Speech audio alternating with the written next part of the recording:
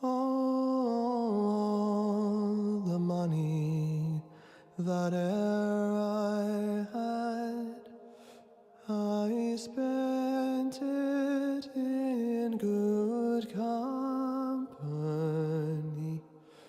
and all the harm that e'er I'd done, alas, it was to none but me. And all I've done for want of wit, to memory now I can't recall. So fill to me the parting glass. Good night and joy be with you all. Of all the comrades that e'er I've had, they are sorry for my going away. And of all the sweethearts that e'er I've had, they would wish me one more day to stay.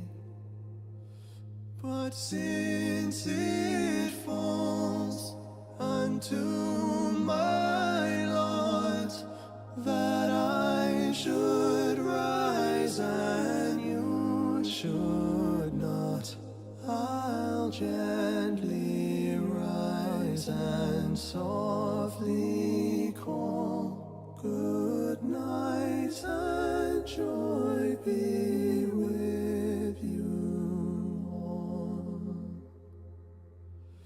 A man may drink and not be drunk. A man may fight and not be slain.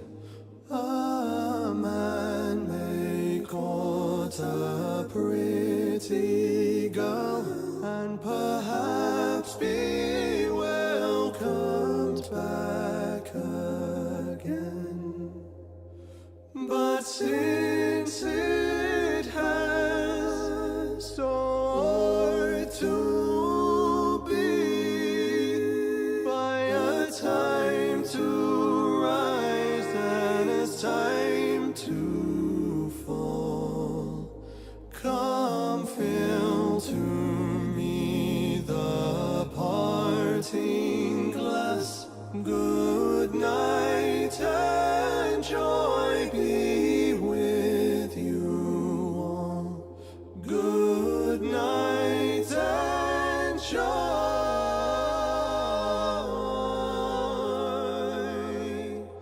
be with you all.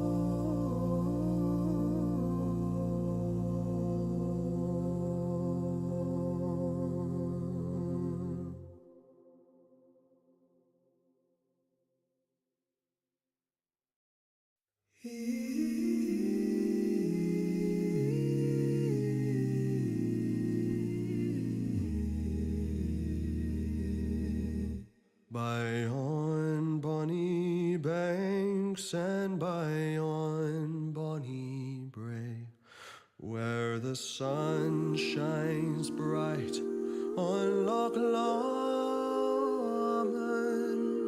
where me and my true love will never meet again, on the bonny, bonny banks of Loch Lomond.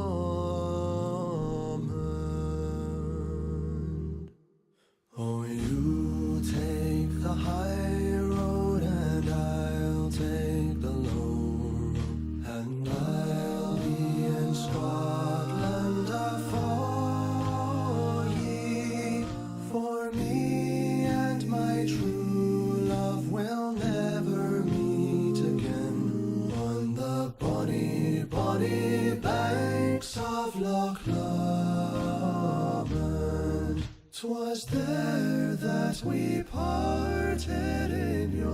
shady glen, on the steep sides of Belmont, where in soft purple hue the highland hills we view, and the moon coming out in the gloaming. Oh, you take the high. My lovely, lovely, lovely imps. How are you doing today? Agent Mad Hat, Light Rays, Page Bone Corpse, Uncle Gumball, Straw Hat, Monty, Bennifer the Potato, Somniostatic, Twitch, Night Melody, Joey, Ravioli, Bennifer the Potato, Pinto Hop, Fish Sneeze, Gate Mesh, Rioma, Pimple Cake, Siren. Why is my, oh my god, my Firefox is freaking out. Arcanon, Elk Owl, Atheist Mando, Falmer Flamingo, Levi Matthews, Alt Femboy, Daedalus Media, Fairy Guts, Pop Up Renown, Sunny Joe, The Spit Take, Mothman's Cousin, Fig Fairy, Ron's KFC, and I'm sure many others. Oh wait, there are more. Fina, Chris Noxall, D1 Mawolf, Sonia, Neb, Cedar Waxwing. Oh, you take the high road and I'll take the low. I hit that post exactly at 6. Well, I usually sit down and watch my clock.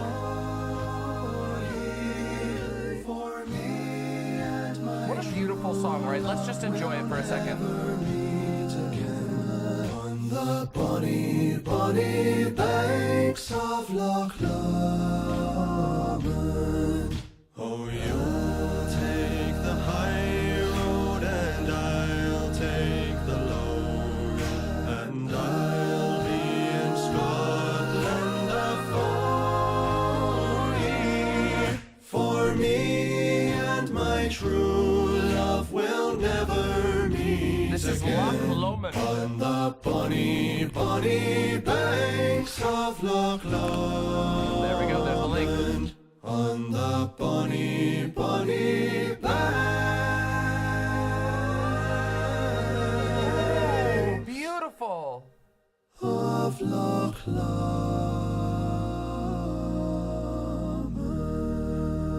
Oh, so wonderful. So wonderful, so wonderful. What a beautiful track. In fact, I picked two that were good vibes. Today is a good vibes day, okay? Even though we're gonna talk about some silly things, today is mostly gonna be a good vibes day, okay? Arcanon, thank you so much for the tier 1 sub. I like the idea of a DM style church service where it's just positivity and inclusion. You know, that would be a cool thing. I mean, there's a,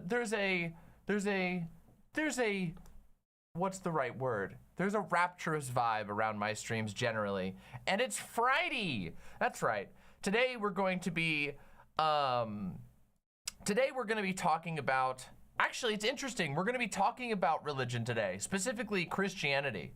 And for those of you who are here right now, press that like button. What the, oh god damn it, I forgot to do it again. I forgot to explicitly go out of my way to reboot the damn soundbar again. Anyway, who cares? Press the like button. Like. Give me your likes, okay? It's a Friday night. There's lots of other stuff going on, so I imagine this is probably going to be a bit of a cozier stream, which means that your likes are more important than ever because we want to get as many people here as possible. Is the soundboard broken? Yes, the soundboard is always broken. The software that I use just constantly and perpetually crashes, and it's one of the most annoying things. It's one of the most annoying things that I have to deal with my stream. I'm working on trying to find a new option, but it's not that easy, okay? It isn't that easy.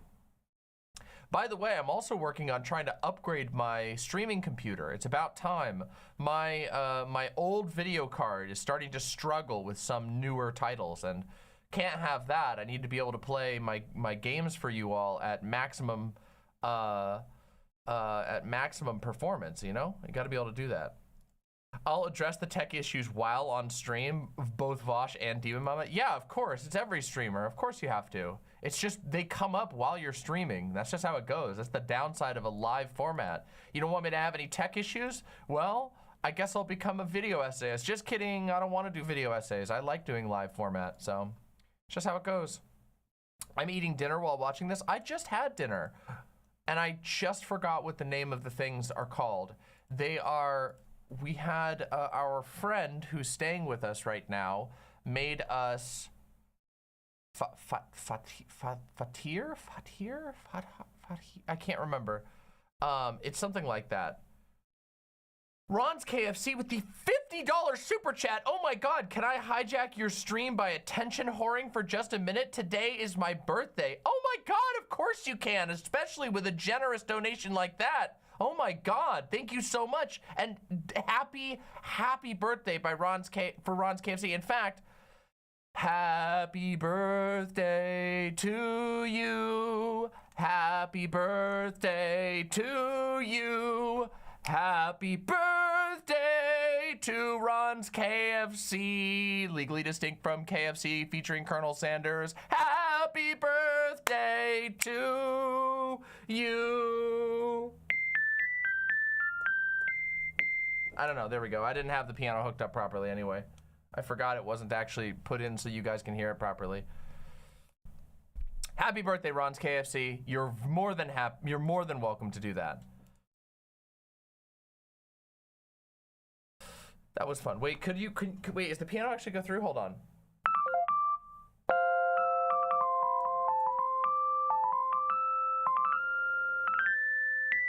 Oh, I know what the problem is. Hold on. Maybe I should play some piano to start the stream off. This seems like a good day to do. Ooh, it's a little loud.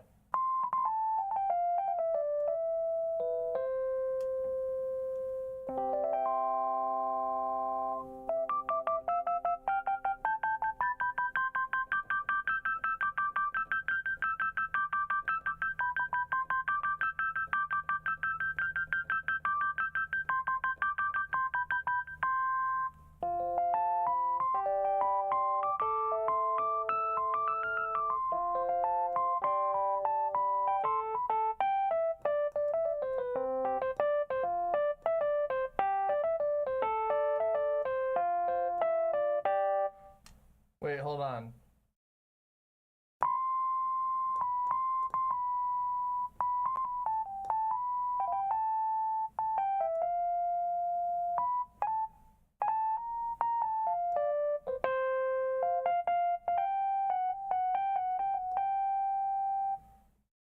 I can't do the solo from Freebird, but I did a little bit of it. There you go.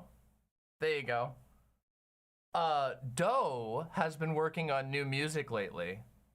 But I have not. I have been doing other things recently, like reading a whole bunch actually.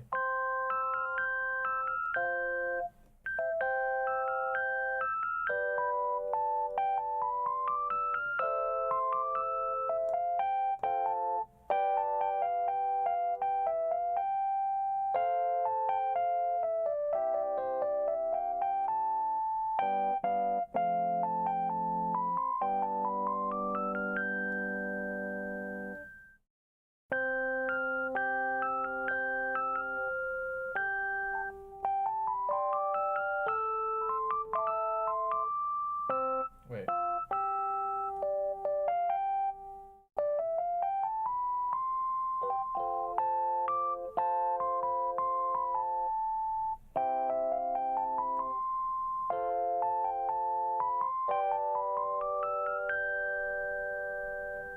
That I changed the key though, because that's not the right one. It should be.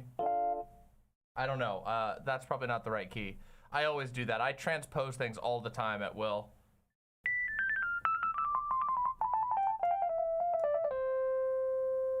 Hold on, watch this. Hold on, ready? I'm about to hit you guys with this. Ready? Wait, hold on. Let me see if I can remember.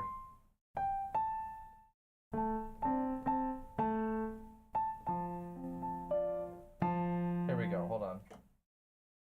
We need to do the dual.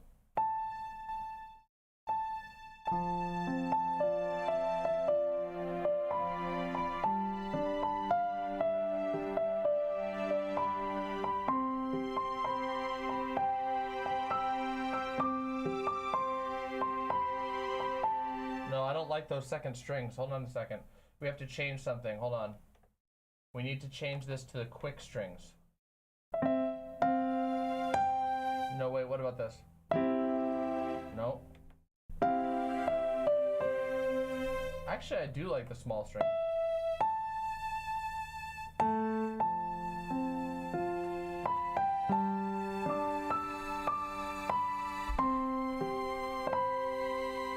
Wait, so.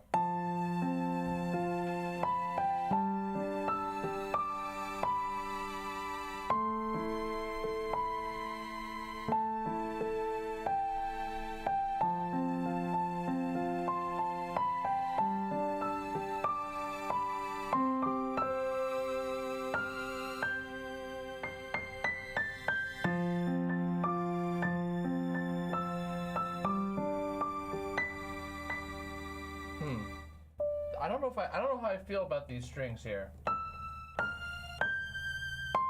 Ooh. Ooh, those kind of sound nice.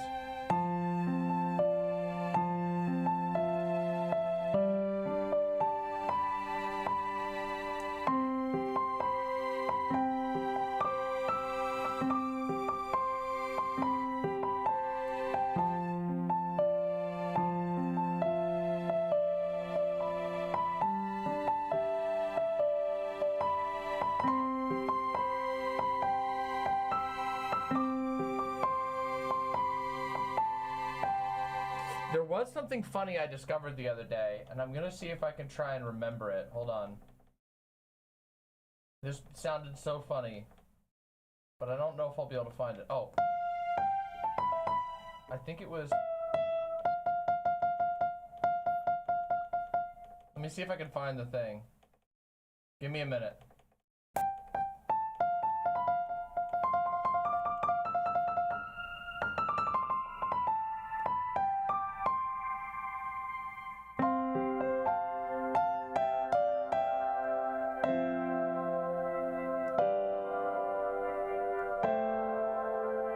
That actually does sound good, but I'm trying to remember the thing that I found the other day.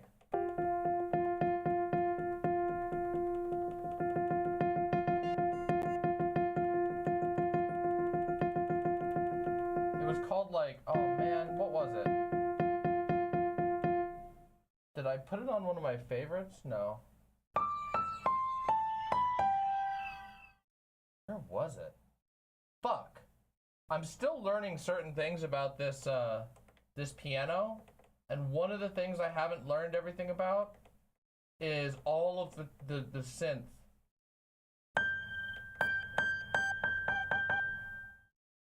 God, there's so many synth options.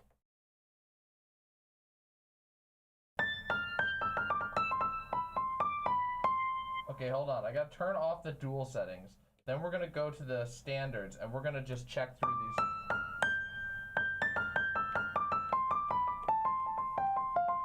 Oh, wait. What the hell? Ah, there's our problem.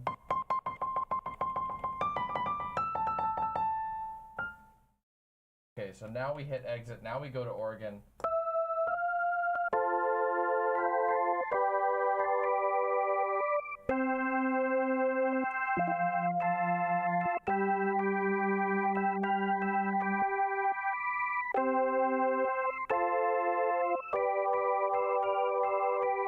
But what we really want to do, if we really want to get it crazy in here, if we really want to set the mood.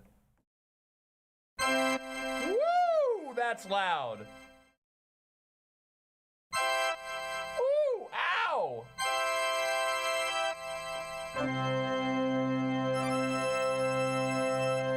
Hold on.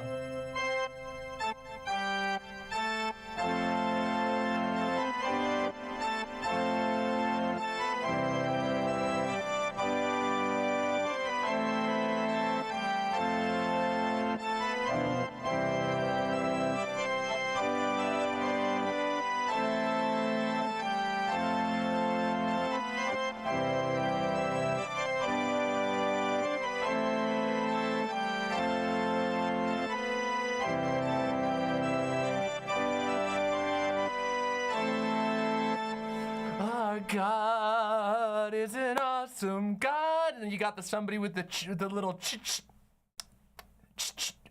I don't got anything to do that with. I can only do it like this.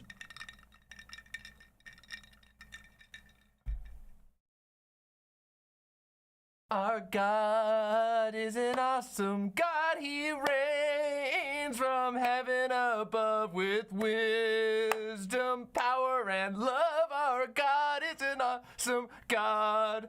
Our God is an awesome God. I can't even go that high. It breaks my fucking vocal range. I don't got that high of a voice.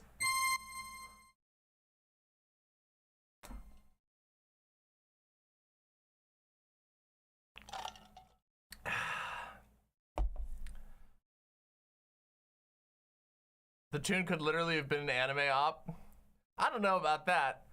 I think you'd have to go to more extreme Christian songs. There are definitely some Christian tunes that could qualify for anime ops, but...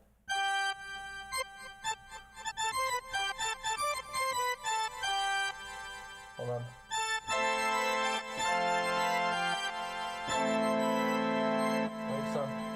This instrument is too much. It's honestly too much. We need the choir for this one. Hold on a sec. We gotta break out the choir for this. Hold on.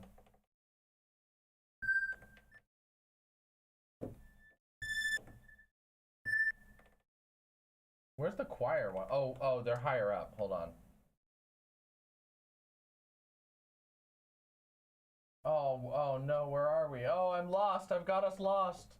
No, wait, I was right. The choir ones are lower. Hold on a second. What the hell? I don't know where the choir ones are. That's weird.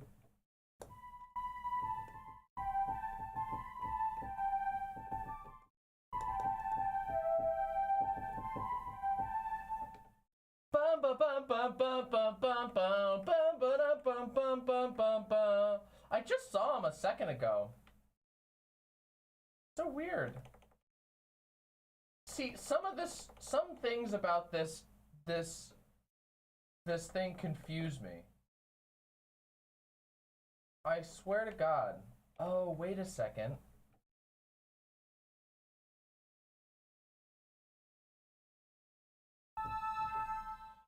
Yeah, see, now they're gone. I don't know everything about my piano yet. There's still quirks about it that I don't understand. Like, for example, why when I have the instrument set to dual or split, there are more instruments I can see than when I'm choosing a primary instrument. If I feel like if I play this, it's gonna get hit. This is definitely like a, right?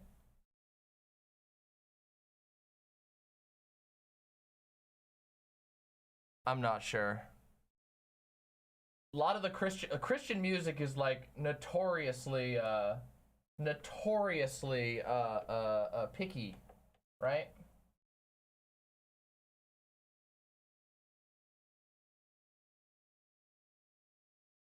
Where'd all my options go? I want to know where all my options went. There was a bunch of choral options, and now I can't find any of them. Oh, maybe they're under the synth because they're not technically choral. But wait, that doesn't make any sense. It's all synth. So tell me, where are my options? Why do they disappear? There's the organ stuff.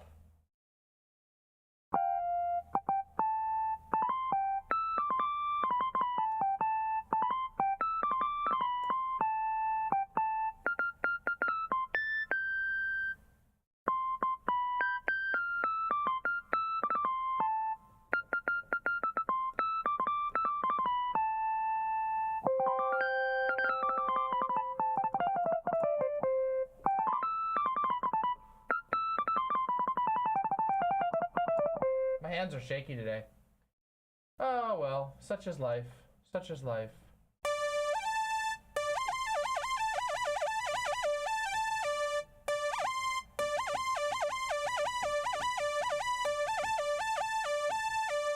You want a harpsichord? I can definitely do that.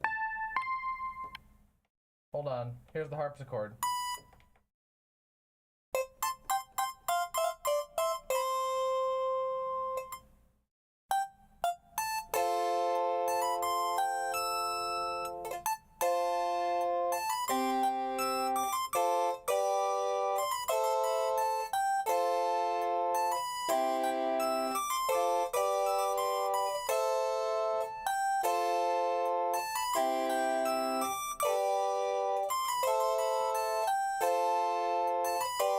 Oops.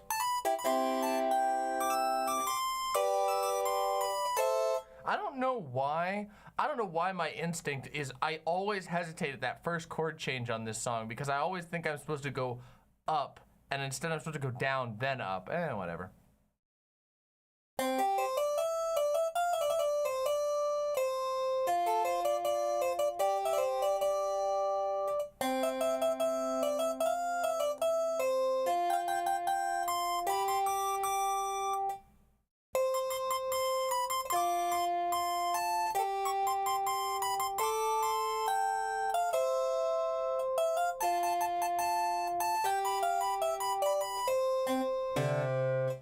There you go. All right.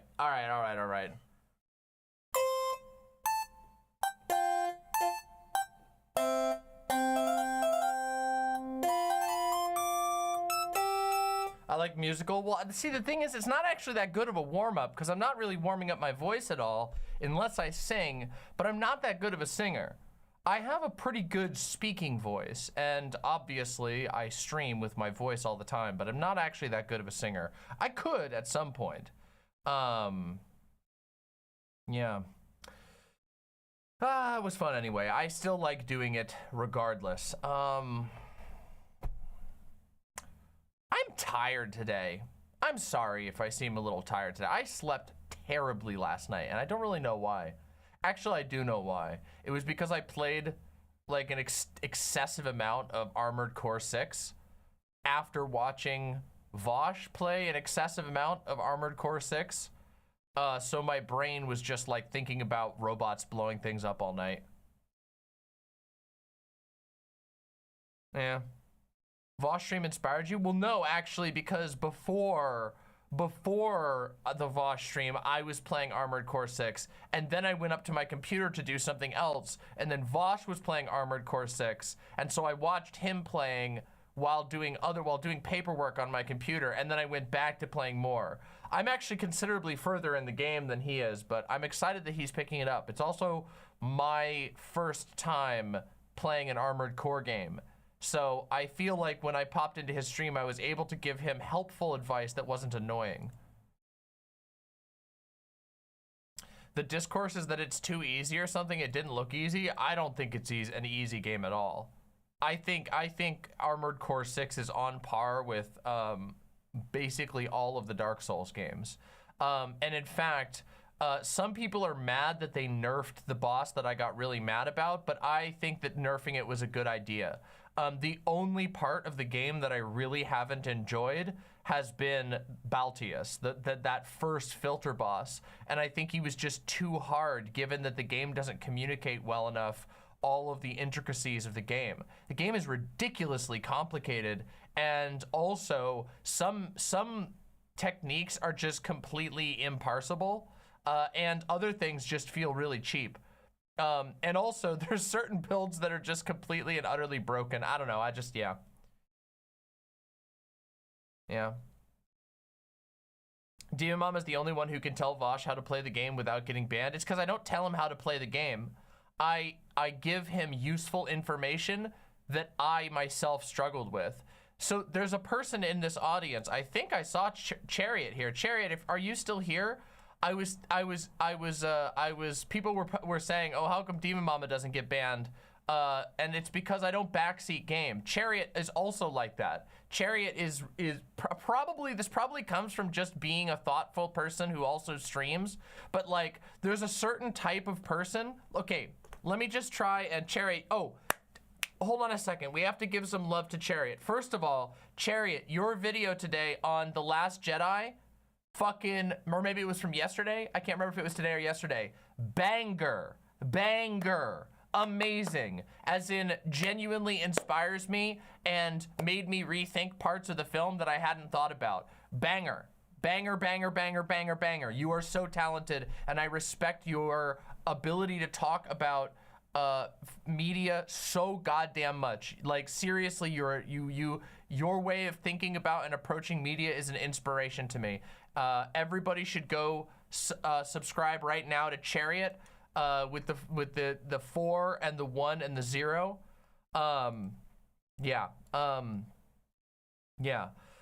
So Oh, don't worry about who Vosh is.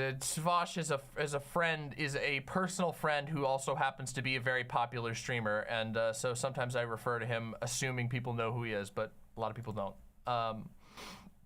But see, Chariot is another person who's really good at being able to give useful information without being a backseat gamer. There are two types of people who comment during gaming streams, okay?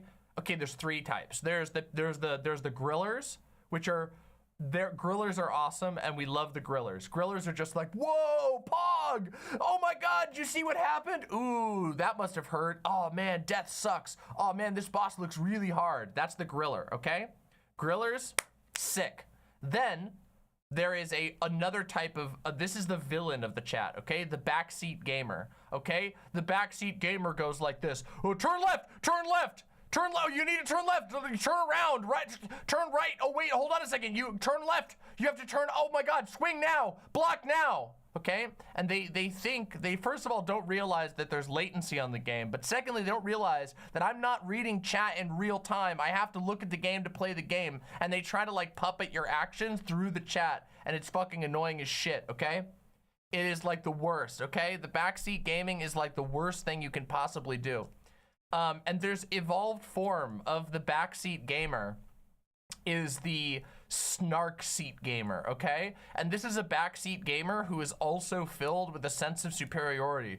Oh, you're building that way? I wouldn't have done that. If it were me, I would have put 2 points into this. I can't believe you're using that weapon. Idiot.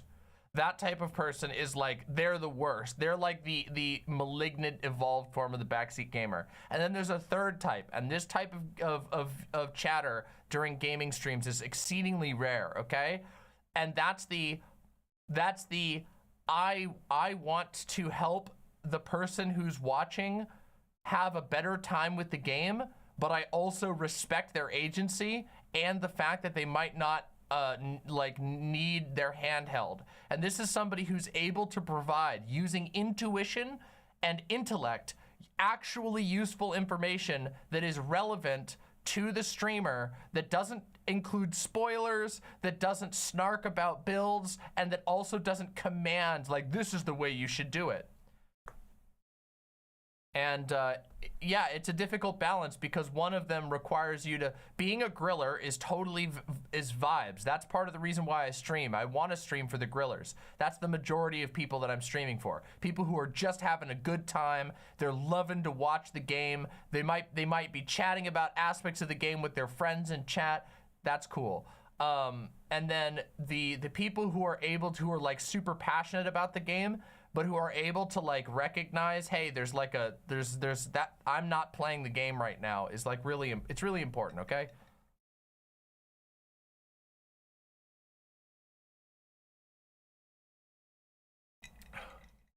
Oh, and then there's the troll. What if we're the kind that's constantly feeding the streamer false information? Okay, that's the troll, okay? Those always exist. I should have remembered there's a fourth type, which is the troll. Those are, you know, those can be funny too. But yeah, I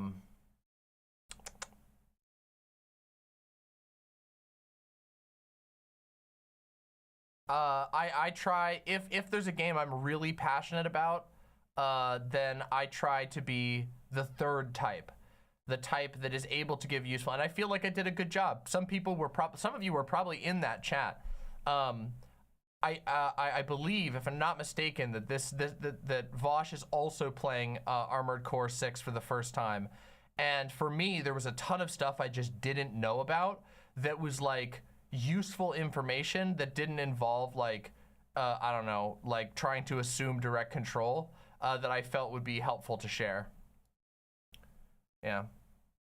I had fun watching though. It's really fun to watch somebody else approach the game very differently and all that kind of stuff.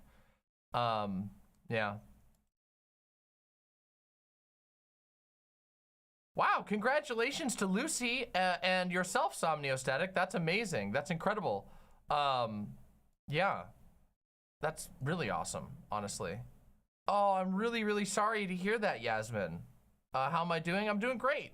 I'm sorry you got COVID. I had COVID twice earlier on in the pandemic, and it fucking sucked. Yeah. Chariot. Oh yeah, I wanted to say one of the things that I thought that you did really, really good on. I wanted to give very specific feedback on your video. So earlier today, Chariot released a video talking about, it's basically critiquing like basically right-wing critics of Star Wars movies. And Chariot's video, this one is on The Critical Drinker and The Last Jedi. And one of the parts I found most insightful was the section where you were talking about, well, first of all, your introduction of the, oh, I'm gonna mess this up, the extra narrative displacement, displacement. Maybe I got the term wrong, but the way you described that process was super, super interesting to me. And basically the idea being that like people displace an emotion that they feel from the movie. Some people do this. They'll displace a feeling that the movie provokes in them, like frustration or pain at a character is experiencing, and then they displace it onto a real world person. So like people thinking that, like people being offended that Luke Skywalker throws away the lightsaber, and then they get mad at, you know, Mark Hamill or more likely Rian Johnson, and they're mad because even though like that's literally the exact emotion that is provoked intentionally. That's also, you know, like Rey also feels the same thing that a lot of the viewers are feeling in the narrative of the story. You have a vehicle right there to you know, share your frustration with, but it's displaced onto somebody else. And I thought that was extra narrative empathetic displacement. Damn, I was so close. Extra narrative, yeah, extra narrative empathetic. What did I say? I said something different, but yes, it was really good. But I really like that part, and I also really, really like the part of the video where you articulated in incredible detail the way that Rian Johnson wrote, what's his name? Why do I always blank on his goddamn name? Ben Solo. Fucking what's his evil name? Kylo Ren. Thank you. What is wrong with my brain? Kylo Ren. The way that you wrote, the way that he interprets Luke's actions as not Luke holding back, like you know, resisting a dark side urge, but rather he only interprets it through his worldview, which is he can only see Luke as basically being jealous of his power, as opposed to struggling with an easy solution to a terrible, terrible vision of the future. And I really loved that. In fact, it was like, I was like, damn, that is a hella good observation, and I really, really liked it. So anyway, I just wanted to take a little bit of time to gush about a video that I really liked, which was Chariot's video talking about The Last Jedi. Yeah. There are so many Chariot videos I would recommend where I just think that Chariot goes above and beyond. You're welcome, of course. I love your videos, and I think they're a treasure and underappreciated in this space. More people should appreciate them. I offer a Sonic meme and a Kaneko Man clip. Well, congratulations on your friend. All right, is this a Sonic meme? All right, let's see it. Let's see it. We're judging the Sonic meme of the day. Hey, what's up?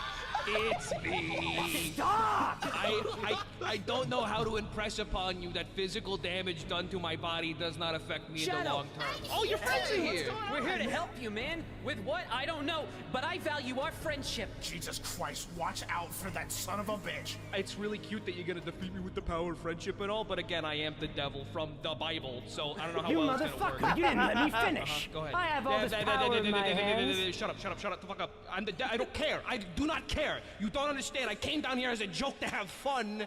That means nothing to me. This means nothing to me, all right? You mean nothing to me. You and your little friends are fucking annoying. This is why I stay down in hell. This is why I punish sinners. I'm the good guy. Do you realize I am the good guy here? I am the winner of everything.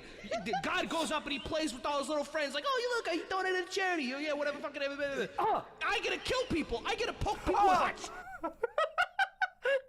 Okay, this is a good meme. sticks all day. It's great. Give me those. You don't get those. You lost your stupid little privileges. Fuck you, dipshit. Oh God! Go to space. What? Look, I can do this! I can do this! Anytime I want! This is nothing to me! You're nothing to me! I hate you! I hate you! This is my big fucking thing! Oh my god, he's fucking losing it entirely. What the heck? I don't even... I mean, it is the most believable thing. It is actually completely believable to me that the actual devil is in a Sonic game, because that's just the type of tonal dissonance that Sonic games always bring us. But damn. All right, that was a pretty good meme. I like it. The voice acting was poggers. It did have a little bit of Rick and Morty stuff going on. Long story short, it's the comical fan dub of the Shadow the Hedgehog game. Okay, that makes sense. That all checks. That all checks. Yeah, we're gonna be talking about religion for a little bit. We're gonna be talking about religion for a little bit before we play some video games. Yeah. A cool video about animals, huh? Oh, interesting. I'll have to take a look at this. I love animal videos. Yeah, we're gonna talk about religion. It's gonna be I'm gonna do my best, but this is kind of a weird topic. Of course it's Kaneko Man time. Man, you are so eager. Haven't you seen these clips before? All right, let's do it. What the fuck is this guy? It's literally Pinhead Larry. What the fuck? It's actual Pinhead Larry.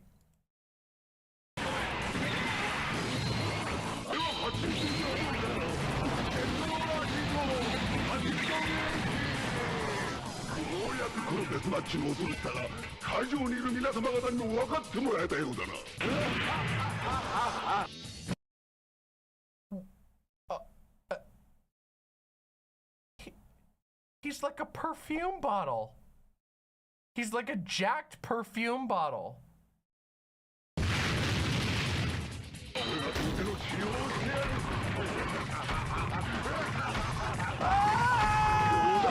What is he doing? Oh, he turned into balls.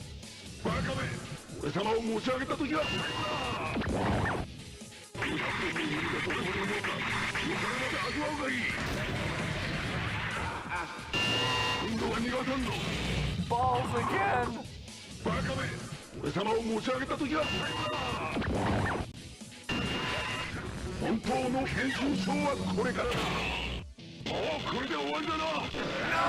you need a spotter for that. You need a fucking spotter for that. All right, this is deranged. Kaneko Man is so off the rails. I can't believe they actually put Pinhead Larry in their game. I'm losing my goddamn mind. Now we know who is the real Pinhead. He's a dumbbell. Yeah, he's like supposed to be a weight, I think.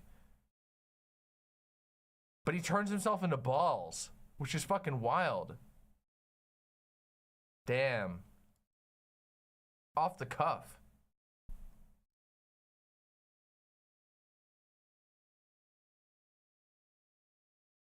Are both balls sentient? I imagine they probably are, right?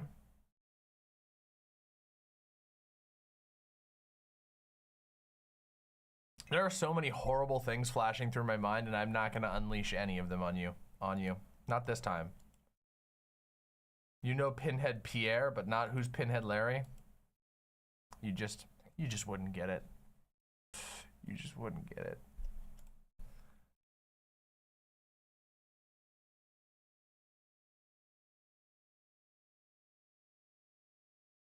Okay, everybody. I remember as a kid playing dodgeball, and I'm wondering why it's being censored. Is what's being censored? What's being censored? I don't get it. Maybe balls? Oh, it's balls that get censored. That's kind of funny. The censoring on the chat is so funny. I know it's because because like YouTube started scanning videos for text that is offensive. It's kind of funny to me. But yeah, you can get around it if you try, but please don't.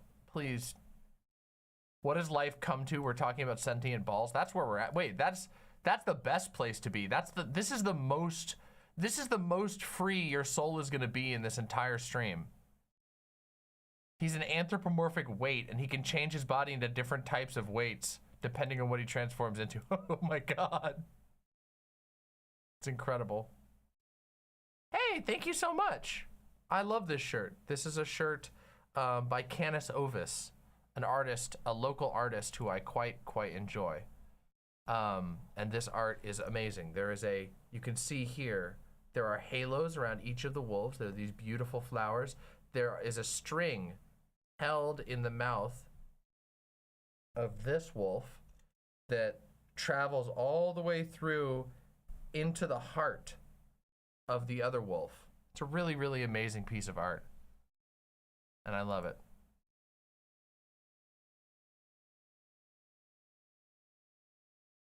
All right. You guys want to? You know what? It's been we're 47 minutes in. I think it's time we talk about our main topic of the day. Okay? I want to talk about our main topic of the day.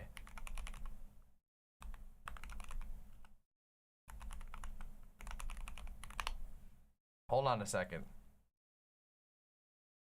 Let me just. All right, we're gonna bring this up, okay? I realize, hold on a second, you gotta give me a second, because I realize I didn't actually, wait, it'll be faster for me to do it this way, hold on. Give me one moment, I have to prepare. I'm preparing. Where the fuck did this shit go?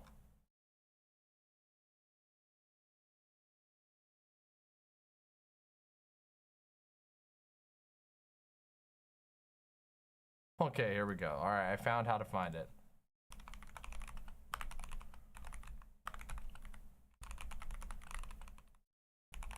All right. Okay. All right, everybody. My lovely imps. Today, I am going to be slightly bending one of my usual rules, which is that I don't really get involved in any sort of stupid drama, and I especially tried to avoid Twitter discourse. But today, I'm going to be bending that rule just a tiny bit. And by that, I mean I am going to talk about a Twitter-related discourse.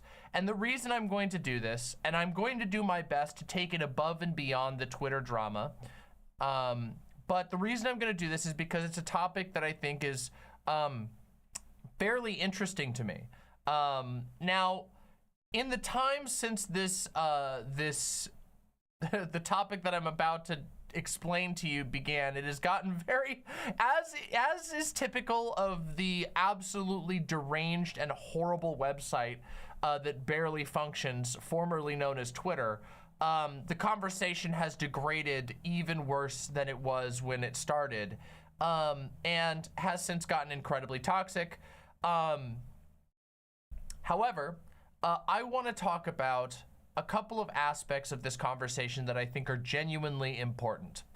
And first off, let's just get it out there. Let's talk about the tweet that started all of it, okay? I'm gonna put a tweet up on the screen real quick, and I want you all to sit here with me, okay? So, this is a tweet from Actual Jake, aka @ActualCorn on Twitter. Actual Jake is a content creator who has done a lot of atheist content does some like left-leaning content. I have spoken with Actual Jake. I have done some various group projects with Actual Jake, including like panels and stuff. And generally, I think Actual Jake is a pretty funny guy.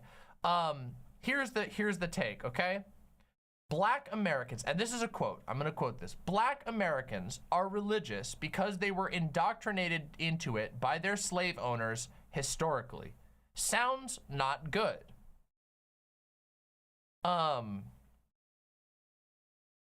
Now, as you can probably imagine, this take has gone nuclear, and it's actually funny because the original tweet didn't even get that much engagement. You can see this is a pretty low level of engagement. I mean, a lot of views, but fairly low level of engagement. However, the discourse itself has spread pretty far and actually breached far beyond Twitter into other spaces. Now, this is an interesting take, and I want to be clear, I pretty strongly disagree with this read, and I especially disagree with the way that it was worded. The idea that Black Americans are only religious because they were indoctrinated by slave owners is ahistorical on numerous angles. I think it's I think that first of all, there's the religious saying that it's Black Americans are religious only because they were indoctrinated is actually just flatly incorrect. Obviously, not only do other religions predate slavery in Africa and among populations that were enslaved in America, but actually Christianity considerably pre-exists slavery in Africa, at least the slavery that's being referenced here, which is the American transatlantic slave trade. An example of this is that the Coptic Church, which is a Christian church that developed alongside the Catholic Church, was founded in Egypt in 42 AD. Now, the transatlantic slave trade did not begin until hundreds and hundreds, over 1,000 years later, but the Christian church was present in and all over Africa for that entire time. So I understand, I think what was meant to be said in this tweet was actually Black Americans are Christians because they were indoctrinated into it by their slave owners. And obviously, that isn't actually accurate either, in my opinion. Now, I'm going to stop right here, and I'm going to say that I'm going to attempt to deconstruct this issue at its core. And that means that most likely everyone involved with this is probably going, or everyone involved with this particular drama is going to want to slot me into a side onto it. I have already taken my position that I think this tweet is incorrect. However, I think that there's somewhere buried in this tweet, there is an attempt to get at something that is true. And I want to talk about that thing, which is indoctrination, okay? Not by slave owners, but generally in Christianity. Because I think that I'm trying to assume the best faith here. I don't really know exactly what Actual Jake meant here. As I understand it, Actual Jake is going to be doing a couple of debates with other people on this or not debates, discussions, I guess. Maybe they're debates, I don't really know. But I guess he's gonna do it, and that's for him. I'll be interested to see on a personal level what he really meant here. Because obviously Twitter is a terrible platform to discuss any of these ideas. I want to talk about the indoctrination in Christianity and in some evangelical religions, while also just saying, no, it's not actually true that Black Americans are religious or Christian just because they were indoctrinated into it by their slave owners. So, okay, let's talk about this. So let's talk about the indoctrination aspect, and then we're going to go back and we're going to talk about religiosity and Christianity in black communities in America. So indoctrination. As many of you know, I say this literally all the time. I say this literally all the time. I grew up in an extreme Christian cult. They have spread themselves all over the United States. They are incredibly conservative. They are socially regressive in just about every way you can imagine. And they proselytize aggressively. However, their biggest way that they maintain the core of their church is not through man on the street evangelism. In fact, their conversion rate of just walking around and handing out Bibles and preaching to people on the street is incredibly low. In fact, the way that they grow the most is by loyal families to the church having lots of kids and raising those kids in the church environment, sending those kids to the church's school, sending those kids to the Sunday school, to the actual schools that they run. They have a Christian private school, having your family members attend the churches and give money and become integrated into the social network. That is actually how a lot of these really extreme Christian churches actually maintain the core of their strength. Now, of course, there are still lots and lots of converts. However, a lot of the people who are converts are not exactly people who are completely fresh to Christianity. It's not like people have never heard of Christianity or weren't Christians. In fact, a lot of the people who convert to churches like the one that I grew up in come from another branch of Christianity, usually a less extreme branch, and they are drawn into the extreme branch because of the zealousness and the intensity of those beliefs. They're converting, but they're not converting from another religion to Christianity. They are simply shifting the flavor of Christianity that they already are. So while this topic that we are using as a launching point is not really correct, it isn't really accurate to say that the only reason why anyone is religious is because they were indoctrinated but specifically black Americans were indoctrinated by slave owners. There is a very, very intense, what's the right word here? Familial inheritance that is tied to religion. And I do believe that in a lot of cases, this does take the shape of indoctrination. It's weird too, because I think that you could change this original tweet to say Americans are Christians because of indoctrination, not because of a genuinely held belief, and it would actually be more accurate.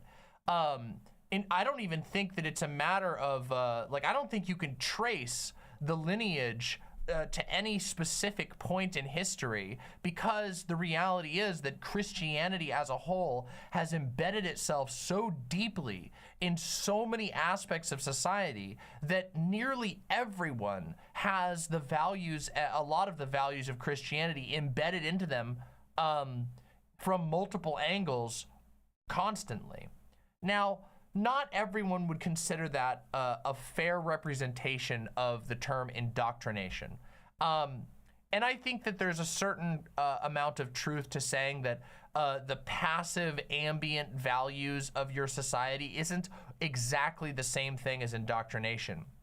However, what goes on in churches like the one that I grew up in, what goes on in a lot of churches, particularly American evangelical churches, is indoctrination. It is deliberately taking children, putting them in religious education so that they are trained how to think and what to believe very stringently for most of their lives.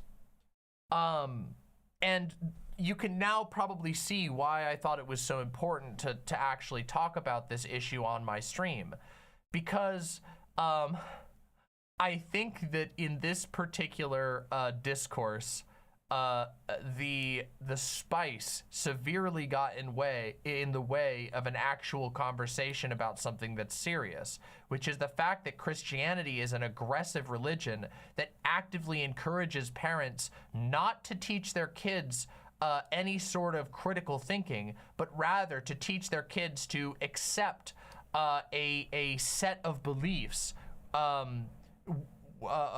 you know, verbatim from a book. And it's actually a big problem, because you'll notice that like a lot of American evangelical sects, if you would try to engage in conversations about even the Bible with members of these groups, they often aren't able to actually engage in those conversations because they're not even willing to recognize that the Bible is a book that can have multiple interpretations, that there are literally thousands, millions of different reads of the Bible that people have been arguing about for all of history.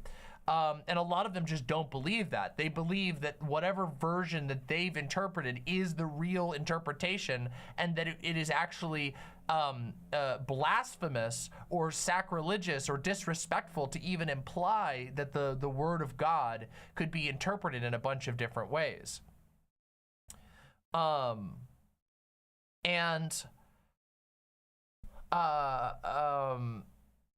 It's yeah. Indoctrination is a big part of American evangelical Christianity, and Christians, progressive Christians out there, would grow as people and would have a stronger position in their own religious beliefs if they're willing to acknowledge that this is the case. That American evangelicalism is remarkably devoted to teaching, to encouraging people not to spin off and be a little bit disorganized. But the Quiverful movement is a perfect example of this. The Quiverful movement is a very popular movement among American evangelical Christians that says that they're, it's very popular specifically with, the movement itself is very popular with Christian women who believe that it is their job to basically have as many children as possible so that they can be raised up in the ways of God, so that there will be more Christians to do the same thing. A literal multiplicative effect. If you have 8 kids and all of your 8 kids have 8 kids, well, then there's a lot more Christians in the world.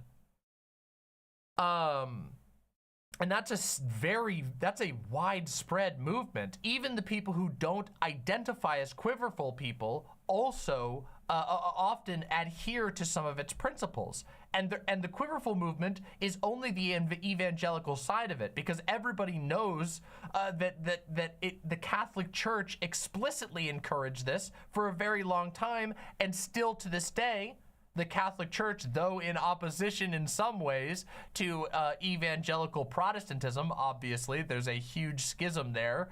They're both still Christians, but they have very different beliefs. Catholics discourage the use of birth control for that very reason, because they believe that it is important that Catholics have children. This is a part of it. Obviously, they also believe that, that part of having sex has to be a procreative act, and that taking birth control interrupts with that aspect of sex. But let's be real, a lot of the reason is because they want to see Catholic families have lots and lots of Catholic children. And the reason for that is because Catholic people will likely bring their kids up in a Catholic church. It's the same basic idea. So the indoctrination part of this conversation is a serious thing that needs to be discussed. The fact that it is very common among American Christianity to push a very traditionalist view of things, to push a position or a frame of mind that is actively resistant to critical thinking, actively resistant to developing your own creed, and instead encourages you to take what you are taught and repeat that to your children. Is a form of indoctrination. It is a widespread and normalized form of indoctrination. And it's complicated because obviously every child has to learn from something, and there are all kinds of types of indoctrination that happen, right? Like, we can all acknowledge that, like, I mean, I've even talked about this, that the public schooling system often over the course of time essentially does indoctrinate people not only into hyper-patriotism, but into a frame of mind that basically teaches them that their job, their purpose in the world is to work, that they are not actually really, you know, individual, creative, thinking beings, but rather that they are learning so that they can do a better job at a job, so that they can be productive to society as a whole. So indoctrination generally in our society goes uncriticized.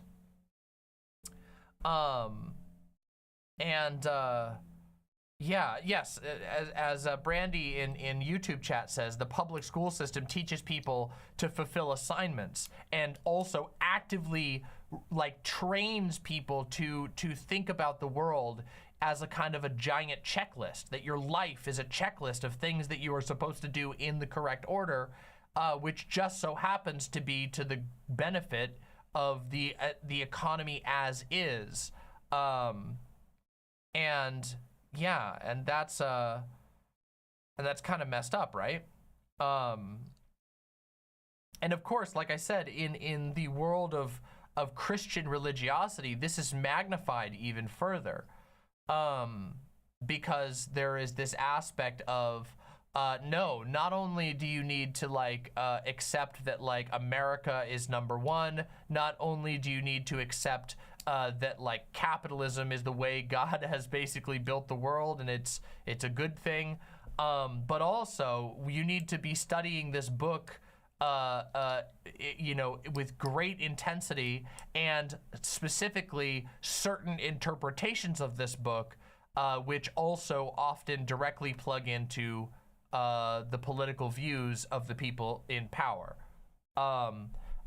I've mentioned this many times in the church that I grew up in, which was very extreme, and I acknowledge that it was very extreme, that most people do not have this level of extremity in their churches, but the integration of political and religious they were inseparable. Every single sermon had extremely political culture war aspects as a part of it. Everything from the culture war around evolution to gay rights was a huge issue, constantly coming up in sermons as a way to reinforce people's positions in the correct direction. And I would argue that especially with the number of children who are having that driven into them at all times, that absolutely qualifies as a form of indoctrination. Dangerous indoctrination, in my opinion. Didn't feudalism exist before capitalism? Yes, but they don't really, but a lot of Christians, especially American Christians, don't really think about that aspect. Or if they do, they go, well, you know, having a good king is great, but having a bad king is terrible, which means that, you know, democracy under capitalism is actually the best way for things to be, because it's a merit-based system and God will bless you. And, you know, so, you know, we support this system, you know, but we want it to go the right way. We want it to be a democracy under God. It's a very weird thing. And again, like I've talked about this separately. I don't want to get off on too much of a tangent, because I could discuss the whole complexity of the Christian American view on democracy and monarchy. I could discuss that for an entire segment, so I don't want to get just too distracted on that. I want to try and stick to this issue about indoctrination.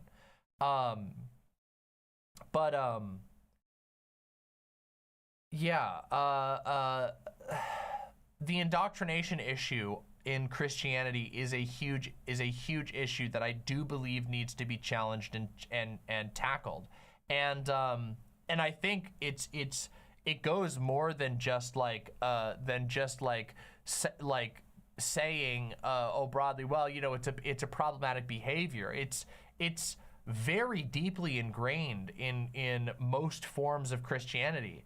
Even churches that are fairly mild by comparison to churches like mine actively acknowledge that their goal is to raise children up the right way, to use Christianity as a way to guide and shape their children's behaviors, which, you know, might, you know, on one hand, parents are going to raise their children, yes, but it is within the text of the Christian holy books, within the trends and the beliefs of various sects of Christianity, it is actively encouraged to shy away from other potential ways of thought, to specifically focus on bringing them up only in a Christian way, to never even spend time considering other worldviews, sometimes to actively discourage it.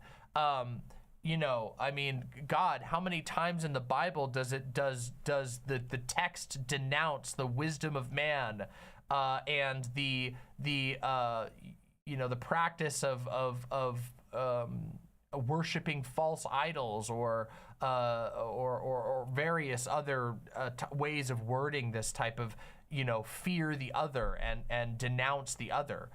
There is an insular quality in a lot of Christianity that does make it dangerous, that makes it intolerant, that makes it xenophobic, that makes it incapable of interfacing easily with other religions. There is a supremacy that runs through a lot of Christianity. This is especially true in the major organized sects of Christianity.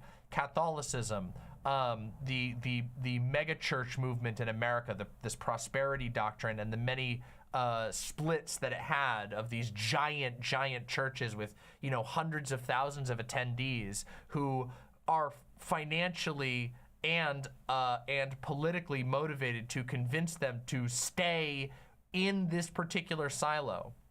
So there's a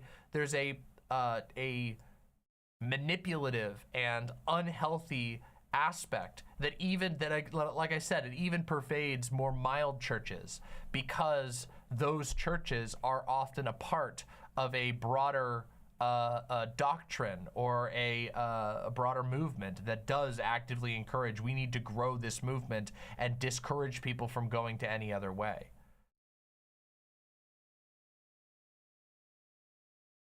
So there is no such thing as a mild or good church. And now we're going to get to the other side of this, which is where I think a lot of people who've been super on board with what I've been saying so far might start to get a little bit mad at me.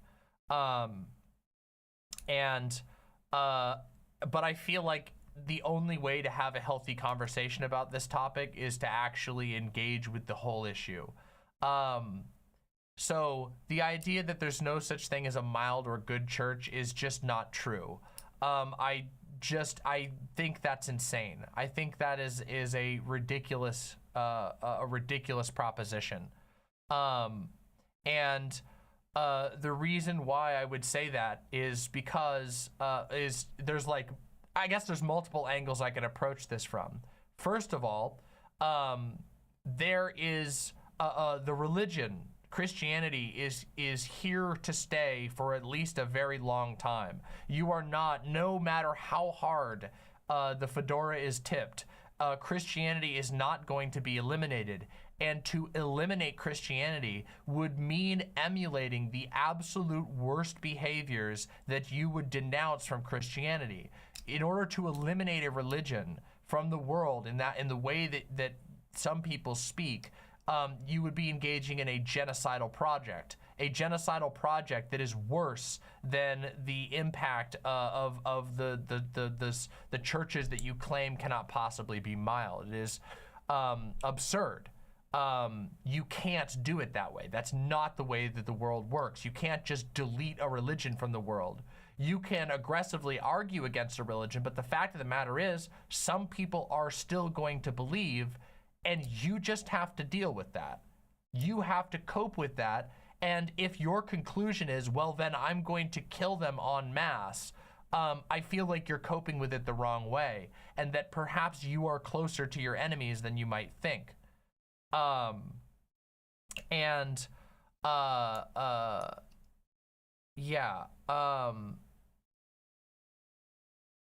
Mild churches are a part of a pipeline to create more extremists. No, that's not always true.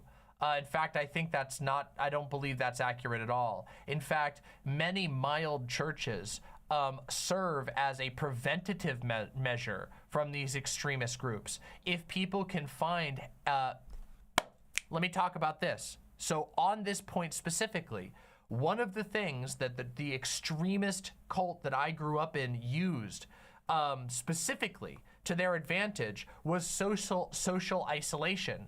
They targeted, one of their biggest demographics of converts was from their prison ministry and from their drug addiction ministry.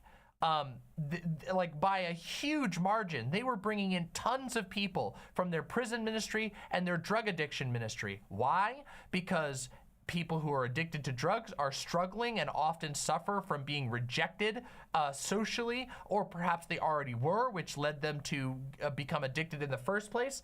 And people in prison are also, in the same way, separated. They have been separated from society. They don't have support networks. And so as a result, here comes this church and they say, you can be a part of something bigger. Welcome to our family. Just sign right here on the dotted line and you can become a God warrior and you will have togetherness with all of us. And the truth is that mild churches that don't engage in aggressive evangelism can actually prevent that from ever happening in the first place by being a location where people can find community and support networks that isn't a direct pipeline to hate. And I'm sorry, but that's just a matter of reality.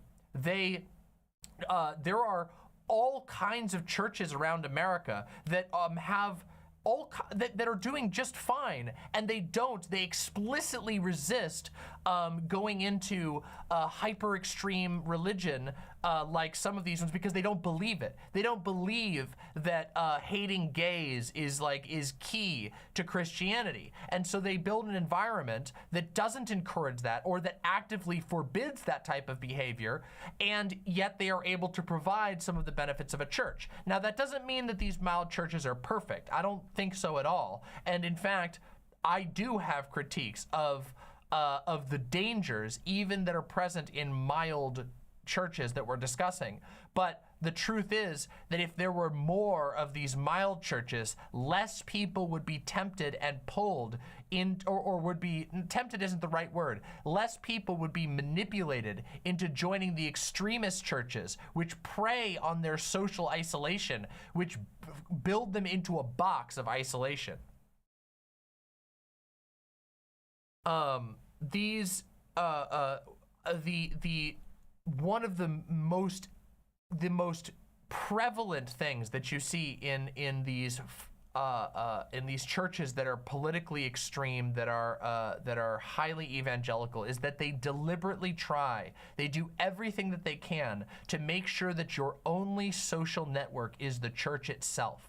that all of your friends are in the church. Maybe your boss is in the church. Maybe you just got out of prison and you can't find a job because our society is incredibly hostile to people with a criminal record. And so one of the guys in the church says, "Oh yeah, you know what? You're turning to God. Come on and work on my farm. Come on and work at my shop. Come on and work in my welding shop. Come on and work at my mechanic shop.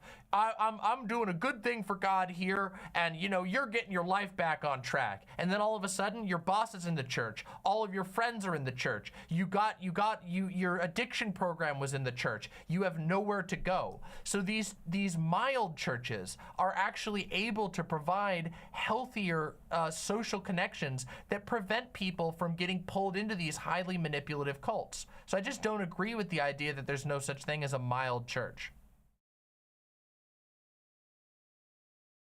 I don't agree with that. Yeah. Alt-right movements pull from the same stock of lonely people. Yeah, their tactics are the same. Of course. And often, you'll notice, a lot of alt-right movements are infiltrated with members of these extreme church. The church that I grew up in works with TPUSA. We all know TPUSA as one of the big pipelines into the far right. The church that I grew up in works with fucking PragerU. These guys are hand in hand, okay?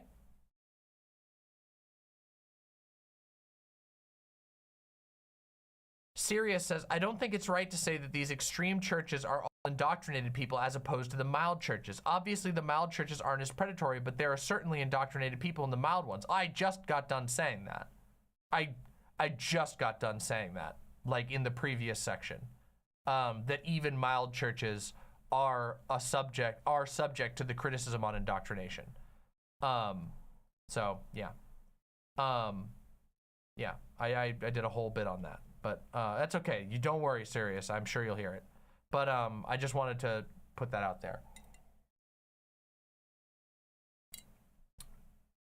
So another thing, okay, which is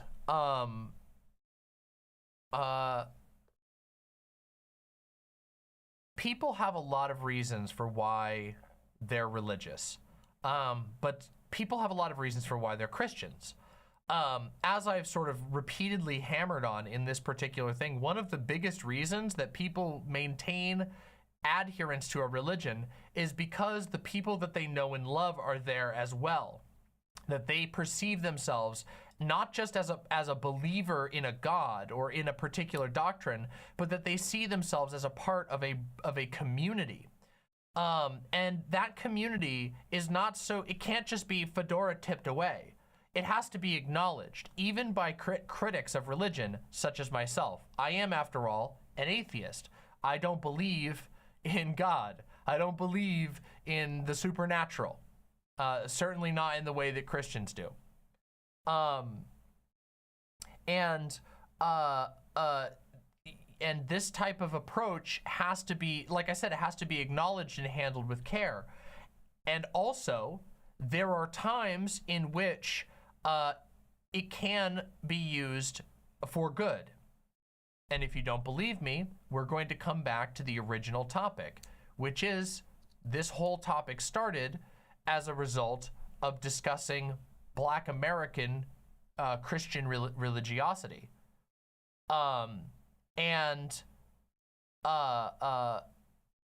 The civil rights movement in America was heavily organized through Black churches, all throughout the South, where the Christianity is not going anywhere, but these churches were able to say, many of you are believers. Here is how we choose to interpret the scripture. Here is how we choose to use our presence. Here is the type of community that we choose to build and what we are going to direct our followers to. And what I mean to say with that is that it is very possible for churches to have, even if there are problematic aspects in the depths of Christianity, even if there are problematic aspects all throughout Christianity, nonetheless, people have complicated reasons for why they ultimately are a part of this community, and those communities can still choose to be better. You see what I mean? That you can't always have a 100% a pure movement, especially with something that is as broad and as essential to life as Christian churches were in the South, and still are for a lot of people. For some people in the South, for some areas, not even in the South, for some people all over America, a church might be the only community center left, the only place where there is any sense of community at all whatsoever. So those churches, the leaders of those churches, it is important that those churches are encouraged and actively convinced to take better positions to the best of our ability. And sometimes that means going, I may not be able to convince you that God isn't real, but can I perhaps convince you that God doesn't hate the gays or the transes? Can I perhaps convince you that God would revile white supremacy? Can I perhaps convince you that God would revile anti-Semitism? Because the reality is that a lot of people simply won't be convinced on God. It is a very, very difficult thing to change someone's views on God. However, it is much easier to get them to reinterpret aspects of their belief by meeting them where they're at. And that's not saying that you have to look the other way at problematic aspects of Christianity. It's just simply saying that the fact of the matter is there are a lot of Christians. There are an incredible, incredible amount of Christians in America, and the world would be a better place if people could convince those Christians to believe better things. If people could recognize that in some areas of the world, these Christian churches might be the only lifeline that anyone has. And some of those people might be gay and queer. Some of those people might belong to all kinds of other minority groups. And that a sort of a stubborn, Fedora tipping refusal to acknowledge that actually does damage to the world as a whole and gets us further away from solving the most problematic aspects of extremist religion belief.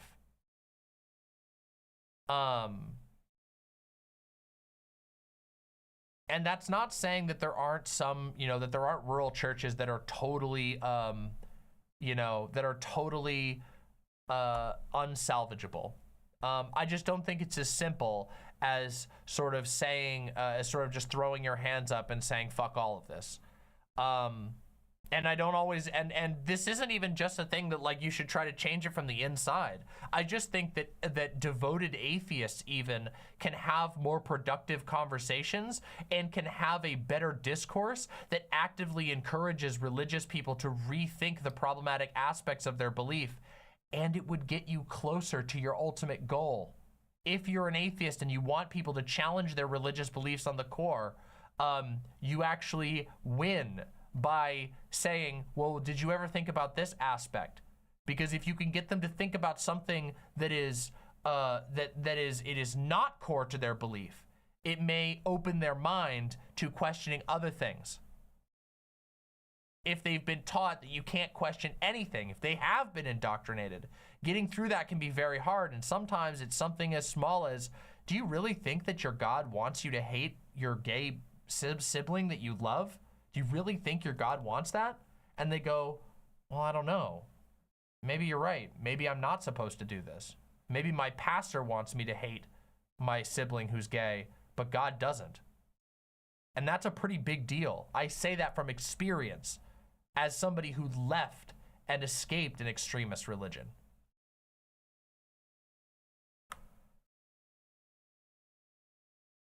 So,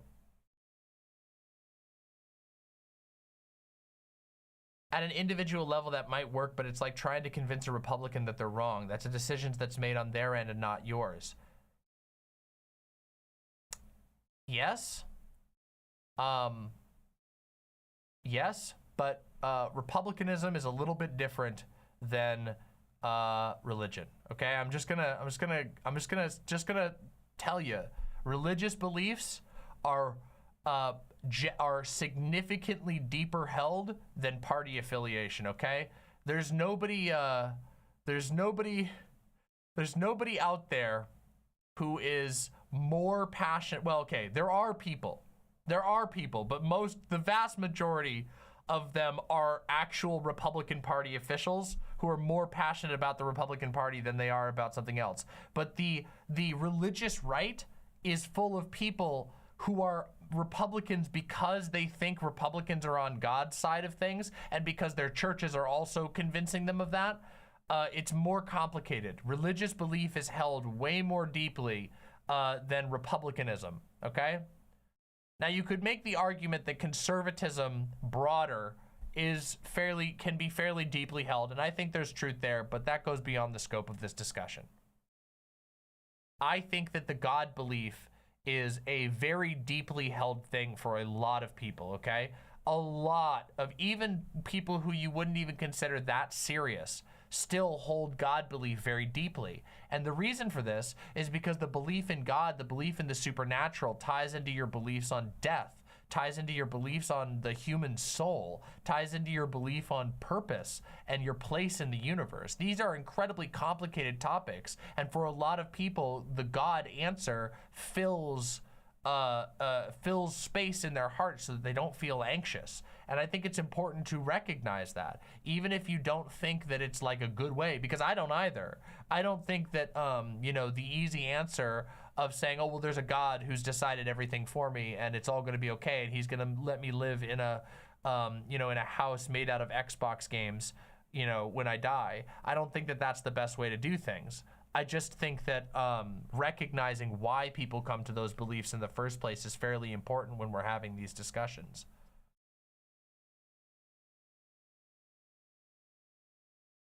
Yeah.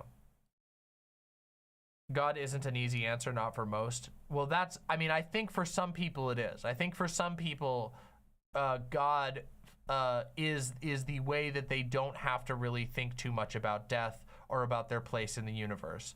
But what I mean is that I don't think their decision is easy. I don't think that people can just turn off the God belief switch.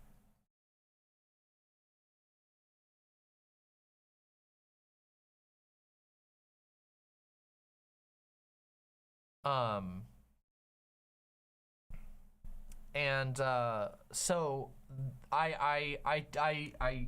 what I'm trying to say here is that indoctrination is a huge problem in Christianity generally, not even especially.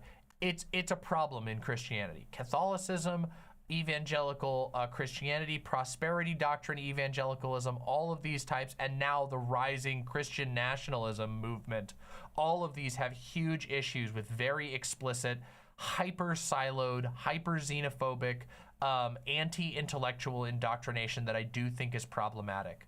But it is not as simple as just saying, well, a lot of this is spread through familial indoctrination, which means I don't have to think about it. You're just a stupid fundy. Because there are actually, like I said, there are a lot of Christians who do not hold the fundamentalist beliefs, who do not engage in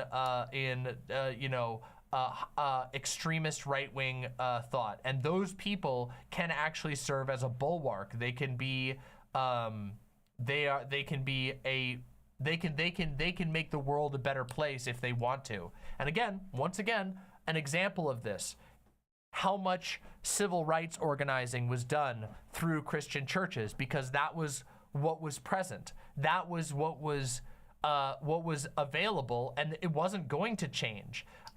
You can't just snap your fingers and have communities stop congregating in the only place that they've known for their entire lives as a safe community space. You have to say, okay, this is where people are, and we should do our best to take this place and make sure that it doesn't become a place where heinous hate can spread. Unfortunately, sometimes it does. I absolutely believe that it is worth, I mean, you guys know, I advocate some fairly strong and by American standards, extreme political beliefs. And I hold by those strongly because I think that they're the correct things. And I think that that's a good thing to do. What I don't think is a good thing to do is to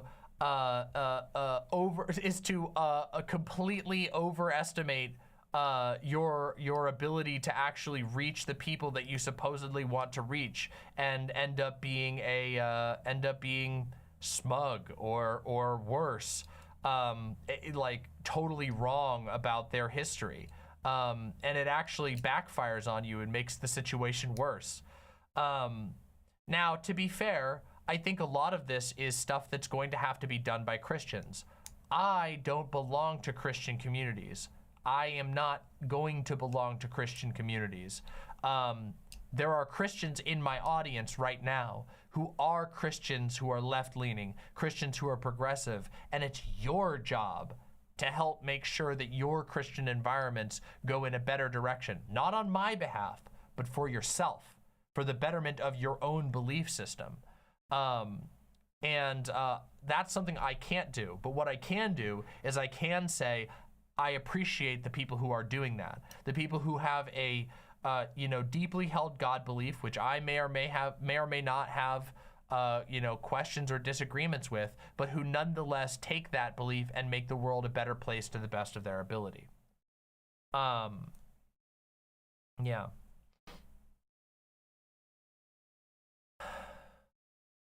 I have a lot of issues with religion as it functions in our world right now. And a lot of it, I think, is a byproduct of the scars that have, sort of torn our world apart. Again, we all sit here, lefties all sit here all the time and talk about how devastated social spaces have become.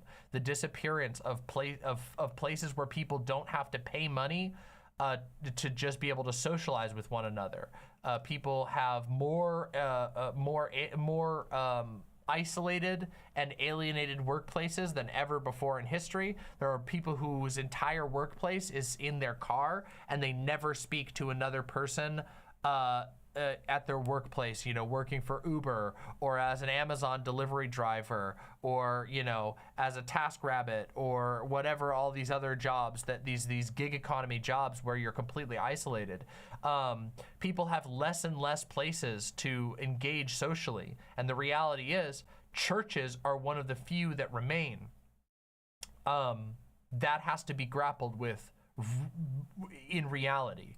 People have to acknowledge, oh my God, these churches can very well become horrific, nightmarish places of right-wing indoctrination. And yeah, but not all of them are. They're not all like that. So yeah, we shouldn't be making work friends. Work is work. What? What? What are you talking about? Humans are social creatures. We should be making friends everywhere. Sorry, I'm getting distracted by chat. I look at chat for the first time in the last 10 minutes, and the first thing I see makes me go, what? We need to get back to bars, pubs, clubs, and stuff? I mean, yeah, sure, all kinds of things. But you should still make friends at work. Work is, yeah. Yeah. Anyway, whatever. Anyway. So there's one last thing to talk about on this topic, and then I'll sort of open into a general,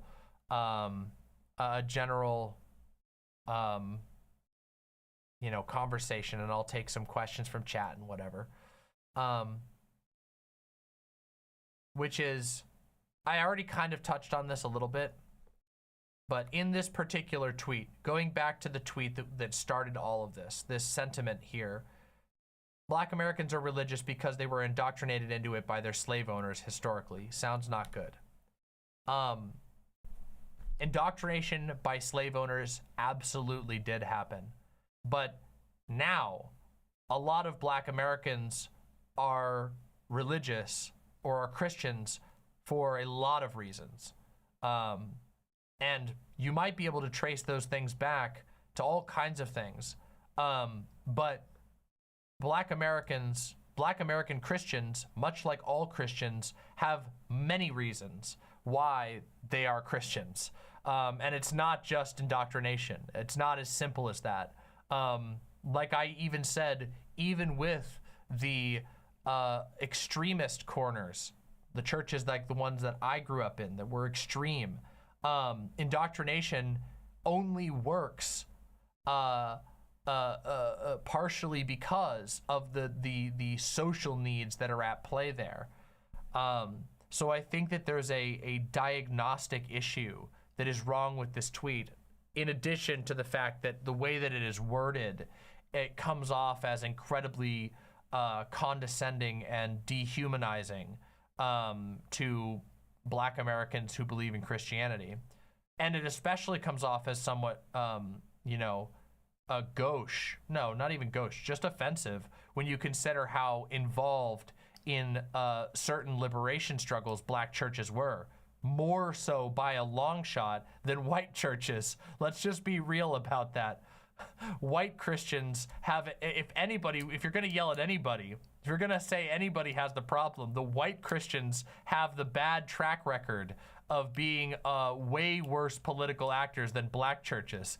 Black churches, while I'm not saying all of them are super progressive or anything, there are definitely super conservative Black churches. Black churches in America have a way better track record on being on the right side of liberatory issues, especially social issues like civil rights, voting rights, etc. Yeah, exactly. Black Christianity has developed massively since the days of slavery.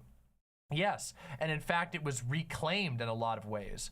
And that's why I think that this statement just is not useful. It's the type of, and why I disagree with it. Even though, like I said, I spent the entire first half of this discussion talking about the problem of indoctrination, which I do think is a huge problem. This tweet is just completely misinterprets the history of Black Christianity. Black Christianity, which was largely a taking for oneself, saying, this religion was taught to us and perhaps I believe it, but this is my religion now and I am going to teach a liberatory version of this religion. I mean, liberation theology is a huge huge aspect of a lot of Black American Christian churches. So yeah, I feel like, I mean, again, I'm not trying to rag too hard on anybody who engaged in this conversation. I hope that you guys can recognize my attempts to grow this conversation beyond the limitations of Twitter. But there are aspects of this conversation that I feel must be addressed. And that was one of them. The idea that, like, the only reason anybody's a Christian is because of indoctrination is just not correct. And also, I don't even like, I don't know. That message won't even reach the Christians that you would hope to leave the religion. Realizing the aspects of myself, being somebody who grew, again, I've said this 100 times, but coming from a background of intense indoctrination, being in a church, in an extreme church from a young age, being told what to think, I had a genuine belief. I had a very, very deep and powerful belief in God. And it was that belief in God that actually ultimately led me to question the church that did the indoctrination and later gave me the freedom to then say, hold on a second. Some of this was pure indoctrination. It was not that, like, that there wasn't a truth to my beliefs. but rather that my belief had been twisted, had been shaped in a particular direction.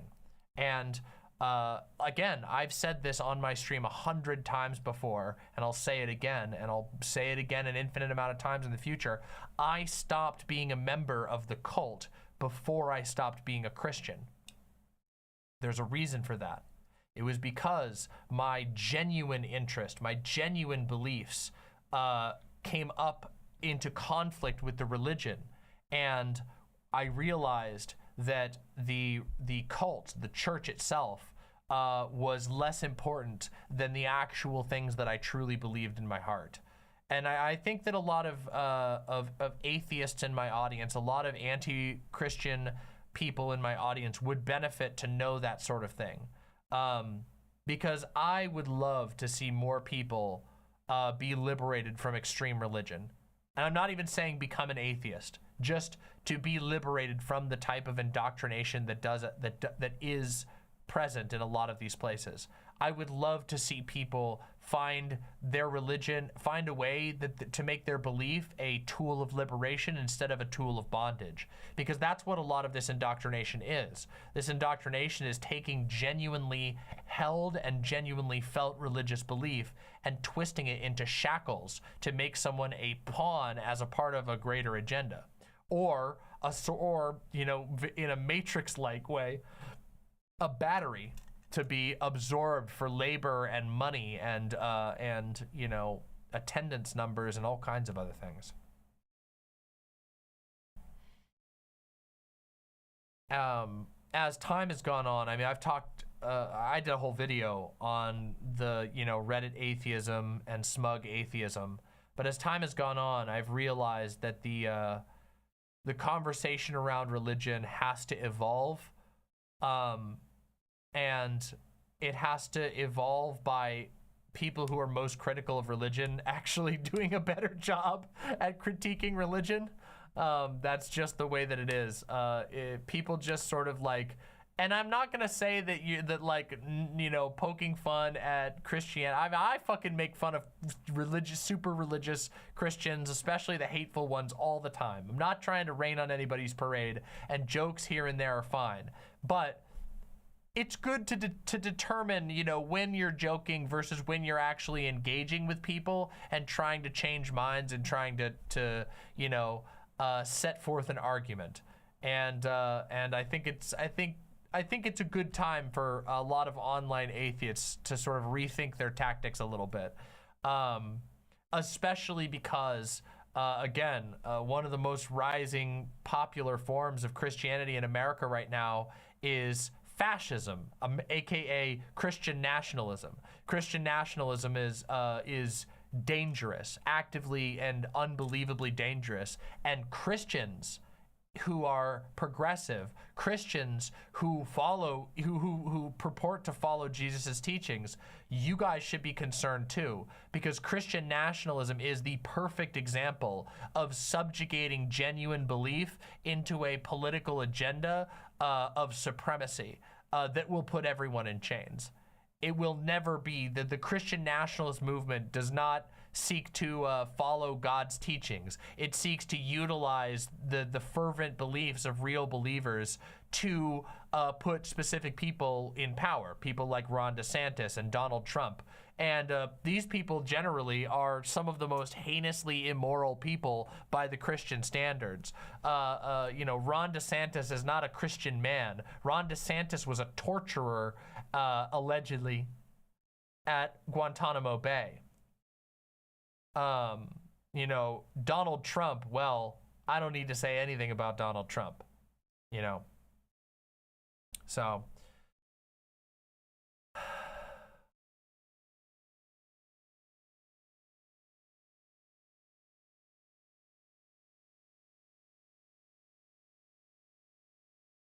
I mean, hell, I did this whole video talking about Christianity with devil horns on my head. I know who I'm talking to mostly.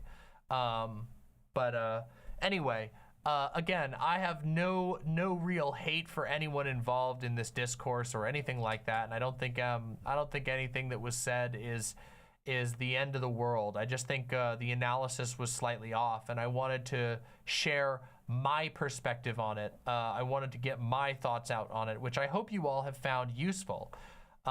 If you have, please consider sharing your thoughts down below in the comments, and also giving me a subscribe. Subscribing to my YouTube channel is awesome. I do all kinds of conversations like this.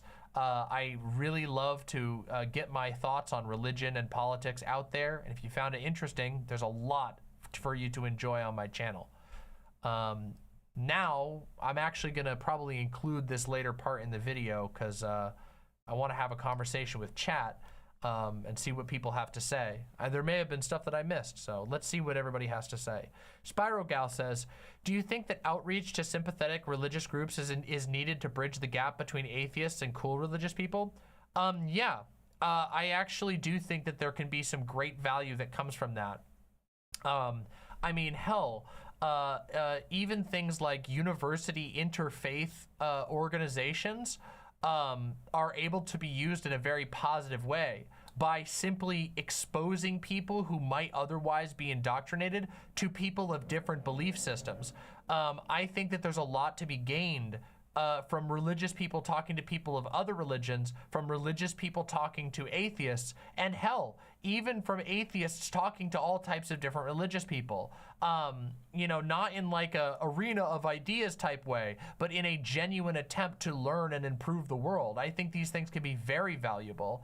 And I do think that that we should basically be willing to try and understand, at least to some degree, that like a lot of what people might consider mild Christians or progressive Christians or Christian leftists are very, very, very much in agreement with even us atheists when it comes to, oh my God, we gotta stop this Christian nationalism shit from taking off, because that's its own entire thing that is very dangerous. And I think that a lot of left-leaning Christians would be more than willing to work even with other people who don't share their exact religious beliefs in preventing the psychotic nonsense that is Christian nationalism.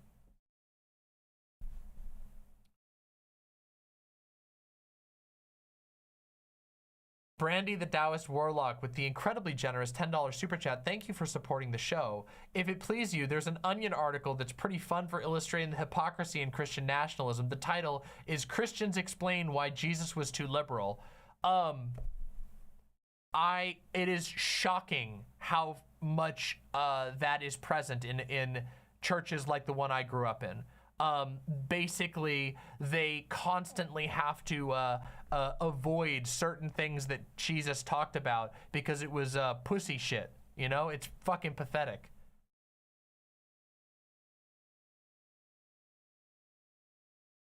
Hemorrhoid King with the unbelievably generous $5. We all know Jesus would have been on estrogen, right? And as per usual, incredible segment. Thank you so very much for supporting the show. I have my suspicions. I have my suspicions about Jesus. Somniostatic says, Lucy and I were looking into the history of Christianity and Judaism in Africa. It's ridiculously complicated. Oh yeah, it is. Christianity has been in Africa forever. Again, it predates the slave trade. Now, it is true that there was a lot of indoctrination of slaves by slave owners into American Christianity. But that's not the be-all end-all. No, history is never that simple, and this history is certainly not that simple either. Two Guys History says, I feel like the issues you are talking about are all true, Demon Mama, but I think credit where credit is due. Religion, Christian religion, inspired the enslaved to resist, and the sincere belief that chattel slavery was a sin animated abolitionists. The topic of religion in America is very nuanced. You're correct.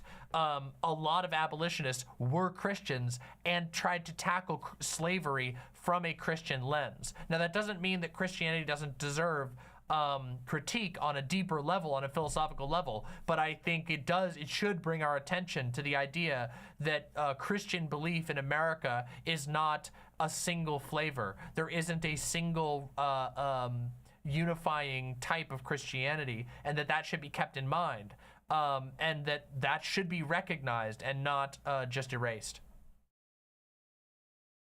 A Pillow says, Demon Mama, you hit it entirely on the head with Black Christianity. It's been an extremely important part in the fight for our rights as a group. I will say, though, I think it'd be beneficial to move past it in the modern day, as it's really holding us back in terms of internal queer acceptance.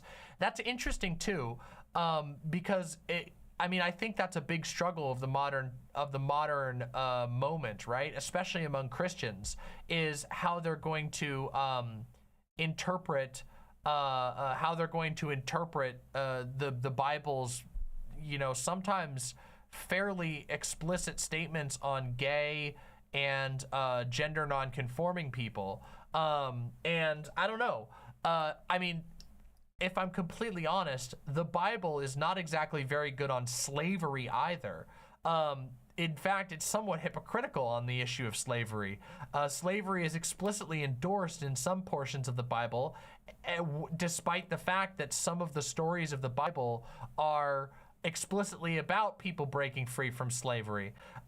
So it's one of those things where these issues have to be settled and people, it's not even just so much as moving on beyond Christianity. Within the Christian movements, they have to decide where they stand on the issues and push for those things.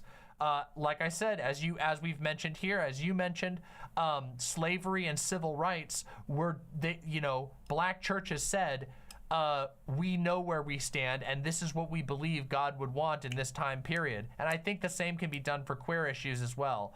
Though I'm not entirely in disagreement. I do think that I'm an atheist at the end of the day. I do think that a lot of times moving beyond the framework of religious belief, of dogma, can help you come to better moral and ethical positions. So, yeah. L. Asmodeus says, do you think it would be effective to encourage Christians to interpret the world in the spirit of Christ rather than through the strict doctrine of the Bible? Yes. Yes. Absolutely. If we can't shake a person's belief in Christ, perhaps we could shake their belief in the absolute infallibility and coherence of Christian texts. Yes. I actually believe that is an incredibly effective tactic. Especially because it is very, very easy to show a Christian that the Bible that they pull from is one translation, a translation which had books removed from it, which had words changed, a heavily editorialized version. One of the biggest things for me growing up as a Christian, when I was a Christian, was getting a study Bible. I got a Bible that had 4 different versions of the Bible in it. So I actually have it downstairs on my bookshelf. And I've showed it off on stream before. When you open it up, there is the New International Version, the King James Version, the Oxford Study Bible, and I don't remember the 4th translation. But they're all side by side with footnotes. And that Bible allowed me to realize that it almost immediately allowed me to realize that there are many interpretations of the Bible, that even translators can't always agree on exactly everything, which encourages people to think for themselves. So yes, L. Asmodeus, I think that that's an incredibly valuable angle, very much so. Emu Anon 34 says, I like to think that the belief in the afterlife is a survival instinct, like we've accepted death, but at the same time we haven't. Yeah, I think it is. I think it very much is. A Pillow says, it's low-key kind of funny. My first video was on how Black Christianity has been hindering the community in terms of internal acceptance of queer people. It was beneficial in the past for sure, but I do think personally that it might be best to develop new community spaces for activism because of that. I believe in that regardless. I think that for Christians and non-Christians alike, we have to, as an entire world, we need to come up with new ways to develop healthier and better community spaces. Because something that I haven't even talked about in this whole thing is the general limitations of hierarchical community space. churches are hierarchical. Not all churches in the entire world, but most Christian churches are explicitly hierarchical. You are in a place of God, which is overseen by a father or a minister or a pastor, and that isn't the best type of social space, in my opinion. So I think regardless of even like broader than this conversation, I think building new community spaces, building new ways of socializing is so important. Oh my God, it's so important. And I don't have all the answers, but you guys know I talk about this all the time. And one of the things I encourage my community to do all the time is to build real social connections with one another. We can't help the fact that, you know, a pandemic happened, that jobs and the economy constantly tries to separate us. We can't help that's a fact. What we can do is we can try to use our brains to come up with new ways to connect with one another in very real ways, and I think that is going to be so powerful. You want to know who did this? The Black Panthers. The Black Panthers was an organization that did an incredible good job with this. Everything from setting up breakfast cafeterias to health clinics to, community libraries. All of these were innovations in social connection that ended up being so powerful. I have received healthcare at a Black Panther founded clinic that now it serves an enormous amount of people as a public health clinic, which is amazing. That is such an amazing thing that an act like that can end up having rippling effects that can save people's lives decades into the future.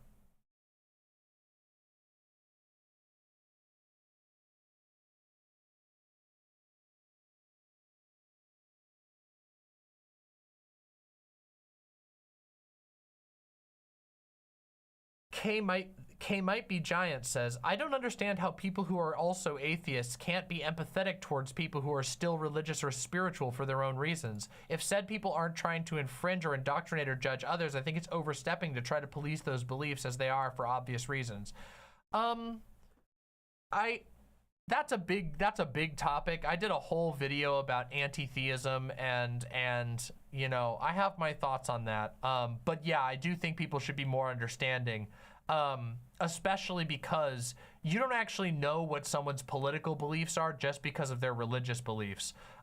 You know, like I said, you might meet a Christian who's the most accepting person that you've ever found, who truly believes their reason for being a Christian is because of, you know, brotherly love and whatever, and they might be the most accepting person ever. I think people, I think the Fedora tipper type atheist, the lay Reddit atheist type, need to take a chill pill. I'm not saying that they can't have any of their jokes or whatever, or that they're not right in being mad at aspects of Christianity. God knows there's a lot of aspects of Christianity I'm mad at, but they should probably, you know, think about things a little more and recognize that they're dealing with a complicated issue, especially if they're an ex-Christian. Wouldn't it be terrible if for the rest of your life, because you were once, you know, indoctrinated into a religion, that you had to be, I don't know, that had to be a millstone around your neck forever because at one point, you know, when you were a kid? I don't know. I think that's ridiculous. I think it's a very weird approach, and I think it's hypocritical and cognitively dissonant. Mithril with the incredibly generous $10 super chat. My late dad was a C of E, a Church of England vicar, and a communist. He went out of his way to help the helpless, to offer hope, and wasn't scared to confront hierarchies. Based. That is amazing. That is super, super cool. That is very, very based. Vine says, admittedly, I'm extremely atheist at this point, but I do have to admit John Brown was a very big Christian, and his beliefs are what animated him into action to fight back against slavery, believing slavery to be a sin against God. Beliefs are complicated. A-Pillow says, yeah, you hit this topic really great. Thank you, A-Pillow. I really appreciate that. Thank you so much. Arcanon says, I feel like we should be more aggressive towards religious institutions because that is the only way we can make progress. Every step of the way, the church will stand in the way. Even the civil rights movement was hindered by other churches. You can't cherry pick the role of churches in these situations. Christianity will always hinder our liberation. Christianity isn't the church. Christianity is so much bigger than a single church. Churches want you churches want you to believe that they are the true version of Christianity. But the reality is that Christianity is incredibly varied. Even to the protests of the Catholic Church, even to the protests of mega churches, Christianity is, whether they like it or not, ridiculously varied. And that it takes power away from them to acknowledge that Christianity is varied. It weakens their claim to divine right when you acknowledge that there are believers of all different types, that there are an infinite number of believers. It weakens the hold that these like organized, institutionalized religious groups have over faith, and that's a good thing. I don't think you have I think that recognizing that Christianity is more complex than a single church, and that there are churches who think about issues different is key. I think it's very valuable in a lot of ways. So yeah, there are certain churches that I think will always stand in the way of progress. I think the Catholic Church, being that it is a hyper hierarchical, hyper centralized, hyper entrenched institution, will always stand in the way of progress. I don't think an institution of that time, I mean, it's a state in and of itself. The Catholic Church, the centralized Catholic Church, is it's a would-be state. It functions as a state. It literally has a capital city. And I oppose that, of course. Emu Anon says, show me the study Bible. I love looking at manuscripts. I don't have it in here. The study Bible is downstairs, but I'll show it sometime on stream. I've showed it before.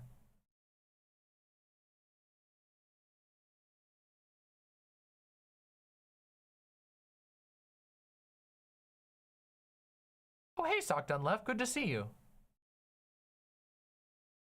This short video explains how the King James Version deliberately translated things in a way that would benefit the monarchy. All right, let's hit it. That sounds awesome. That sounds very fitting here. Let's do it.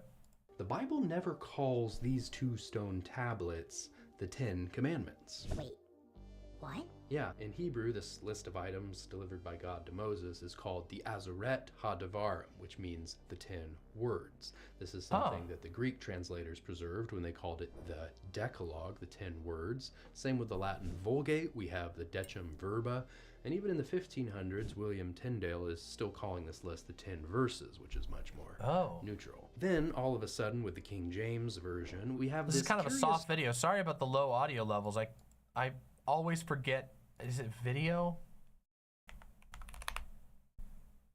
Let's watch. There we go. Okay, now I can turn it up. All right, let's hit this again. The Bible never calls these 2 stone tablets the 10 Commandments. Wait, what? Yeah, in Hebrew, this list of items delivered by God to Moses is called the Azeret HaDevarim, which means the 10 words. This is something that the Greek translators preserved when they called it the Decalogue, the 10 words. Same with the Latin Vulgate, we have the Decem Verba, and even in the 1500s, William Tyndale is still calling this list the 10 verses, which is much more neutral. Then, all of a sudden, with the King James Version, we have this curious switch to the 10 Commandments. Now, why would a king who's sponsoring a version of the Bible in order to cement his political power be interested in rebranding this list as the 10 Commandments?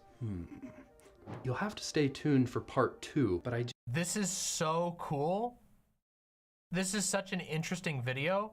I've been reading a book that is called, it's called Before Religion, a history of a modern concept by Brent Nongbree. And the book Before Religion it explains a ton of examples of this happening, where the concept of religion, basically he makes a case that the way that the word religion and the various words that are now currently mostly in the like post-colonial English period, translated as like religion, often refer to ways of life, ways of doing things, as opposed to a distinct like dogma that you subscribe to or are a part of. It's super interesting, and I there's no way I can summarize the whole book in a stream, but it's a super fascinating book, and it talks about all kinds of examples of this type of thing. Yeah, it was recommended to me by President Sunday, and it's been a genuinely fantastic read so far. Oh, cool. This is interesting. All right, let's hear this one. This guy's got cool videos. Here we go. Let's watch this. Let's watch this one real quick. He's got another short. You've probably heard that Eve was formed from one of Adam's ribs, but the reason behind that translation choice might be misogyny. Wait, what? Yeah, in the Bible, there's actually a proper anatomic word for a rib bone. It's the Aramaic Allah, and we see it in places like Daniel, where a bear has 3 rib bones in his mouth. But in Genesis, when Eve is being formed, it says that God took a selah from Adam. And this word is never translated as rib anywhere else in the Bible. Thank you, A-Pillow. In all 40 other instances, it's either translated as half or side. Like in Exodus 37, the Ark of the Covenant has 2 separate sides. Or do you see? This type of stuff is the type of stuff that would have like hit really, really, really hard for me when I was a Christian. And it did. I never even knew this one, but this type of stuff was fascinating to me when I was a Christian, and I would have eaten this type of stuff up. The 2 sides on the split door that leads into Solomon's temple. But, you know, if you're interested in promoting a worldview in which women are subordinate to men, it doesn't really help you to have an origin story where Eve comes from an equal part of Adam. You kind of like the vibe of Eve coming from this tiny, insignificant rib. And so... Oh no, why'd it cut off? Oh, does he have a second one? Where's the second part? Oh, why did it? Where's the part 2? It loops, but also it just cut in the middle of a sentence. Oh well, whatever. We got the idea. We got the core idea. Oh, I see. So when you, hold on, folks. Whoa, that's a you've Sam. Probably heard that Eve was formed from rib, and so you've probably heard that Eve. Oh, and so you've probably heard. Oh, okay, all right. That's kind of creative. Yeah, it played to a. It went to a Sam Cedar short after that.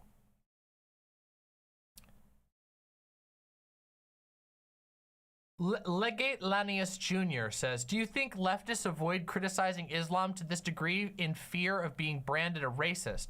Now Christians and Muslims are uniting. How did anyone not see that coming? No, I don't think that that's, no, I don't believe that. I think that's a misdiagnosis, and I'll explain why real quick. I think the reason why a lot of leftists don't spend a whole lot of time criticizing Islam is because, first of all, Islam is not a meaningful political faction in America. And this is for American leftists, obviously, English-speaking leftists. Islamic belief is a remarkably small portion of people in this country, so I don't think that leftists spend a lot of time criticizing Islam because because you're basically just you're fixating on a group that is not not a major threat or anything like that, like extremist Muslim behavior is not widespread in the United States. So why would people talk about it that much? And secondly, the other reason why leftists don't is not because they're afraid of being racist, but because they're just not racist. If you'll notice, the people who fixate on extremist Islam, it's right-wingers, because they're racist and they want to make Muslims seem like the giant threat so they can justify a forever war. The war hawks are all about doing this thing. They want to stoke fear in the other. So lefties are just like, why would I do that? So every time this comes up, I always just go, I don't know. I see lefties willing to talk about, extremist aspects of Islam all the time. In fact, I mean, by all the time, I mean relative to how much Muslim extremism there is in the United States and Canada, etc. There just isn't that much of it here. Lefties are still, like all the lefties I watch at least, are more than willing to denounce or talk about or critique aspects of Islam that are harmful. Yeah, so I think that's a misdiagnosis. I don't think it's a matter of people being afraid. I think they just aren't racists, first of all, or at least aren't as racist as the right, and also that it's not as big of an issue here. Whereas Christianity is still by far and away the dominant religion. Yeah. But I know some people interpret it as like, I don't know, you're afraid to be racist, but I don't think it's that. I really don't. Yeah.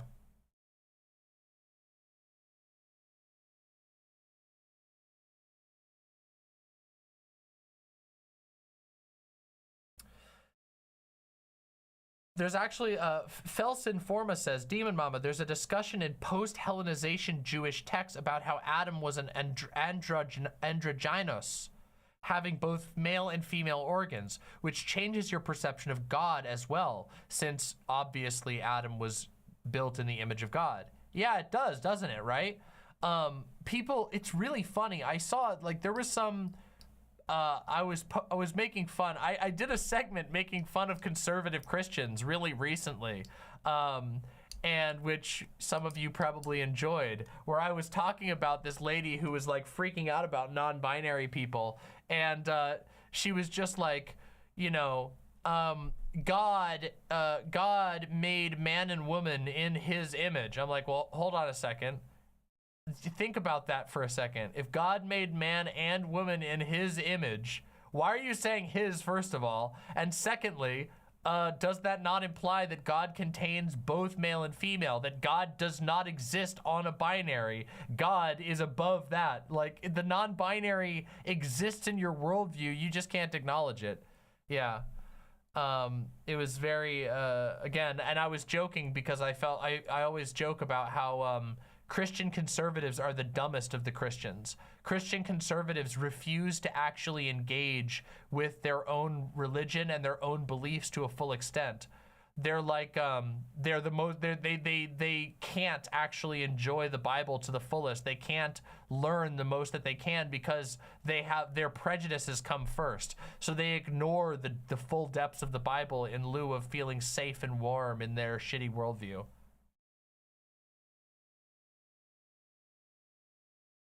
Lauren X. Pandamus says, what do you think about Putin's weaponization of Orthodox Christianity against queer people and painting queer people as Western imperialism? Oh, I mean, that's just fascist. I mean, arguably that's closer to Nazi behavior.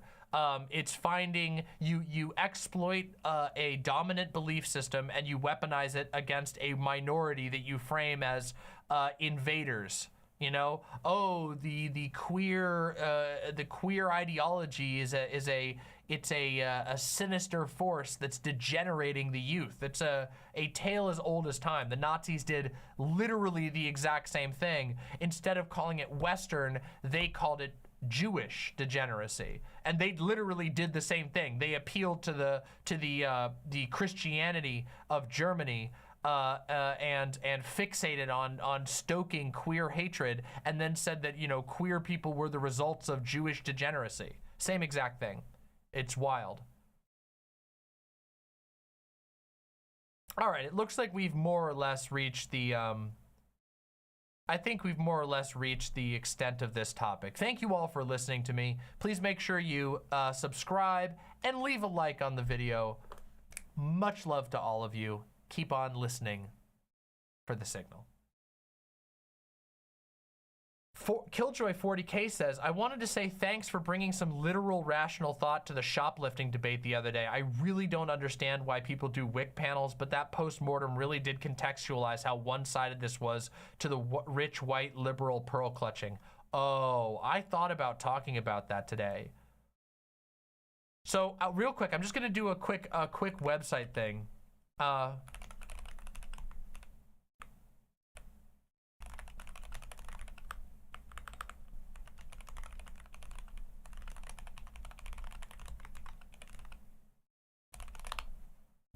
Here, quick, vote. Let me know.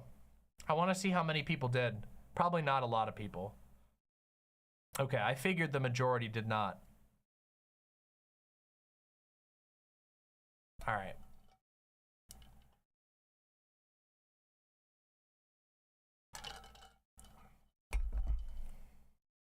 Okay, cool. Well, all right, we'll talk about it then. That's another really good topic. Hey, look at that. You're getting 2 topics out of me before we play video games. Woo! Look at that. You guys get so spoiled every time I stream lately. I've been given so much extra stuff to you all. Oh. Hey, Merrick! Merrick, it's so good to see you!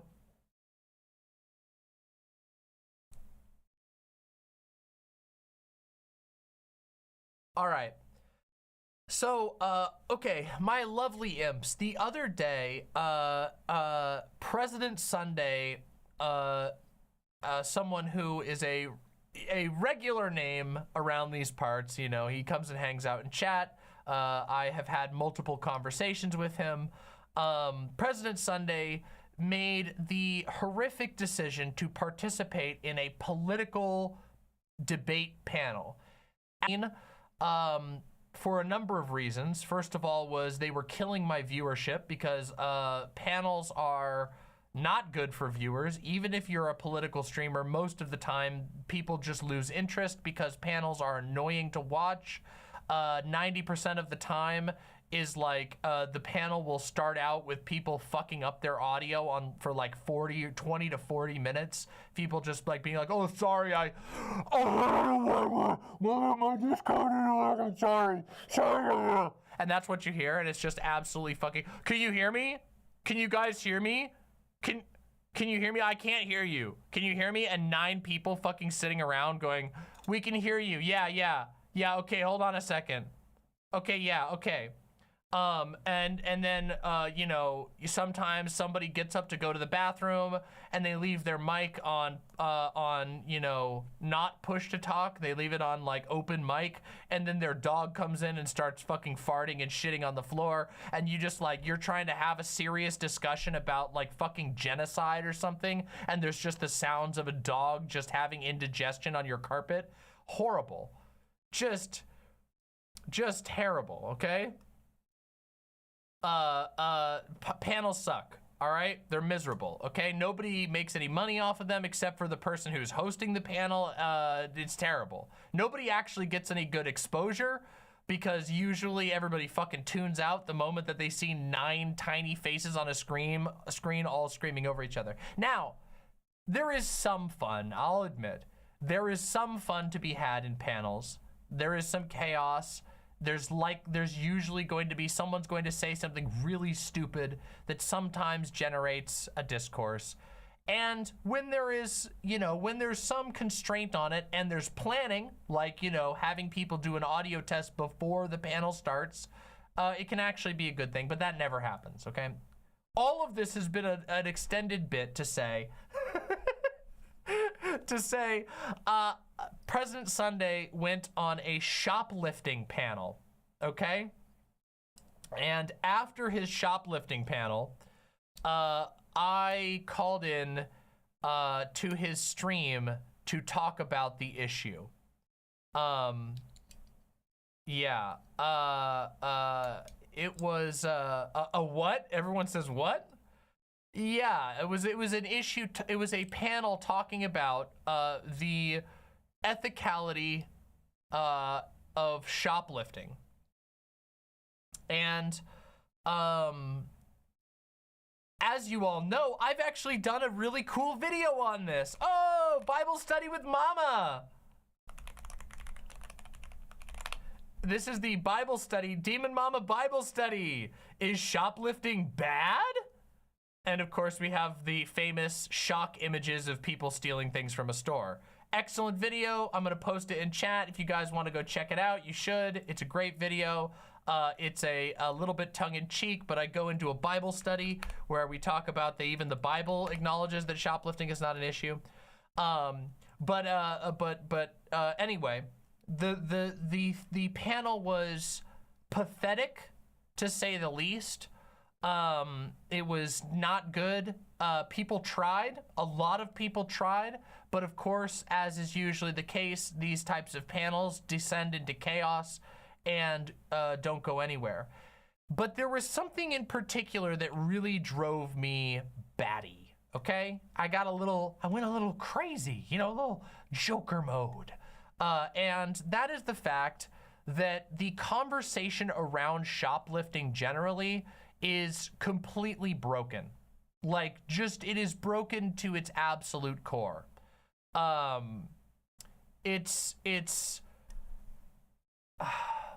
me give you an example of this. What is shoplifting? Can anybody tell me what is describe the act of shoplifting? Anybody, please, just somebody in chat, give me your idea of what shoplifting as an activity looks like. Like, what does it mean when somebody shoplifts? What happens when somebody does a shoplift?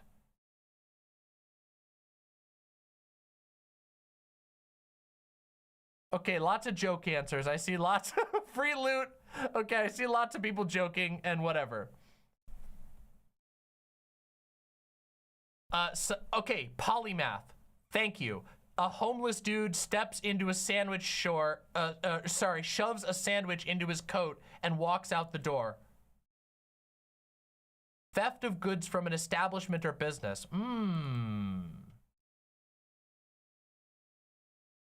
Putting a can of biscuits up my...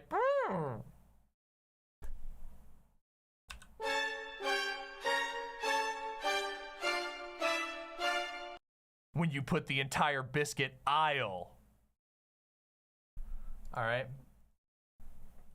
Dude steals a piece of bread and then the police murder him 5 minutes later. Okay, yeah, okay, we got some serious answers, okay? Yes, it is when someone takes an item from a store and puts it usually into a coat or into a backpack and walks out without paying for that item. That is shoplifting, okay? Shoplifting is not when you walk into a store with a gun and hold up somebody at the register and say, "Give me all your fucking money! Give me your fucking money!" That is a robbery. Specifically, that's an armed robbery. Shoplifting is not when you break into an establishment after hours and steal everything in sight. Shoplifting is not when you organize a team of your employees, you're a manager at a store, and you organize a bunch of your friends who are also employees to steal shit throughout the day, and then you sell that on the black market. None of those things are shoplifting. Shoplifting is when somebody goes in and takes a bunch of stuff without paying for it. Now, in the conversation about shoplifting, the discourses that there's been like 40 of them, and in this debate, people included armed robbery, burglary, and organized retail theft as shoplifting. None of those things are shoplifting. Shoplifting, sometimes organized retail theft can include shoplifting, but organized retail theft is also when you and a gang of 10 people all go into a store really quick and steal as much as you can so that you can then pawn it off or sell it off so that you can fund drugs. But that's not shoplifting.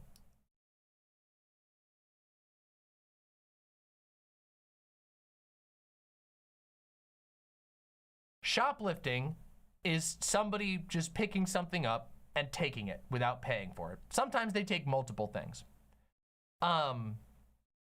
And so this entire conversation, the entire conversation around shoplifting is always completely and utterly deranged.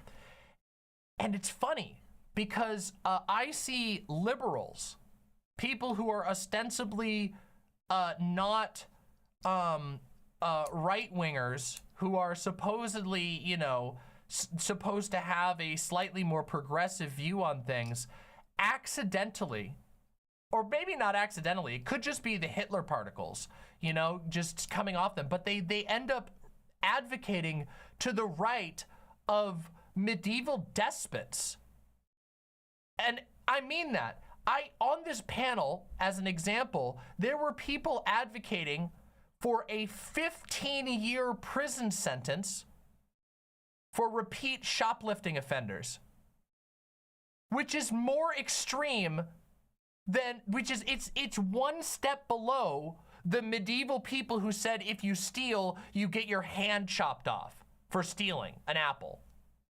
Like, it blows my mind that people are so reactionary on this issue. They're so derangedly lost in their broken worldview that they actually think that 15 years of human life in a prison is a valid response for somebody pocketing some pieces of chicken multiple times, or stealing a DVD player, or stealing some fucking Blu-ray discs, which cost like $1 to produce. Actually deranged. People actually insane. They've lost their minds. They don't even know what they're talking about. And I also hear all the time people say, oh, you're like, shoplifters are fucking burglars and robbers. No, they're not.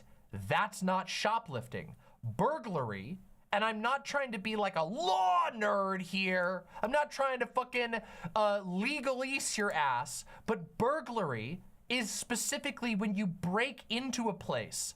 Shoplifting is when you go into a store where you're allowed to be and you take something without paying for it.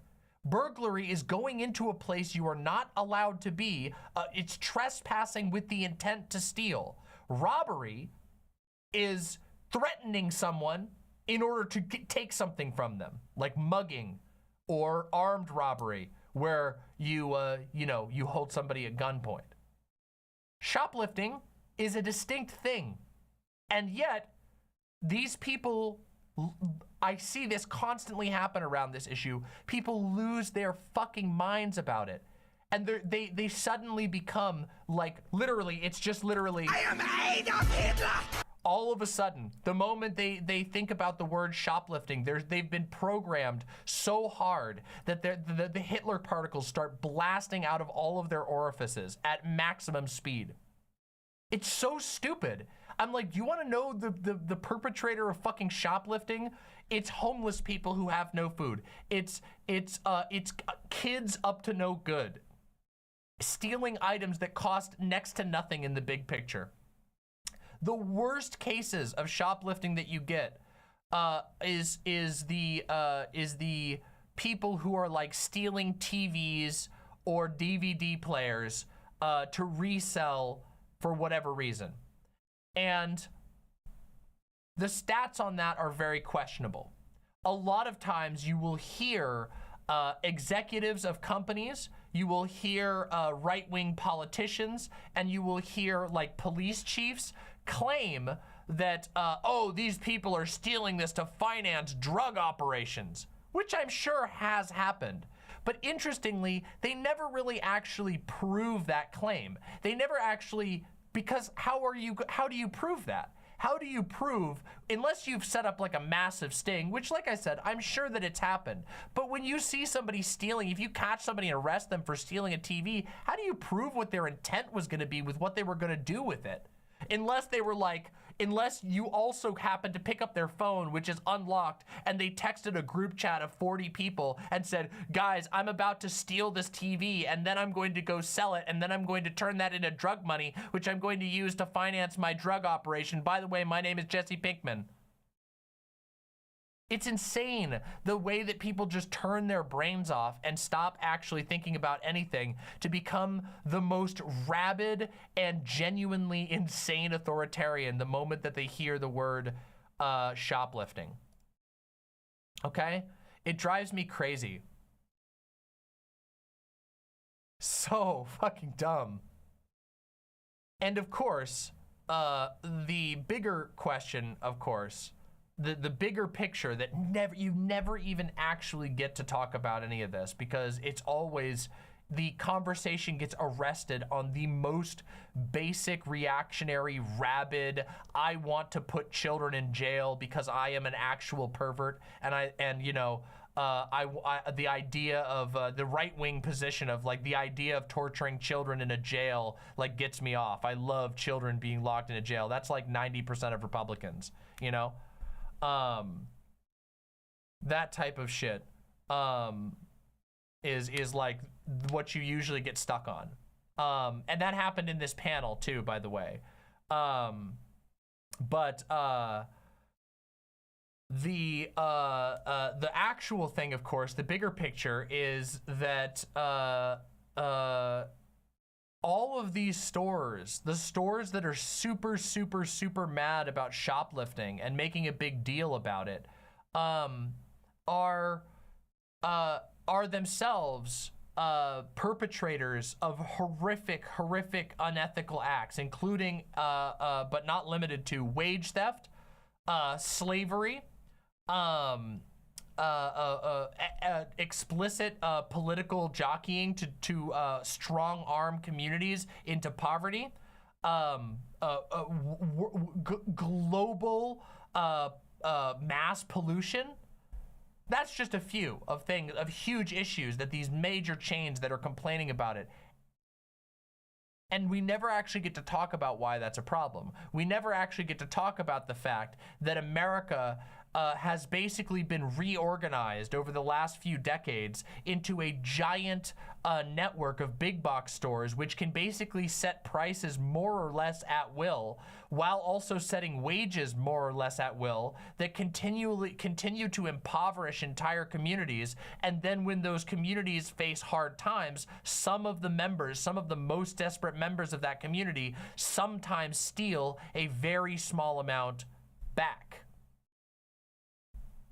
We never get to that point because the conversation gets arrested in more stupid and reactionary steps. Cities are trying to create shoplifting task forces. Yeah, it's actually a busybody behavior. It's them trying to seem like they're important and they're doing something good. When, remember, shoplifting on an objective level, the stats that companies provide about shoplifting, the actual losses are so low that it's almost laughable. Companies will often manipulatively say, you know, shoplifting is a huge problem. Our losses due to shrink, which is what they call it, have been huge this year. But shrink includes spoilage. It includes damage, goods damaged in transit, goods damaged by employees, goods damaged by weather. It includes lost things that get misplaced because of paperwork issues, and it also on top of that includes some things that are stolen. Walgreens is a perfect example about this. Merrick says, so Demon Mama, something wild is people kept telling me that shoplifting leads to food deserts, but nobody could give me studies or proof. And the only thing they kept linking was Walgreens lying about shrink. Yes, Walgreens did this and it cost them money, which is the funniest thing. Walgreens actually spent more. They after complaining about shoplifting and saying the government needs to take down these shoplifters, string them up, Mr. Electric, kill this man, was basically what Walgreens was doing. And then they were like oopsies. In our reaction to talking about theft, we had to put money on the table, and so we hired a bunch of private security firms, and our costs for security went extremely way up through the roof, such that they outpaced that of the theft.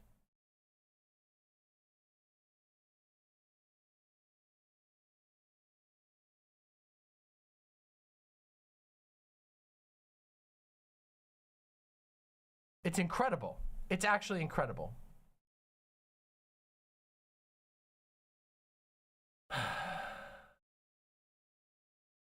So hold on, I have to remember where I was at before I started making a bit, because I got off track.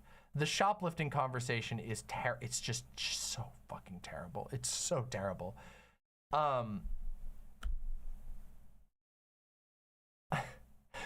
In the conversation that prompted me, the debate panel, one of the, in fact, it was the moderator, Wick, the moderator, actually brought up, and he never actually gave this, so he never actually said where the source was, but he claimed to have a source that said that despite the fact that one of the most impoverished groups in America is single mothers with young children and like infant children, that is one of the highest impoverished groups in America, and despite the fact that baby formula is one of the most stolen items at retail stores, that actually baby formula was being stolen because it could be cut with drugs, which was hilarious to me. And all I have to say is, source? Where's your fucking proof of that? And also, anybody, all of the people, yes, everybody in the audience, anybody who knows anything about drugs ever, for whatever reason, who isn't like literally a person who's lived their entire life, you know, in an Xbox Live lobby in the depths of suburbia, will know, no, people aren't fucking cutting their drugs with baby formula. I guess all those drug dealers just wanted their, you know, they just wanted people to get a nice little dose of nutrition that also happened to taste like fucking spoiled milk in their nose. Oh yeah, I'm sure baby formula is the most common, yeah, I'm sure all those cocaine users are loving that baby formula taste. Oh shit, I'm fucking hooked on Gerber, man. God, give me the Enfamil. Oh shit. Oh man, oh god, it's so fucking bad. Oh man, it's so fucking bad. It's literally like a joke. Anyway, no source was ever provided, but that just tells you, and people ran with that. Other members of the panel ran with that. It made me laugh. Oh my god, oh my god. Oh god, it's so funny. It wasn't even, Merrick, it wasn't even baby powder. It wasn't even baby powder they were talking about. It was baby formula. They were trying to claim people were cutting drugs with baby formula, not even baby powder. The Goo Goo Zaza! Oh no! Oh god!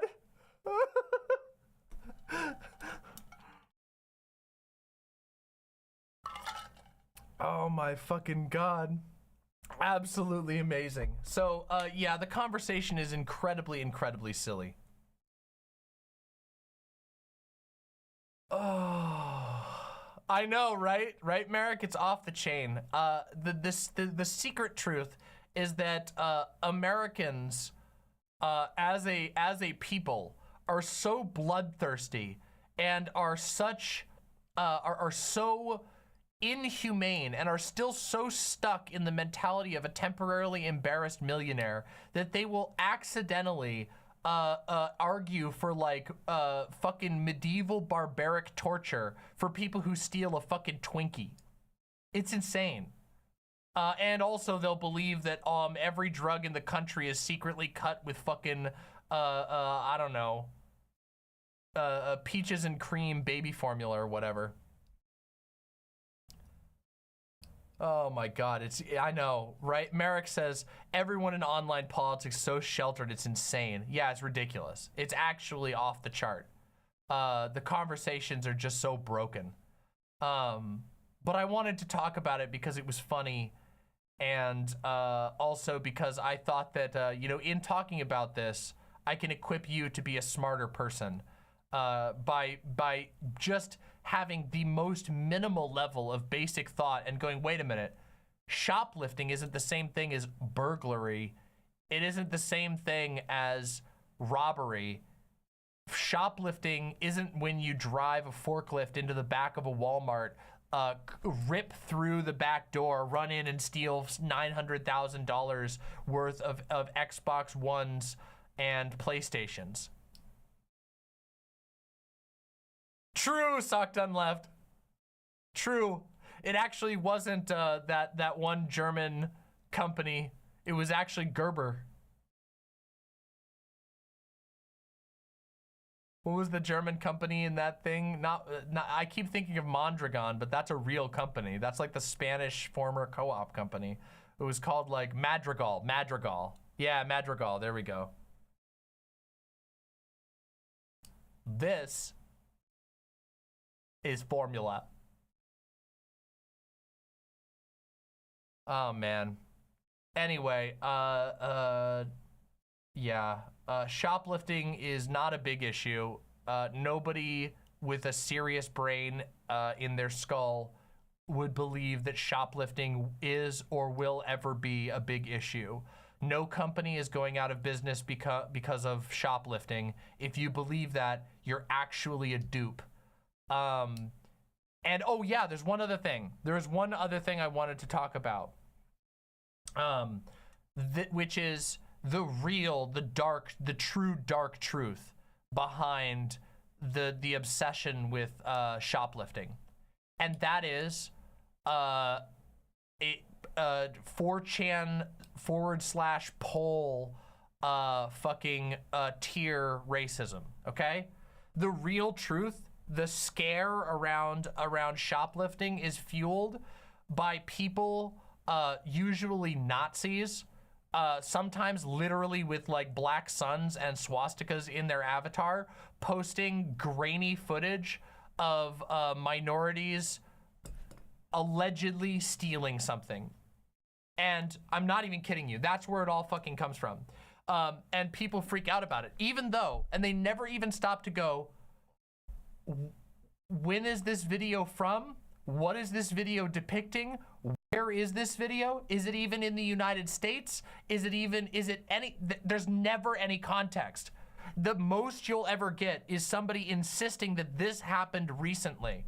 And you never know. There's never any timestamps. There's never any dates. There's never any context. There are people out there who collect videos like this. And it could be a video from fucking the advent of digital video that you're watching. You could be watching something from 10 years ago that happened in fucking Spain, for all you know. But people will sit there and go, I can't believe it. My local Walmart is gonna go under because of people like this. Because of people like this. I can't stand it. Off with their head. It's so fucking bad. On poll, Nazis make threads on 4chan of contextless videos of minorities getting into fistfights all the time. And they do that with the goal of literally a completely emotional association. They want the people who are browsing on there to associate images of violence with images of minorities. And this is the same thing that happens with shoplifting. These people collect contextless videos. You don't even know, it might not even be shoplifting. We just assume, we don't even know what actually happened. Like there's like the fucking these videos, it'll be like somebody walking out with a like a cart full of shit, and then somebody else is yelling and going, "You're stealing, you're stealing!" And for all you know, the person filming could be having a mental health episode and could be accusing somebody who just had their receipt checked of stealing because they're having a mental health episode. Let me tell you a quick anecdote, all right? The other day, I was at a grocery store, okay? And there was a guy who was, and he was a black guy, and he was minding his own fucking business, okay? Just looking at food. And a older white woman who looked very disheveled was shouting at him randomly, saying, "I know you're following me. I know you're following me. I don't know why, but what's your problem?" Now the guy was just going from aisle to aisle getting his groceries. I was keeping an eye on it, and once I started hearing her screaming, because I'm like, oh shit, is this Karen gonna try and do something?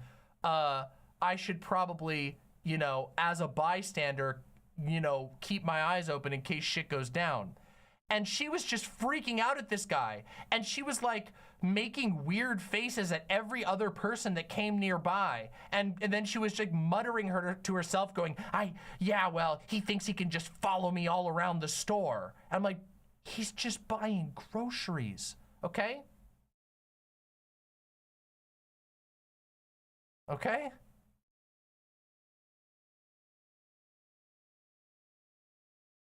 Sometimes someone is just having a mental breakdown, and they might even be having a racist mental breakdown. But people will post these videos without context to try and manipulate the masses as a whole into associating minorities with bad behavior. This is like the most basic level of media manipulation. It is the most basic level, and it is so widespread, especially in the conversation around shoplifting. It drives me fucking crazy. It drives me fucking crazy that people don't even have like the basic level of like knowledge to just go, wait a minute, do I really know what's going on here? Maybe I shouldn't let this get under my skin. Maybe I shouldn't suddenly adopt the position that we need to have a you know, secret police that goes and personally, individually peels the fingernails off of kids who steal Twinkies at the store because they might actually be a part of a gang operation selling baby powder fentanyl to our children.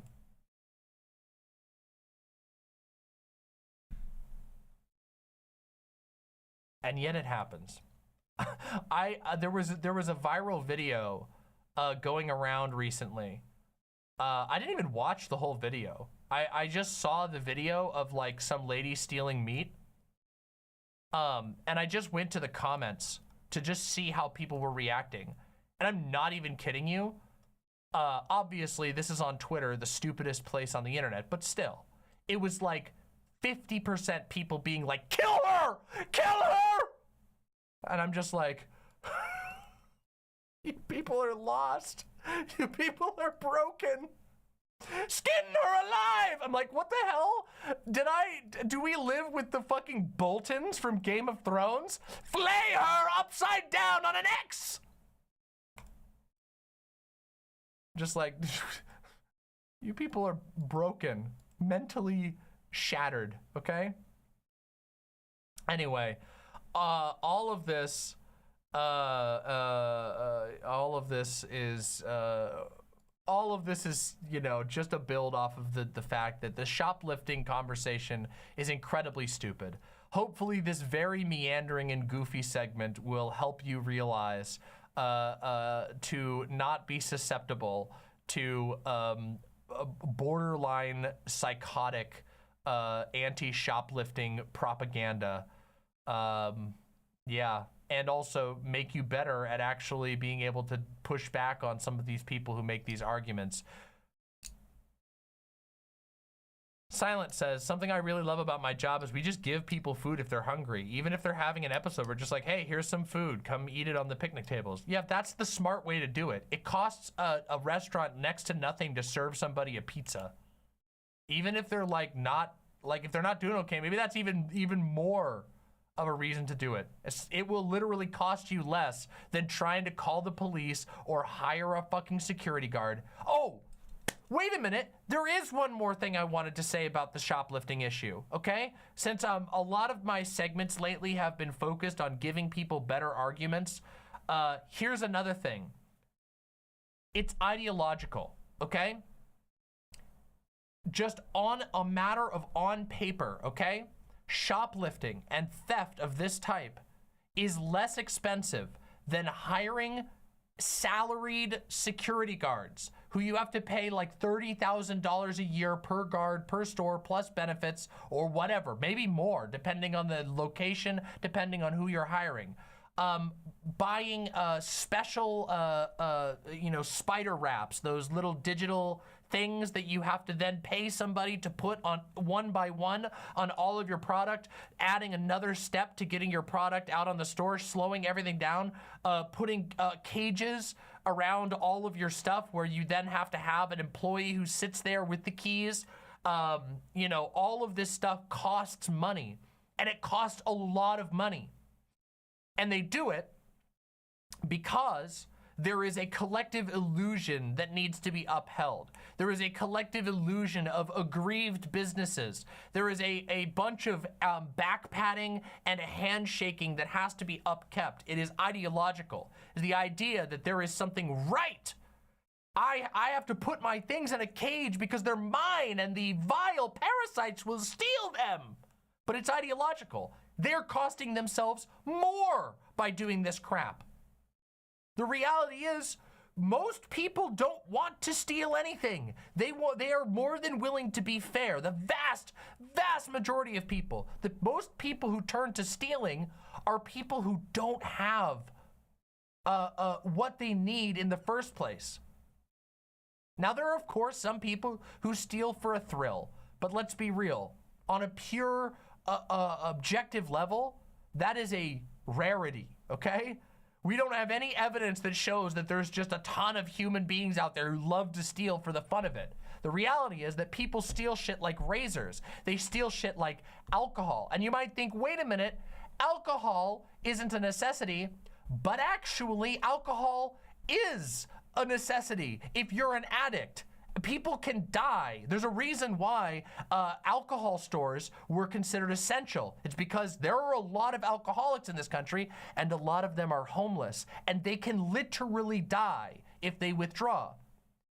And given that America doesn't exactly have good support for addiction programs, given that America doesn't exactly make it easy to get into a rehab program, especially if you're already homeless, those people who might be addicted to alcohol and living on the street could die. They have a biological urge that pushes them to steal that thing. That is the type of person that steals. Not some kind of mysterious, evil, degenerate villain. Not like some kind of like a Heartless from Kingdom Hearts that has like little evil horns and is going, I can't wait to do something evil. I can't wait to disrupt society. That's not it. That's just not it. It's not how it is.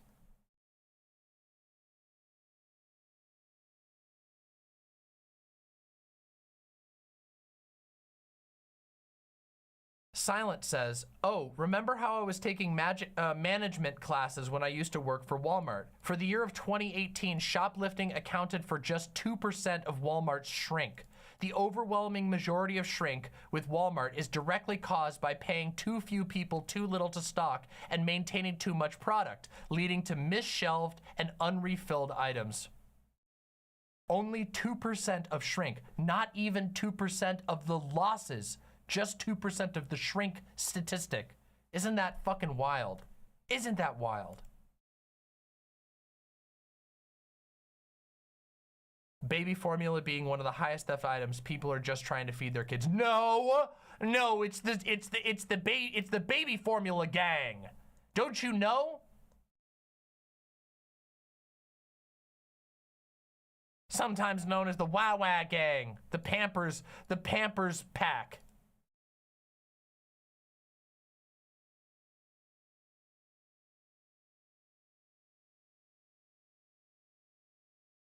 The Pamper Posse. Yeah. Oh, man. Anyway, thank you all for listening. If you found this funny and interesting, please make sure you press the subscribe button down below. And if you've heard ridiculous arguments or ridiculous behavior around shoplifting, tell me in the comments below, because I'm sure I'll be talking about this again. And I would love to hear what you have to share with me. Thank you all. And remember, this is where you can hear the signal. Can you hear the signal? You know you can if you're watching Demon Mama.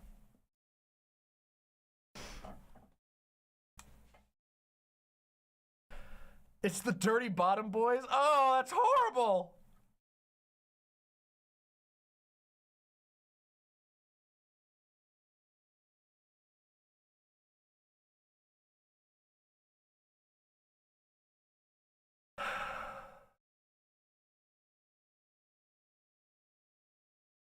People are just really, people are just really psychotic about this type of stuff. It's really messed up. Oops.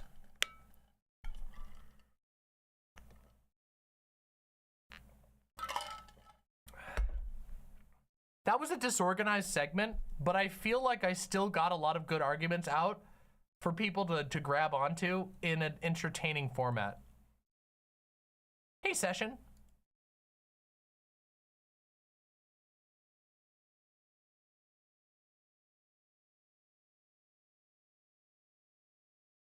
Yeah, I'm trying to get good at that. I'm trying to make sure that I can have very entertaining segments that still like equip people with better arguments. There's been like 3 segments I've done like that very, you know, intentionally lately. I feel like the best one was my non-binary segment.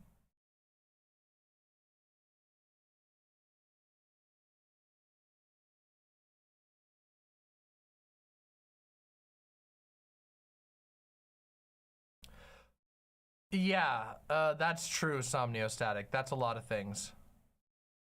That's okay. Oh yeah, let me read. I got a couple of donos during that rant. Let me read those donos real quick.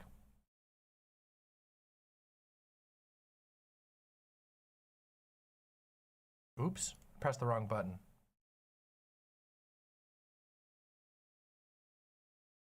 AT5D2D Derek with the $5 says, I'm still in the religion segment, but the other day my ex-Catholic friend was telling me about the birth rate thing, and I got to watch her fresh reaction to the Monty Python "Every Sperm is Sacred" song. Okay, that's pretty good. All right, that's pretty good. Train Enjoyer with the unbelievably generous 5 tier 2 subs gifted. Oh my God, thank you so much. What are your thoughts on the end of Attack on Titan and the origin of the Titans? If you could change it, how would you? Also, nice horns. Thank you for the compliment about the horns. Okay, I have not watched Attack on the last season of Attack on Titan, so I can't judge the ending. But Attack on Titan is a very, very weird show. Some people say that Attack on Titan is fascist. I don't think that Attack on Titan is fascist. And again, I say this not knowing the ending. I don't know what happens in the end, so maybe it could be, okay? Maybe it could be.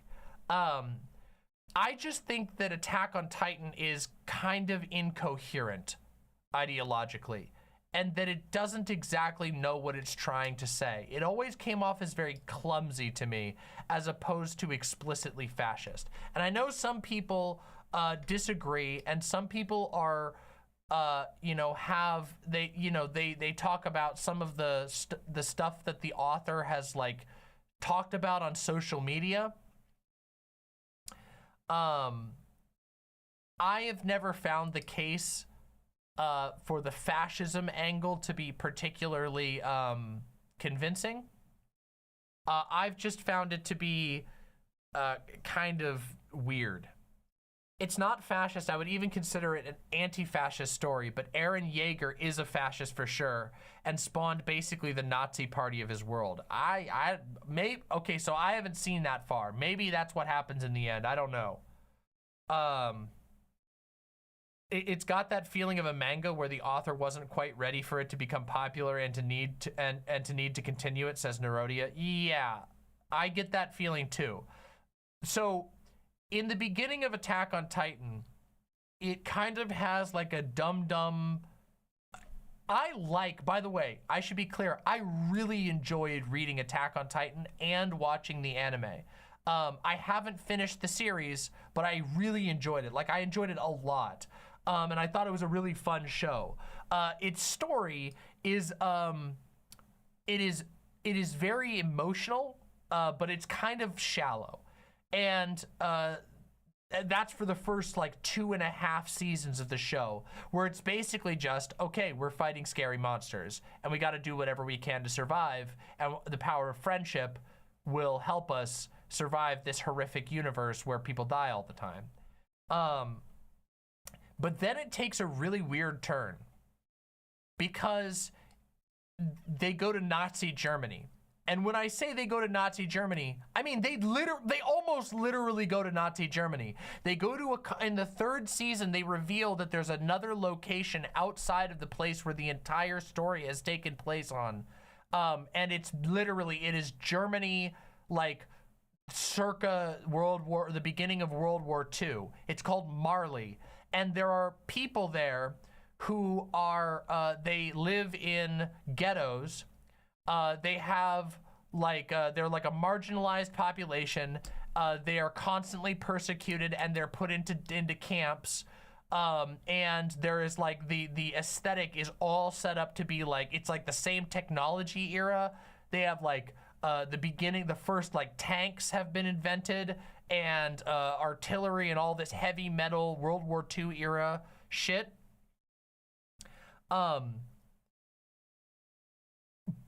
But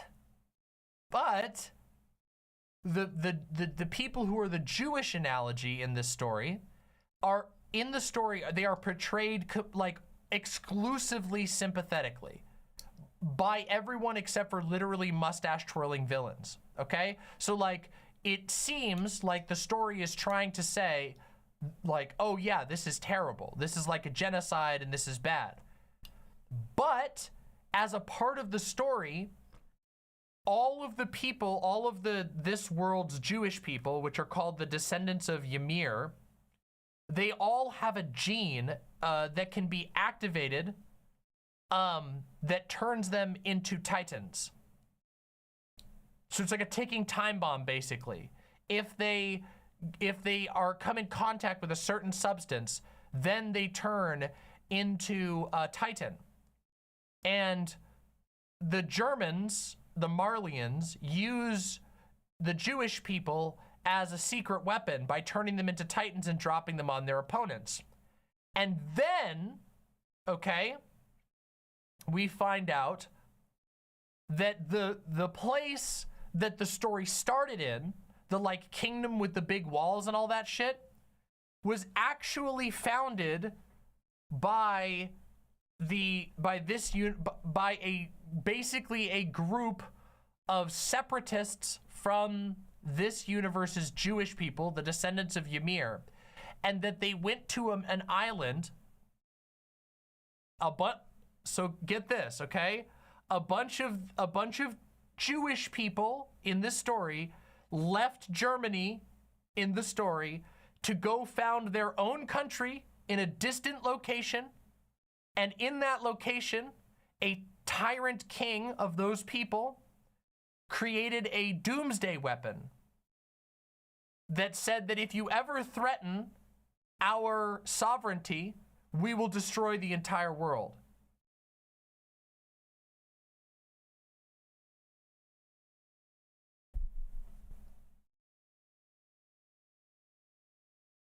So, what is so it's like the Germans are the Marlians are bad, but also there's like this, it's so confused. It has no fucking clue because but you now this might change because again, I haven't read the last chapter, so I don't know where it goes. You know, depending on where it goes, it could go a lot of different ways. But it's sort of implied that basically the people resisted the mutually assured destruction route and left that in the past. So there's like, it keeps kind of like, I described this to somebody recently the other day as like the kombucha girl. You know that GIF that I'm talking about? Hold on. It's this one, this meme. You guys know this meme. Hold on, here we go. This one right here, okay?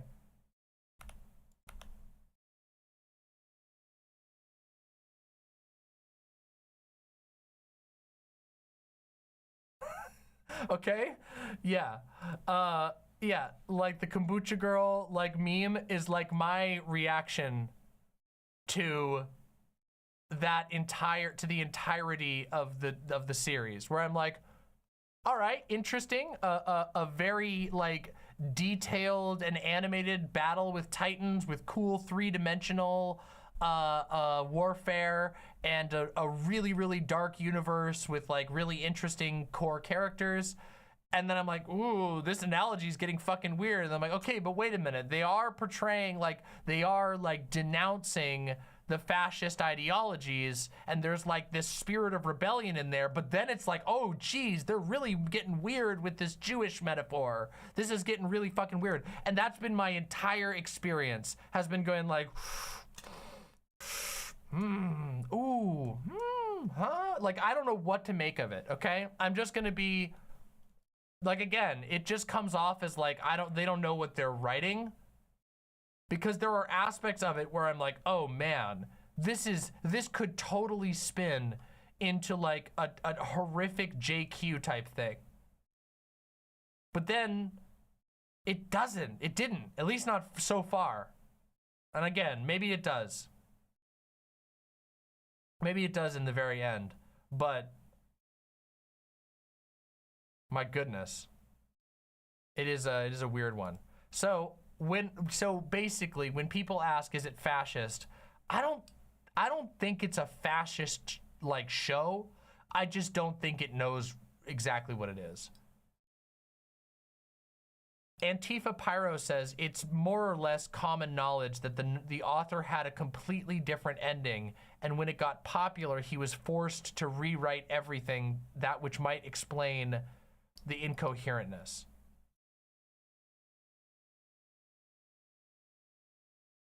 Yeah.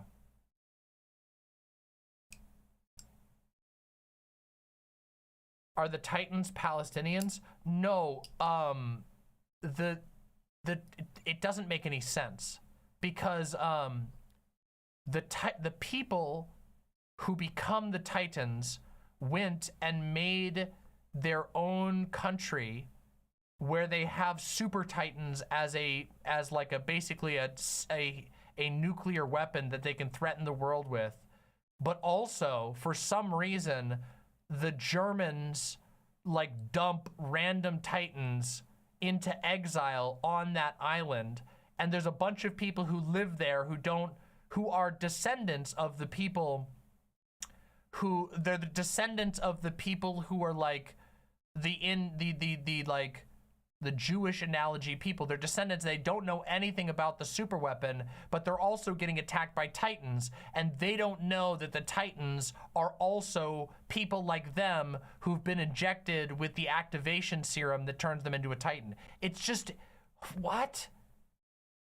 It's so fucking confusing.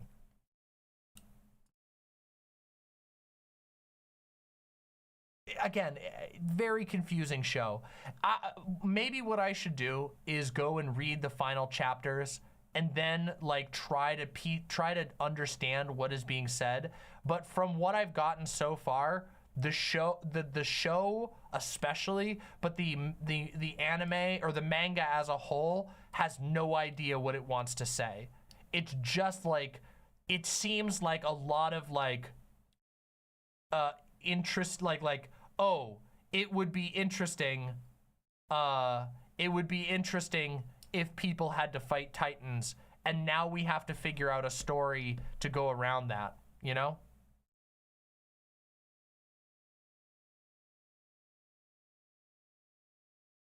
Yeah.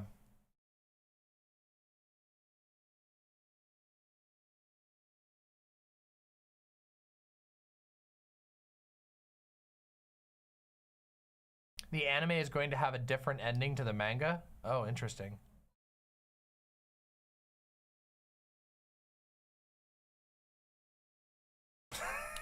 What the fuck? Chariot says, as you've described it, I think the Titans represent foreign nations and imperialism in the context of how fascism arose in Japan, which would make the anti-Semitic element like the Holocaust was bad, but the JQ is real, and that's why bigger countries picked on Japan, which is literally a version of what some modern Japanese fascists will sometimes say, but I still have to finish the manga myself. You could be right. You could be right that like it's just a different fascistic narrative than I am used to engaging with. But like, I don't know. There's like a weird, there's like a very weird anti-authoritarianism in a lot of the characters, at least early on. And a lot of the show, or a lot of the manga fixates on characters suffering under like the fascist worldview in Marley and elsewhere. Like, so I don't know. You could be right though. You could be right.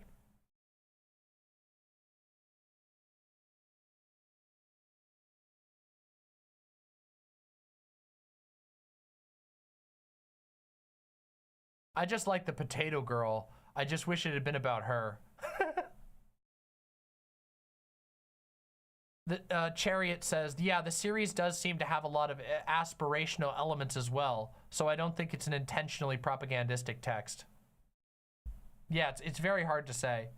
Regardless, I still think it's a fun read.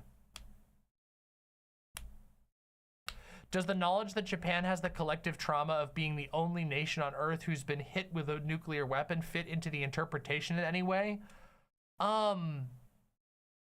Possibly, but I don't know exactly how. Because there, as far as what I've read, there isn't a single, like, there isn't a single, cataclysmic event like that. It's not doing like a, it doesn't really do like a Godzilla thing.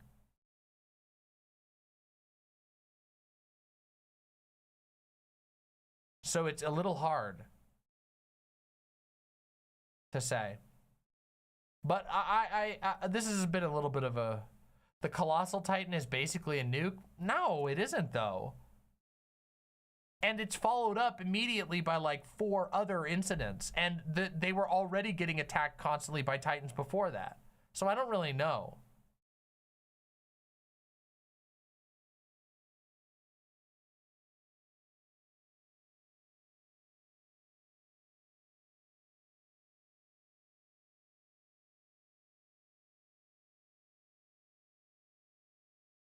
I just feel like my takeaway from reading Attack on Titan was that it was mostly interested in like in action figure, like playing with action figures is what a lot of it seemed like to me.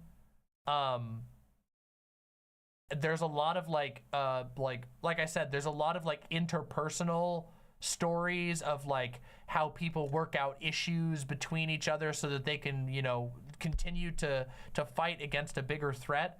But there's not like, it doesn't, there's an entire arc that's about a revolution and barely anything is actually discussed about the actual like political machinations of the revolution. The revolution that takes place for the entirety of like the 2nd season, which is a really cool arc to read because it's all like, it's literally all about like the tactical movements of troops. They barely touch on any of the political aspects of it at all, or the citizenry just kind of fades into the back in favor of cool battles between the factions.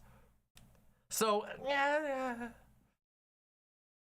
I don't know. Fuck, it's hard to say.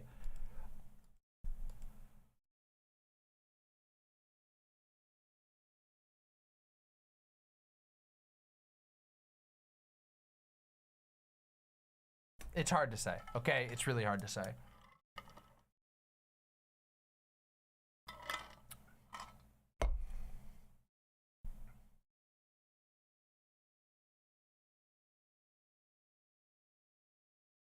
I think the coup against the false royalty was actually quite a tonal shift and slowdown quite a bit. But this is even more so once we got to Marley. Yeah, but it wasn't really, it was all like it was what I would consider to be fairly shallow intrigue. It was just like, huh?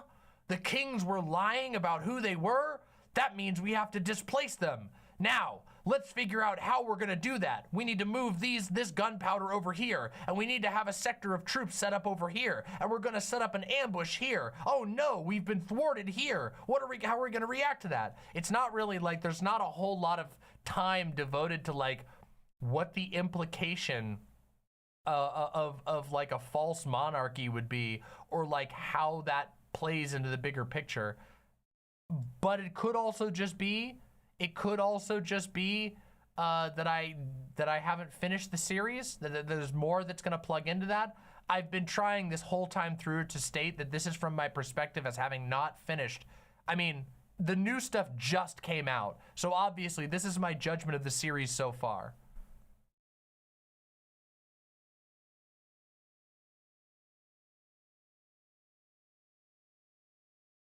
It just kind of comes off. Brandy the Taoist Warrock says like, so you're saying it's just kind of mediocre military fantasy? Yeah, actually, I think it's good. I think it's good on the military fantasy front. The devices are cool. The battles are really, really like very interestingly structured. They're scary. The series is very upsetting as far as like how well the like danger is portrayed. Like the fights with the Titans have an incredible amount of like intensity in them. So the show does the show and the manga both do a really good job with like the dramatic tension of the fight with a Titan. It's just, again, it tends to focus on the action elements. You know what I mean?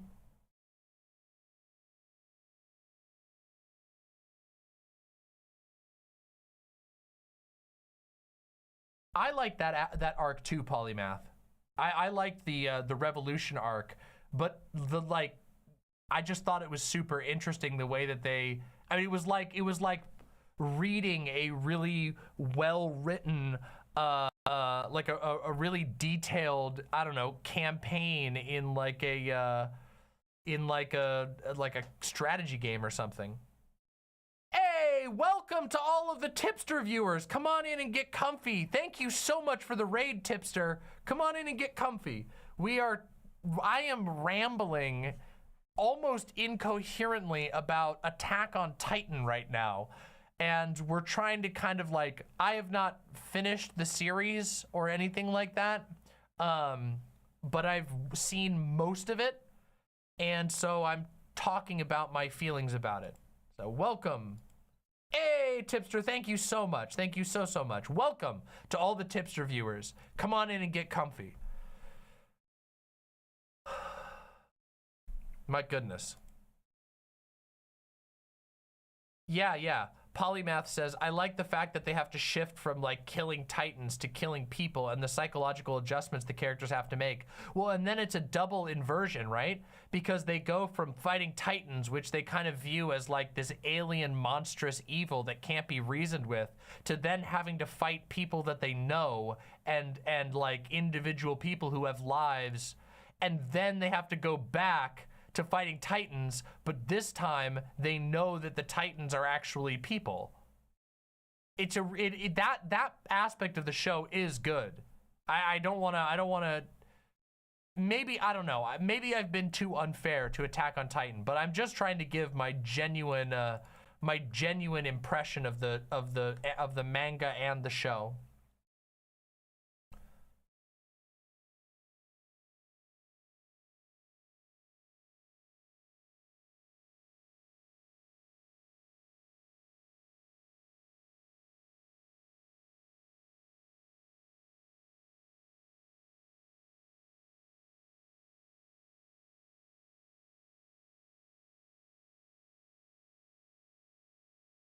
Whoa. Perhaps military fantasy is for the fascist in all of us? Maybe. I mean, military fantasy taps into a safe form of extremely violent play. But I don't know if it's entirely fair to say that, because I mean, there's all kinds of cathartic forms of fictional engagement that, if taken literally and out of their context in fiction, could become dangerous, right? Like people role-playing a torture sex dungeon, right? I don't know. I don't know if it's as easy to come to that conclusion. But maybe. But I think it can appeal to things that perhaps make us uncomfortable.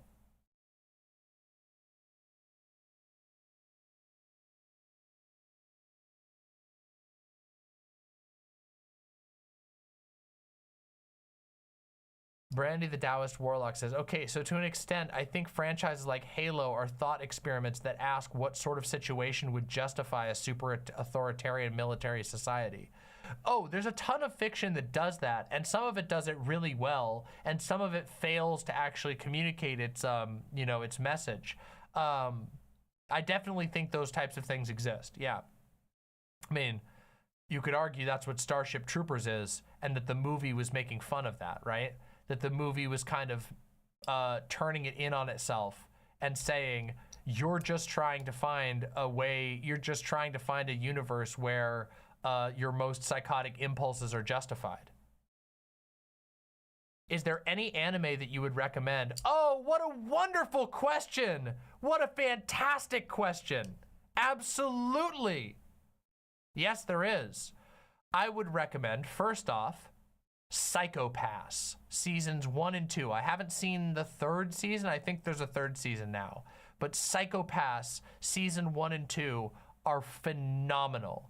They are super deep, super philosophical, directly pull from modern philosophers and thinkers and political theorists, and while integrating that into a absolutely riveting murder mystery type story set in a cyberpunk universe. Absolutely legendary show, okay?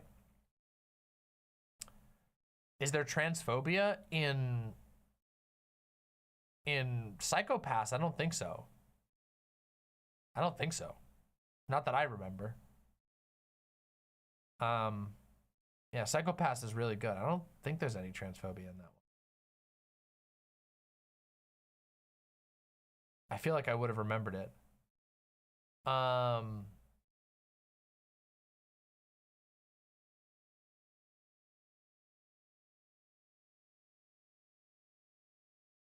Cowboy Bebop. Oh my God, Cowboy Bebop is, again, legendary. Absolutely wonderful. Cowboy Bebop has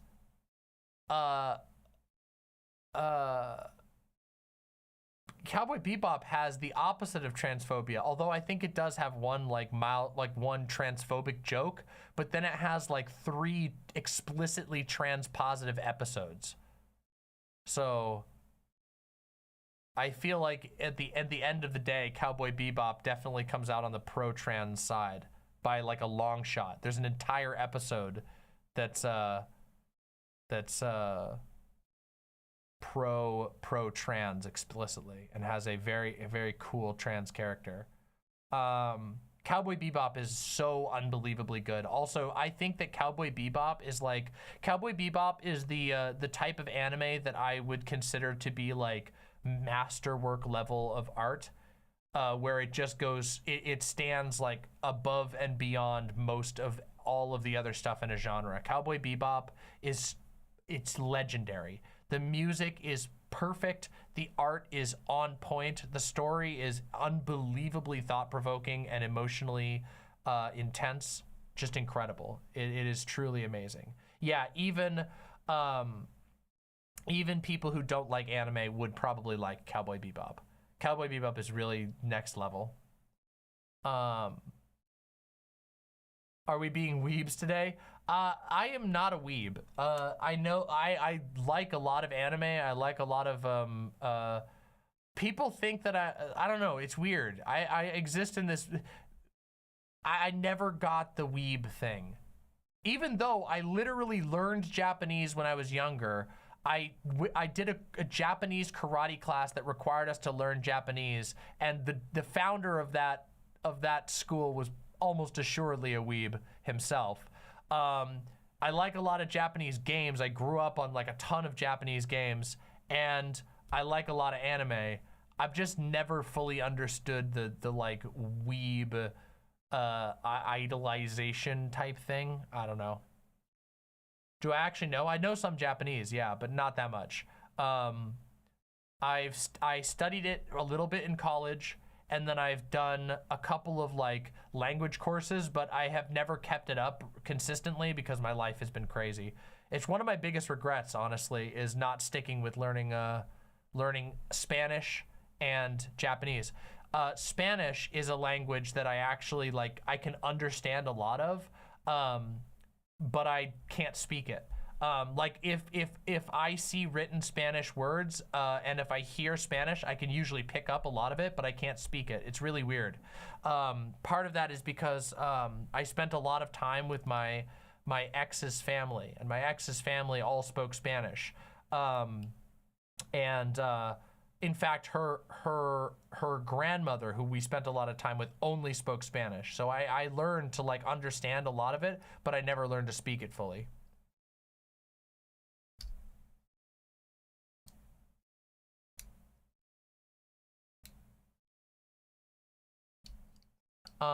Okay, so let me think.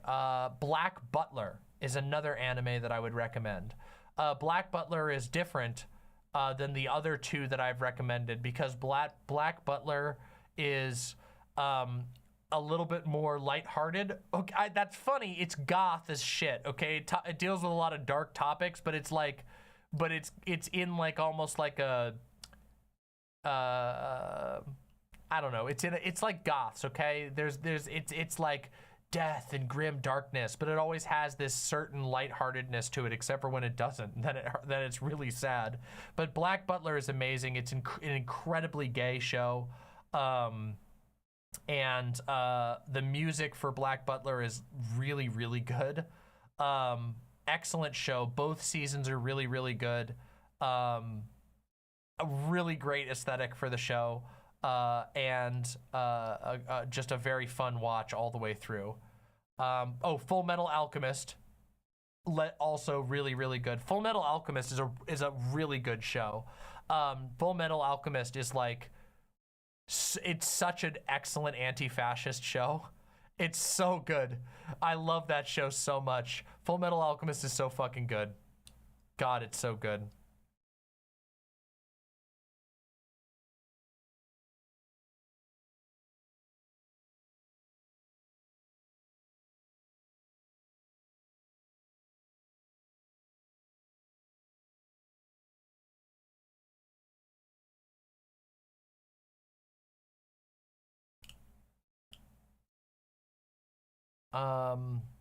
Obviously Akira. Akira is like, again, another one of those ascendant pieces of art that is just like, oh, okay, this is next level. Ghost in the Shell, but now we're talking about movies. Now we're talking about anime movies. Akira and Ghost in the Shell are both masterpieces.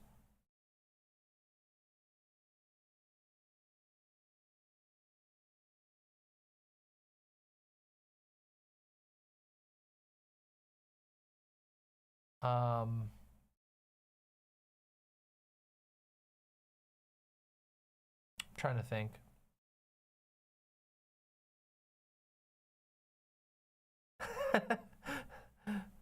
Monica G. I know, right? Yeah, I was with my ex for 7 years. Thank you. I accept the new name.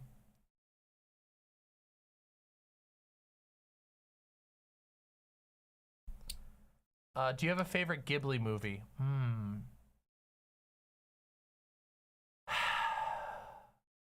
Nausicaa? Howl's Moving Castle? Princess Mononoke? They're all so good. When I was younger, Spirited Away was my favorite. And so it always has, I always have a soft spot in my heart for Spirited Away, but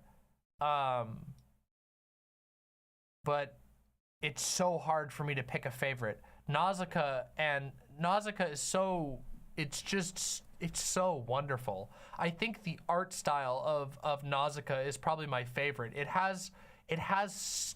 There's just love in every single frame of that movie. And also the aesthetic is just so on point. But Howl's Moving Castle is like, Howl's Moving Castle has layers to the story. There's so much going on in Howl's Moving Castle about identity and how you build relationships with others, and how you live with yourself, and people who can and people who can't, and it's so fucking good.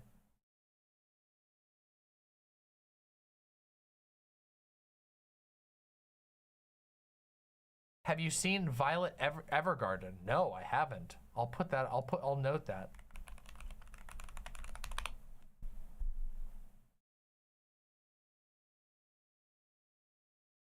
Mother Meerset says, I know it's more, first of all, thank you very much for the $5 super chat. It says, I know this is more of a slice of life, but have you seen Wandering Sun? It's a very queer anime that, in my opinion, portrays the struggle of queer youth very well. I haven't.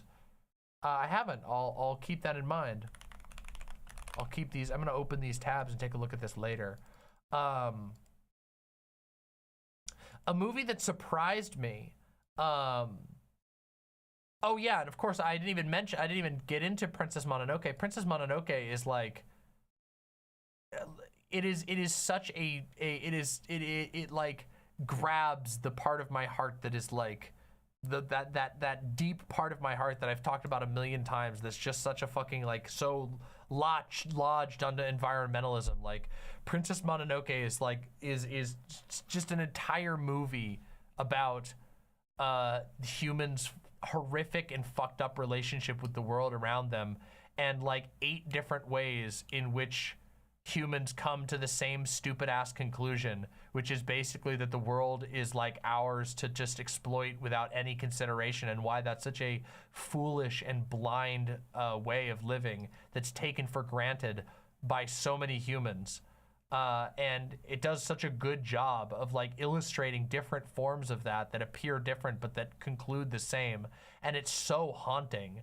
Like, oh god, there's that scene in one of the most like disturbing and fucked up scenes in Princess Mononoke is the part with the special agents when they are dressed as pigs. The little pigs come in and they're like moving all wrong. It's so messed up. Yeah, the whole boar section. It humanizes animals. It does the opposite. It dehumanizes humans. Wait, yeah, dehumanizes humans, and not in the way that like humans are bad. It forces the characters are forced to leave the structure of humanity and confront their own animalness, which is something that is so awesome. Yeah, it portrays humans as animals that have basically lost their way.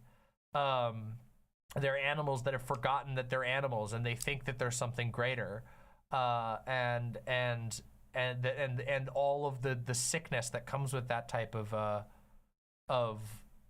thought. It's such an incredible movie. So that's why I have a hard time choosing the Ghibli ones. There's another movie that surprised me, which was, hold on a second.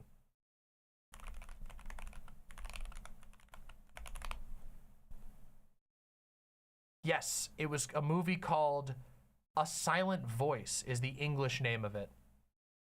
A Silent Voice. And that movie was surprising. That movie really, hit really hard. It's a It is a movie about, how do I don't want to spoil anything. A Silent Voice. A Silent Voice is a movie, it's about a, there's two main characters. One of them is a deaf girl, and the other one is this sort of like, he used to be kind of like a delinquent, like kind of school bully type. And their life their relationship after he was like a bully to the deaf girl, and they end up meeting again like in high school or something like that, and it's this whole, it's gut-wrenching. It's so the story is so simple, but it's about them and their friend group, and it's about him like basically learning how to be a person and not a fucking asshole, but he's also like clearly not like a lost it's such a good movie. I actually watched it with Silent like a year or two ago.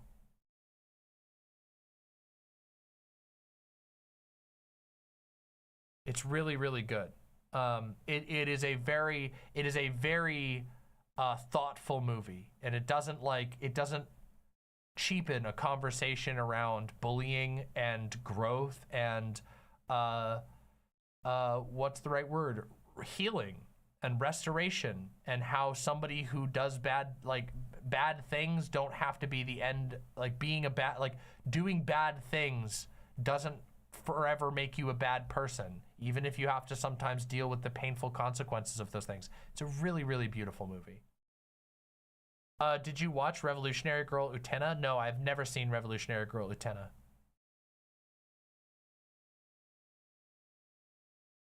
Yeah, Polymath, that's the one.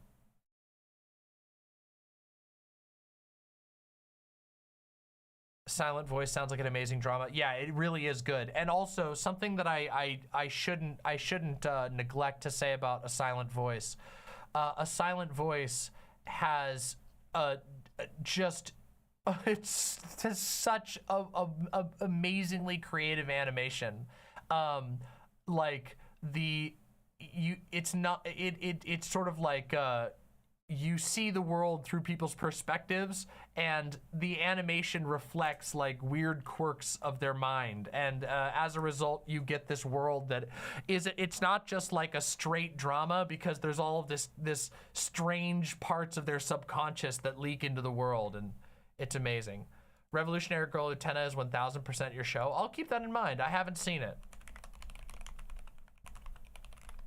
I just never have gotten around to it. Again, I haven't seen everything. There's so much stuff out there. There's so much stuff out there that I haven't seen. My next on my list of anime and manga is Berserk.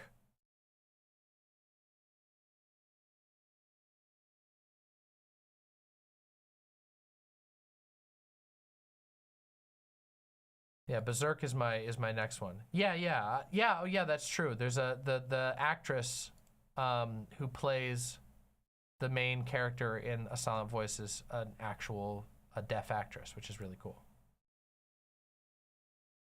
Yeah, Berserk I'm very excited for. I know so much about Berserk, but I've never actually sat down and read through the entire series.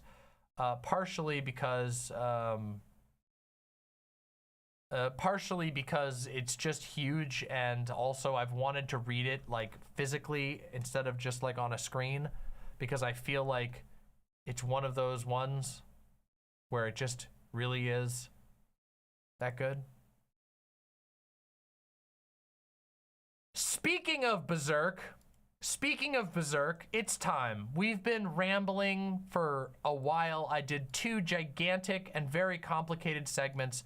I think it's time we play some goddamn video games. And if you are here and you've never watched a Demon Mama gaming segment, I encourage you to stick around, because everyone who's been watching them, which is actually quite a lot of people have been watching my Dark Souls playthrough, can tell you we've been having a goddamn legendary time. We've been having a blast. These gaming streams have been a cut above even my former gaming streams. So please stick around. Don't go anywhere. Give my gaming streams a chance. The more people who stick around for my gaming streams, the more likely I am to do them, and I'm really good at them. Even last time, so for just a summary of what happened in my last gaming stream, I got the first hard stuck on an enemy that has happened. Now, Dark Souls is a game series that is famous for streamers raging out and getting stuck on a boss and having a hard time, and then chat mocking them, and then them hanging their head in shame and getting painfully and embarrassingly drunk afterwards. But I did not hang my head in shame or get painfully drunk afterwards. Instead, I overcame, despite actually I did indeed rage. And that was on a unexpected boss. Nobody expected, nobody, especially myself, expected to get stuck on Dark Sun Gwendolyn. Dark Sun Gwendolyn. That twink obliterated me. What the fuck? And the reason, of course, was because I discovered that my controller has a very tiny dead spot. Now, after further troubleshooting and a very helpful comment from a commenter, I believe it's actually an incredibly tiny dead spot that is interacting poorly with Dark Souls' controller scheme, which is very interesting, but I'll spare you the technicals. I don't believe it should be an issue. It might become an issue on a very specific gimmick boss later in the game, but in short, I had a very hard time with this boss, and it actually made me rage really, really hard. Everybody was making fun of me, but because my soul is made of the hardest diamonds, because my soul has been so powerfully forged through my life experiences, I was able to persevere. And now we are moving on. It's not just the controller's fault, but it kind of is, okay?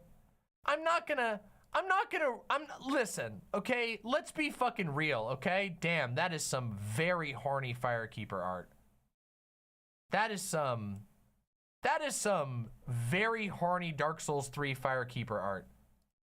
Holy moly. They really went there.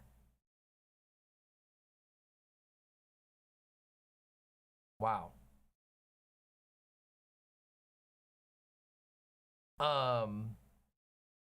The controller, okay? Listen, there's two things. I'm gonna rant just a little bit, okay?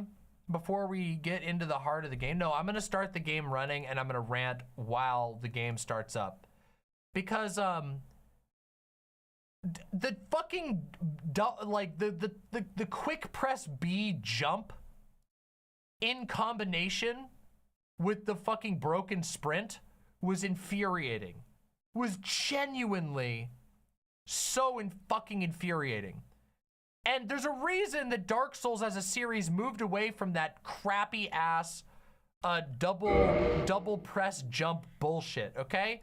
They don't do that anymore because it fucking sucks, okay? Especially if you're having any other controller issue, because not only do you have to be careful to not just focus on the fight, but carefully make sure that you don't double press not even double press, that you don't just press it too quickly because it's also the run button. You can change it back in the options? What do you mean you can change it back in the options? What do you fucking mean you can change it back in the options? No, you can't. I'd have to go into some fucking bullshit to do that. There's no option for the jump. Where? Yeah, there's none. There is no fucking option.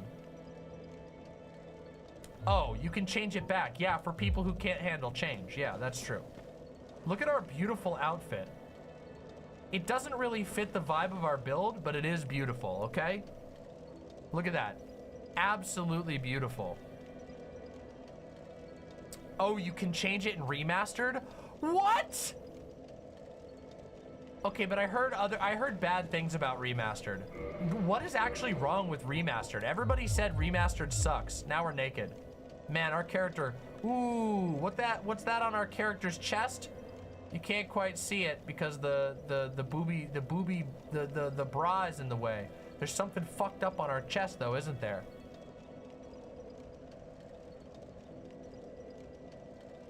The boobies are in the way. All right. So what do we have? Okay, so our outfit, of course, we had the brass helm, then we have the leather, then we have the red, because the red is sick as shit, then we have the leather boots. And then we've got our sick ass build going here. Honestly, I kind of think I want to put the knight helm on. The knight helm, it's lacking, the elite knight helm is not as fancy, but it goes well with the sword. And it's threatening. It has a threatening aura that I like.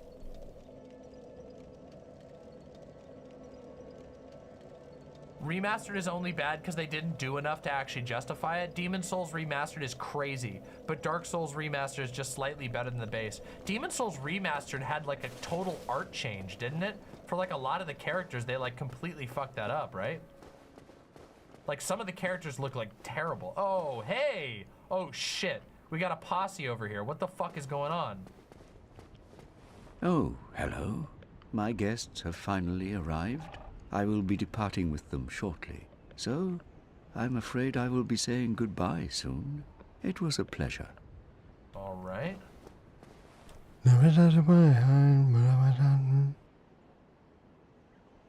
Huh?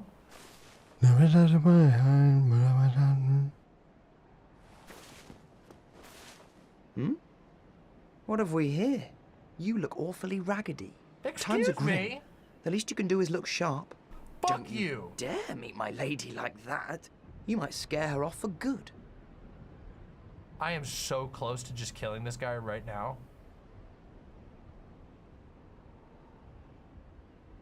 Oh, you again. What business have you? I don't suppose we can help, though. We accompany my lady on her righteous mission. Ah, my It lady. is quite a chore, but Tip. I'm stuck with her. And Nico, too. I can't very well abandon them now. Oh, it's you. We're to leave momentarily. The catacombs aren't exactly my idea of a good time, but what can one do? I do hope we meet again. Reria Nox. I'm gonna talk to her. You are undead as well. Then we've no time to fraternize. I have my mission and you no doubt have yours. We must not let this curse overcome us. Did I not explain the urgency of our tasks? You're sitting Who in a are dirty you hallway. so uncouth as to lack such judgment? By the looks of you, Do I need to be should think human? not. Do I need to kindle? Is that why? Will she not talk to me because I'm undead? Is that literally it?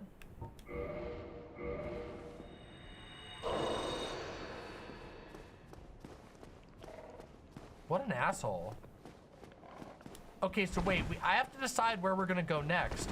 We should probably go do the sewers, right? Because we can warp now. So I should probably go do Gaping Dragon and all that stuff. No, that's in Old Londo, which is where we do have to do that. If we want to actually be able to get the goods, we need to progress the game, we have to go down to and defeat, we have to go into the old city. Old Londo. We are gaping what? The Gaping Dragon. Let's see if she'll talk to me now. Did I not explain? Oh, fuck Well, you. by the Really? looks of- Alright. We don't have what we need. Wait, Chariot, do I have everything I need to go to do the, to take the crow back and go to the, Chariot, you probably know. Do I have all the keys I need to do the Undead Asylum? Is New Londo actually Old Londo? Wait, I might be getting them mixed up. You might be thinking of New Londo. Wait, I might be thinking of New Londo and kept calling it Old Londo. because in Dark Souls 3 they call it Old Londor. New Londo becomes Old Londor, right? It's just the one that's on the roof. Oh, okay. Anor Londo is the city of the gods. New Londo is the city where all the fucking humans go who aren't allowed to live up there with the gods.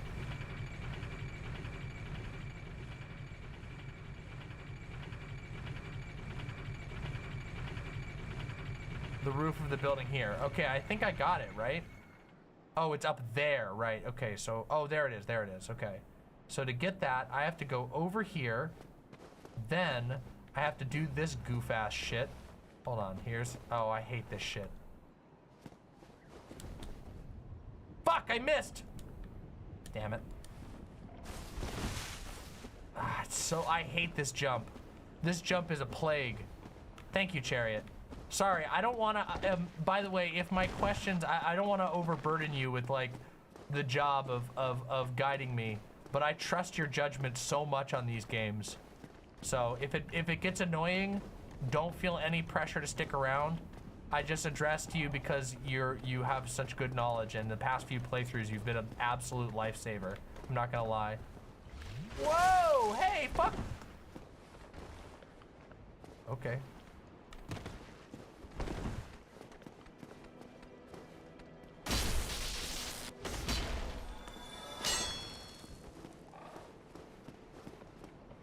Okay. Do a light roll, you don't even need to jump? Is that true? You can really just get away with a light roll? Oh. Now's a good time to do Stray Demon? Yeah, that's what I figured. We have really good gear, so we should be able to handle his ass.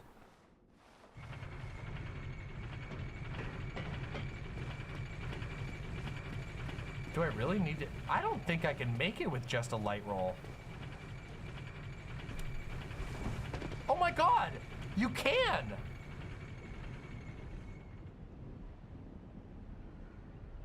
Wow! You were right! I didn't believe you, but I should have. I didn't even know that was possible. That's so cool. Okay, hold on. We gotta be careful here, because I don't want to fall off. But I gotta find... Okay, hold on. So here, you do have to jump.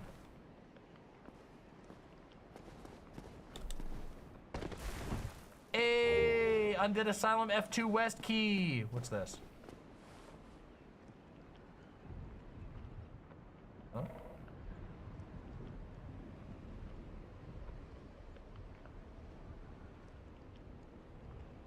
That's so weird. Why is it shining? Why is there light shining out? Go in the hole? No! God damn it. I shouldn't have listened. It didn't do anything. This is a fucking goof. This is why you don't rely on chat. You have to go, wait a minute, I know where this fucking shit is. I mean, okay, jumping in weird holes does sometimes pay off, okay? It does. Not always, but it does sometimes. It does sometimes.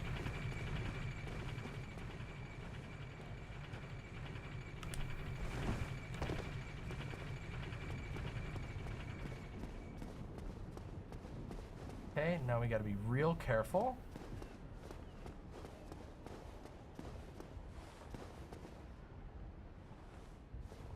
Hey! What's this? Eggs? Oh yeah, it's dinner time. Shh. I'm an egg. I'm an egg. I'm an egg. This is one of those things in Dark Souls that legitimately, I don't know how they would ever expect you to find this out.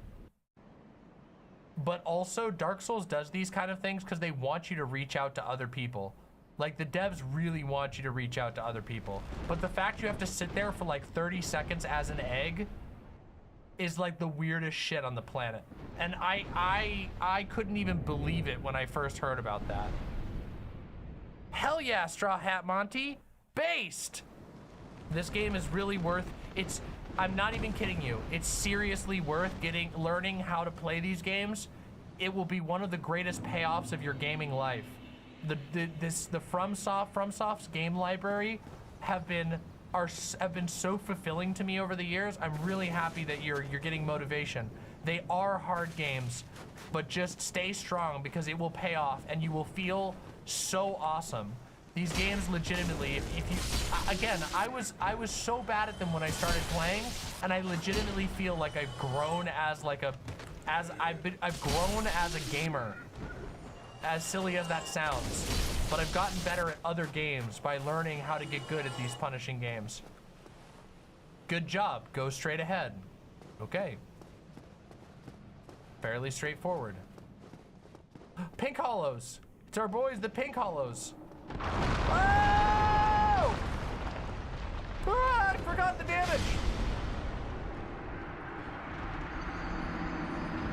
I forgot they actually hit you with the falling damage. Ouch. Ouch.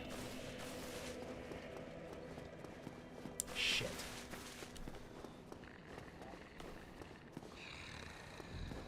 Yeah, keep snoozing, you asshole.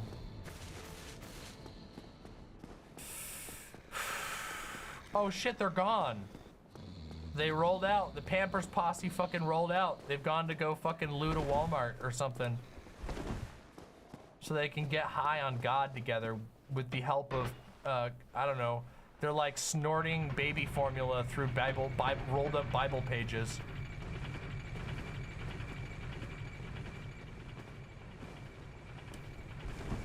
Woo-hoo-hoo. Let's do it. Let's do it.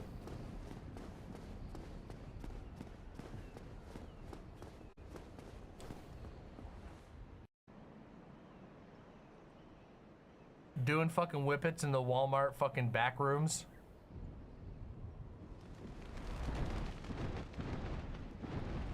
One thing that was really, really, really funny was when one of my first jobs was working at a Kmart, okay? And that was one of the most scuffed jobs I've ever had in so many ways. It was definitely a good job, a good first job for me to have because it made me realize just how little of a shit anyone gives in any job. Because let me tell you, like literally everything that you can imagine going wrong at that job was there. But the thing I wanted to talk about was there was a squirrel that lived in our warehouse. And it was so, oh my God. Okay, so there was a squirrel that lived in the warehouse, and also one part of the warehouse was just completely devoted to like literally walls. I'm talking like floor to ceiling walls of SpongeBob Monopoly, because for some reason the management way overestimated how popular SpongeBob Monopoly was gonna be. And then they sat on the shelves for so long that they had to eventually move them to make room for other product. So these like SpongeBob Monopolies just got pushed into the back area permanently to the degree that like they literally were not worth anything anymore, because the like retail stores, they have this thing where like items decrease in value over time, and like your little scanner can calculate that, and you could literally scan the SpongeBobs and it would say that like their price was like $1, which you're supposed to like management is supposed to try and like sell those things to employees at a discounted rate using the employee discount way more than what the actual price is. You're not actually supposed to sell it for like the like price that the scanner shows you. And I don't even think employees are supposed to be able to see that, but it's really funny because there was just walls of SpongeBob stuff. So like, just imagine being that squirrel, the squirrel that lives in the back rooms, and like one part of your house is just, yes, this is the labyrinth of SpongeBob's, because it's just SpongeBob's face. The Monopoly SpongeBob box is just SpongeBob's face with Monopoly over it. Yeah, it's like, Yeah, but I mean, I don't know if I don't feel like Sandy would be foolish enough to live in that. Like, Sandy had like a nice house. Sandy lived in the tree dome, which is sensible. Anyway, let's do this.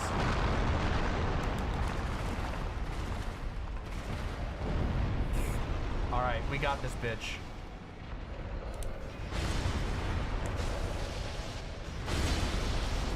Damn, our damage is good.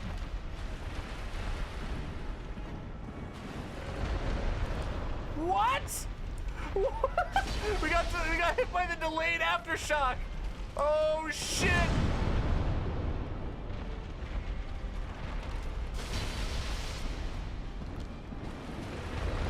This game is some goof ass shit. I love it. I love Dark Souls 1 so much. Ow.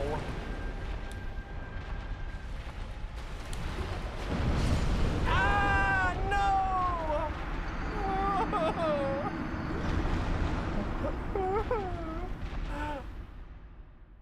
I forgot that he has a forward cone. It's okay, we'll get him this time. This guy's not too bad. Hey, wait, who's this? Oh, yeah. Well, I see you made it out. Yeah. We should buy a pyromancy thing. I have my pyromancy of the Great Swamp, so I can use humanity with a bit of care. Oh, yeah. I love this guy. I can share the spells with you. Being that I'm a sick-ass pyromancer and shit, you know, I'll be using pleased the to help pyromancy you. of the Great Shop, Great Swamp, you know. You find the magics unsavory? Oh, really? But I'm on the fringe. Yeah, I know. I only wish that... Oh, wait, no, wait, no! I forgot he wants me to say no! Oh, hello there. I'm pleased to... Oh, and I'll be pleased to assist... Yeah, wonderful. I'm sure that there'll be of some use, some assistance. Here, first take this. Yeah. A flame from the Great Swamp. Now you're a fully fledged pyromancer. Well, let's get started right now. Fucking, let's get lit, man. Your first fucking handpipe, bro. Now pack that shit full of grass and light up. Just as our ancestors, a pyromancer must be in tune with nature herself. My home, the Great Swamp, is an abundant store of nature. You will understand one day. It only takes time. I forgot how funny this guy is. I forgot what the requirements are. Is it oh, yeah, they don't have anything. They scale off. That's right, pyromancy scale off the hand itself. We should definitely actually take some time to level our pyromancy, because pyromancy would be very helpful in niche cases. We don't have any souls to crack, unfortunately. We gotta work our way up there. We spent them all on the fancy outfit we're not gonna wear. We bought our boy Gwendolyn's clothes off the black market, so we don't got any money.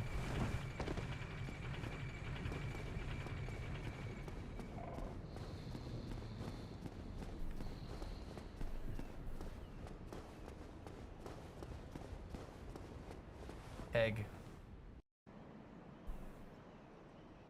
All right. Here we go. All right, I want to beat him this time. I gotta be careful. I gotta get real. We gotta get serious.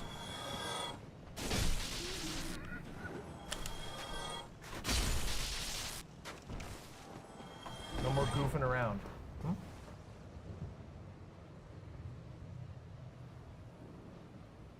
Sounds like somebody was at the door. Oh, I think it might be the Roomba. Oh yeah, we got gifted a that's mean to say it's a knockoff. We got gifted a off-brand. No, that's rude to say too. It's not really off-brand. It's just an alt-brand Roomba. It's like a Roomba but different. We really like it actually.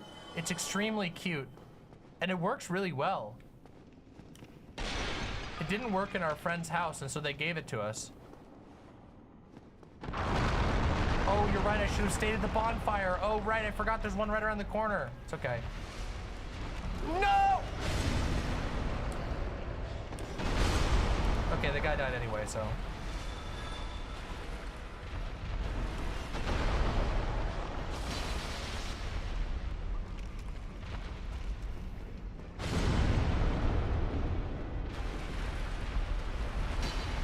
Really?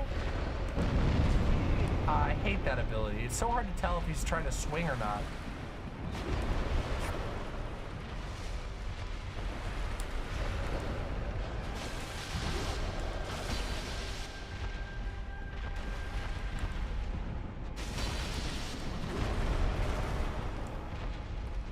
Oops.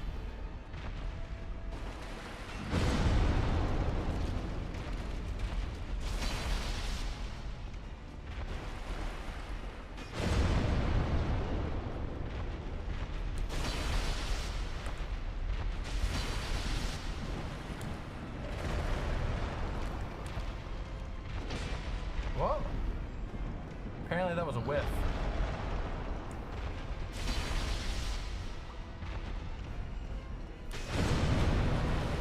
Ow.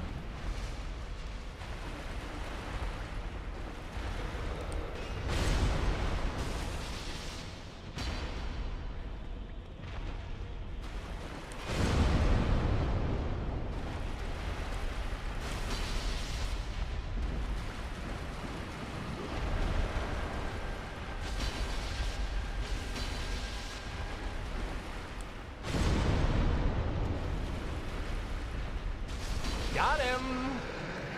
I got him! See, that wasn't too bad. I flubbed up the first time. Titanite slab! Oh, yes! Fucking yes! Titanite slab! I love the Titanite slab! What a beautiful fucking gift!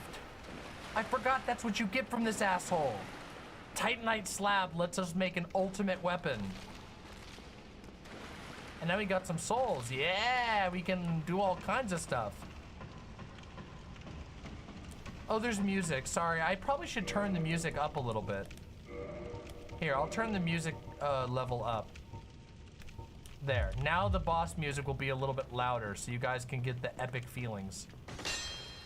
So you can get epic music. Oh, shit. Hey, look who's here. Oh, hey, look who's here. Hey, you look familiar, bro. Hey, you weren't here before. And you aren't here anymore. What'd I get? Oh, shit, I didn't mean to click through that. What did I get? No, what was it? What did I get? I don't know what I picked up.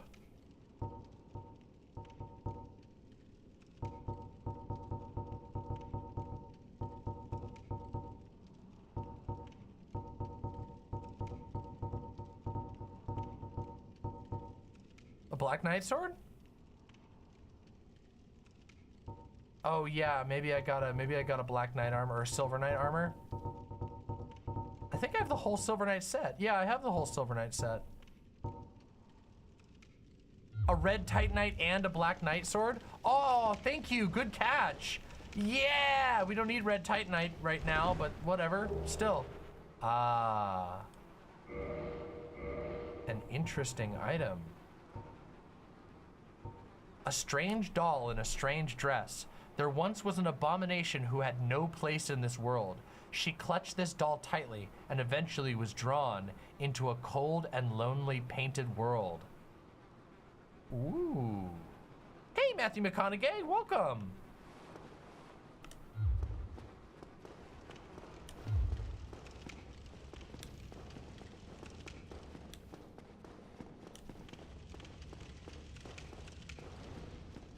An abomination.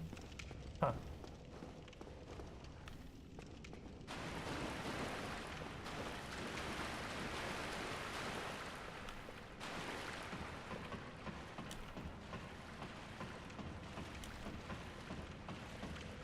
Okay.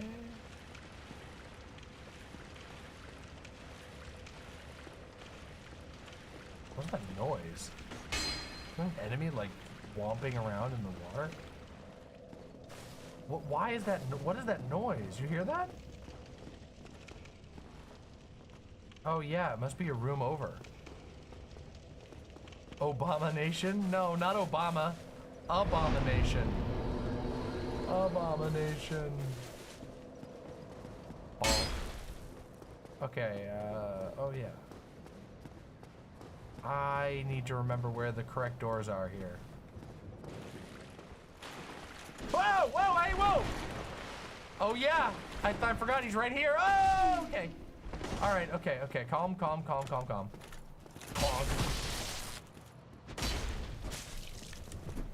Okay, all right. Okay, that was underwhelming. He said he was going hollow. Oh. Oh. Remember him? He helped us. And then he went hollow. What a nice man. I miss Oscar. Such simpler times. Wait, hold on. Trying to remember where the door is. There's like a secret door that we need to use the key on. Oh, I think it's up. Oh, I think it's up at the top.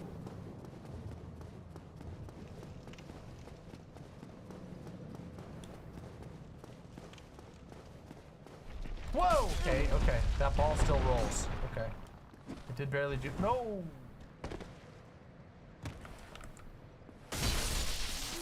I didn't know they still pushed the ball down the second time. I got by it. I forgot about. Well, I bungled the execution the first time, which is a bit embarrassing. I forgot that the ball's still here the second time you come back. This time I legitimately just forgot. The first time I just messed it up. I messed up the dodge, but.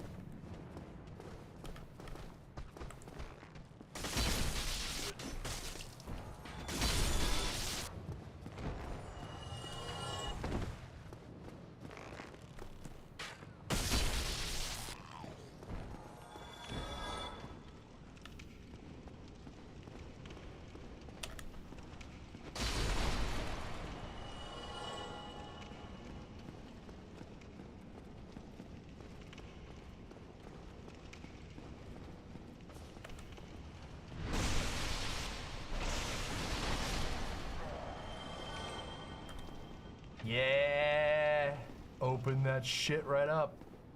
Let's do it. New zone, new zone.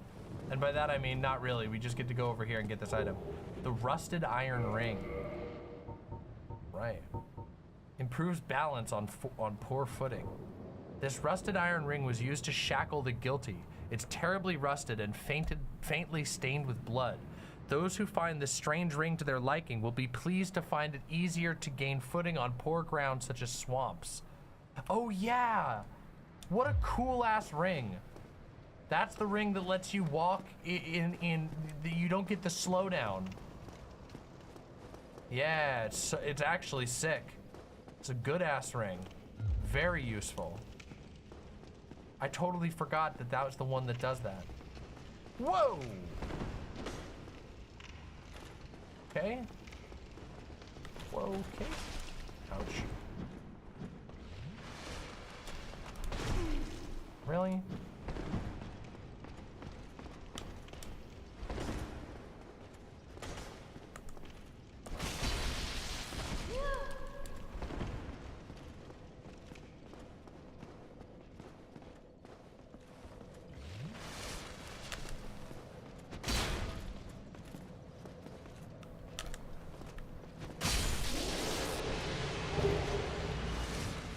Black Knight shield and a red Titanite chunk. Beautiful.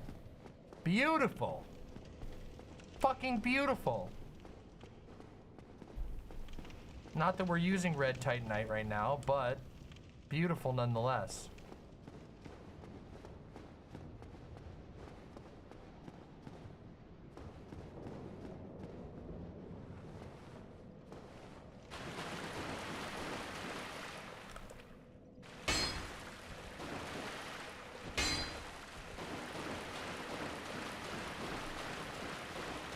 Well, this has been productive. Returning here to the Undead Asylum has been a good call.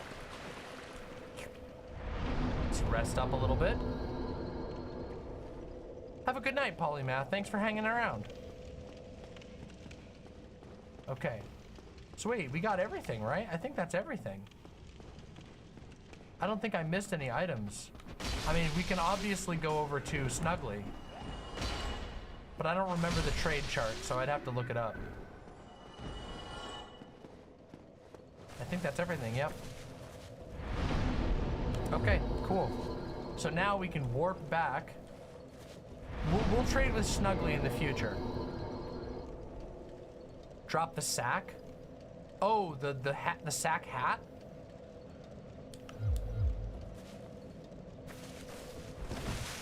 So we drop the sack and then you rest at a bonfire and exit the game and then you go back, right?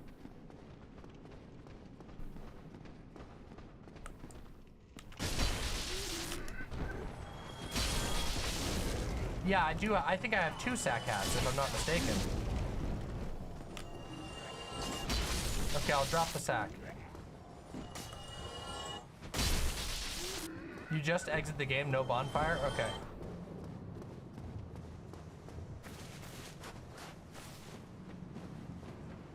Okay, careful, careful, no goofing. Goofing. Alright, item.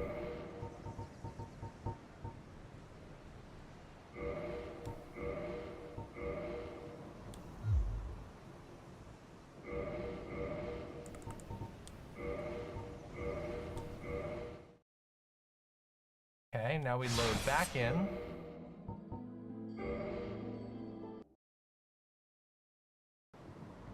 Oh. You! Give me warm. Give me soft. Oh! The Demon Great Hammer! Oh, sick! Thank you! Oh, that's so sick! I didn't know that was for the sack. Boom, boom, boom, boom, boom, boom, boom, boom.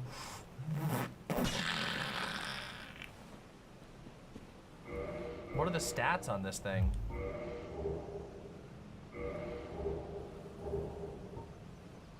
"46 strength? Holy shit! Oh my god, that's deranged. Damn, that's off the rails.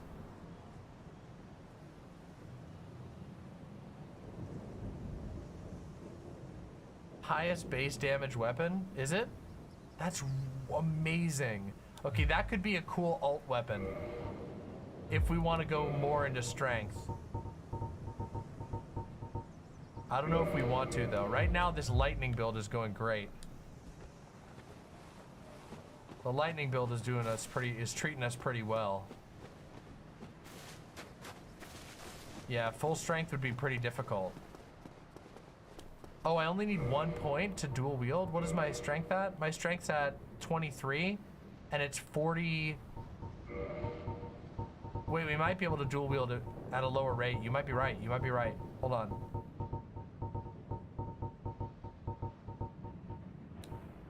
It's 46, which means, yeah, oh wait. Oh yeah, we only need 1 more. You're right.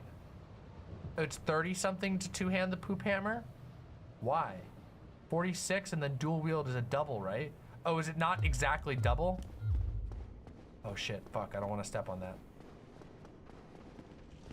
It's okay, we could still go up to there. That wouldn't hurt us. I mean, we're not going to get any extra scaling on our primary weapon, but it would be fun to be able to have an off weapon. 1.5.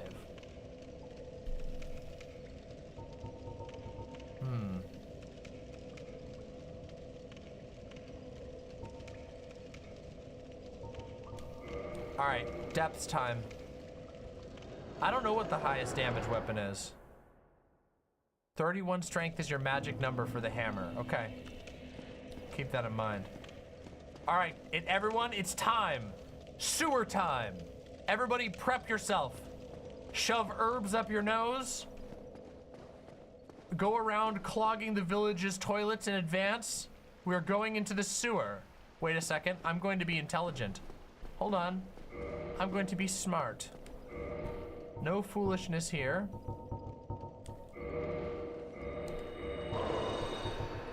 Not this time.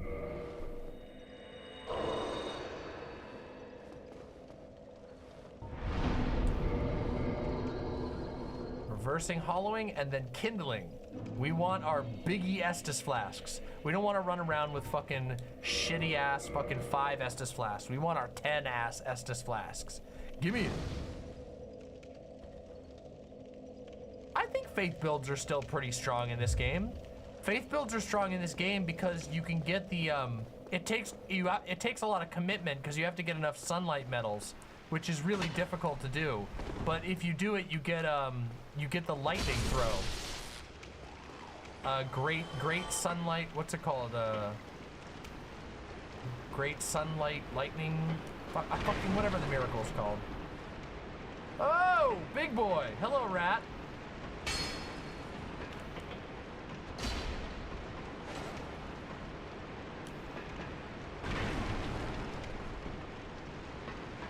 Okay, so we could jump down there and fight the rat right away, which would be kind of funny, I guess. Hey, got him. Poked. Oh. Oh, never mind. This is the shortcut. Okay, so we did get to hurt him though, which is kind of funny. Lightning spear. Yeah, great lightning spear. Okay, being real though, I feel like going into a medieval sewer might just be the worst experience, one of the worst experiences I can imagine. I can't even imagine how bad that must be. Remember that time when we were reading about, like, when we were watching that conspiracy video about poop lanterns, and we looked up, like, actual facts about London and how stinky London was? And then we learned that, like, there was a point in London's history where it smelled so bad. Hey, a little dude. Oh, bye. Fine. Your character would already have cholera? Well, we wouldn't have a sense of smell because our nose basically falls off, but we're human right now, so I don't know.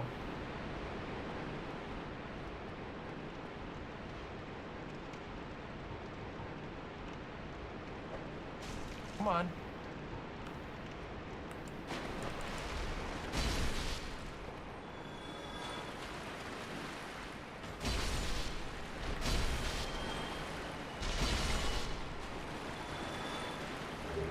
Sewer chamber key.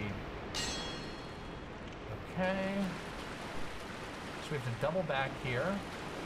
Ah, this gets so messy. Okay. Oh yeah, there's a lot of ways to fall down in this area. We need to be really careful.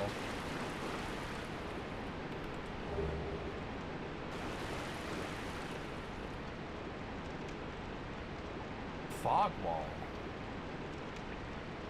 Fog wall.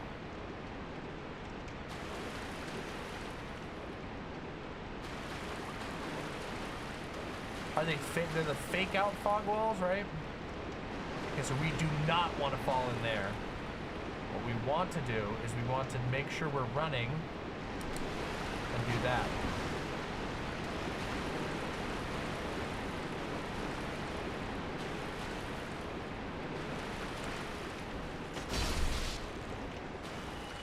Big rats. Oh yeah, this asshole.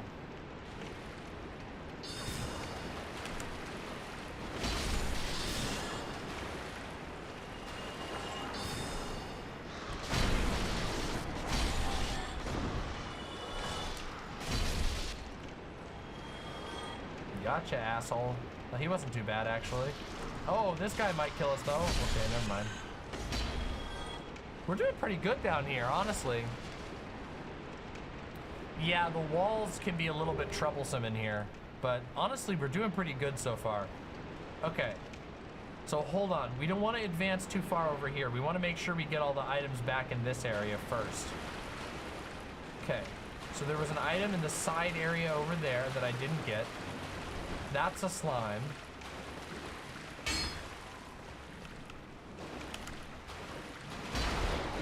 These things are weak to lightning, which is poggers. There's another stupid shitty hole. Good to be very careful about this. There we go. There we go. There's that item.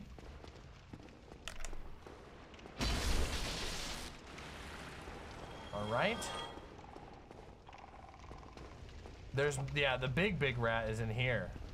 Now that's the big rat that makes all the rules. Look at how fast this bastard goes. But really, I'm the big rat that makes all the rules. He didn't even get me once. Who makes the rules now, asshole? Me. Me. I'm the rat. I'm the rat and I fear nobody. Especially other big rats.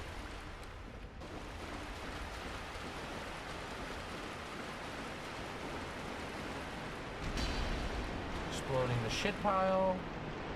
Okay. Now we don't want to go down there yet. We'll come back to this in a second, if I remember correctly. Because once we go down there,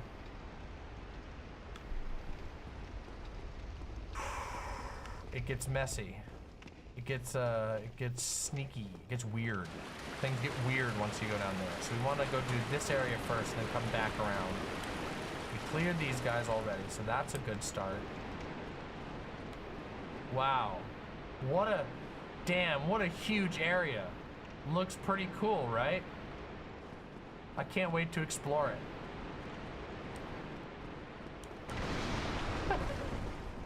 I wanted to break them.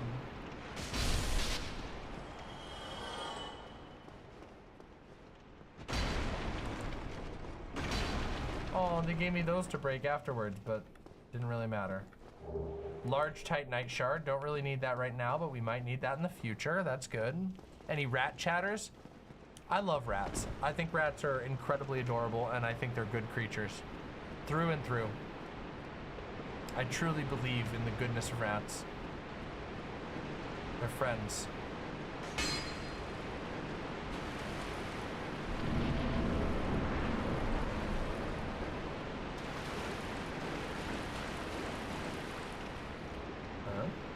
Dead guy. Oh, right. Wait, this was where we were before. Okay. Okay. So we've now looped all the way back around. Okay. So now we can go slide down the thing. Now we can go.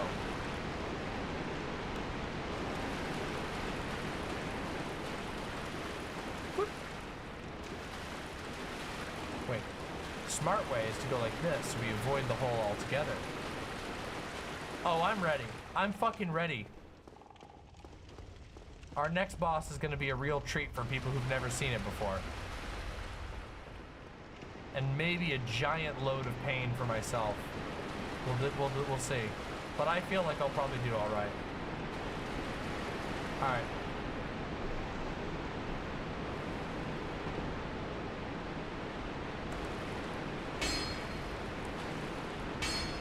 Oh, I will. Don't you worry about that. I will definitely be grabbing that. Giant, disgusting meat pile. Hey, we've seen you before. Huh?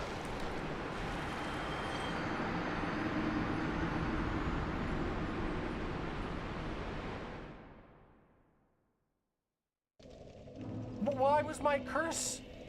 Why was my curse resistance so low?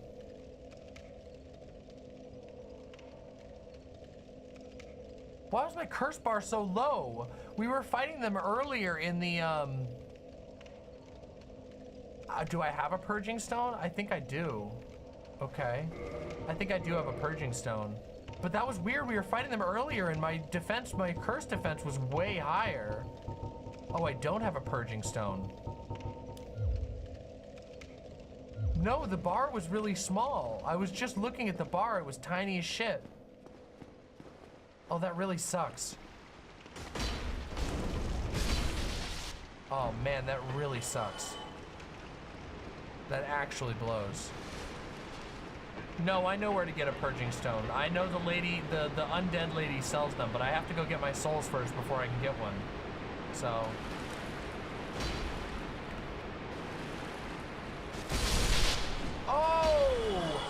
a fucking quintuple kill.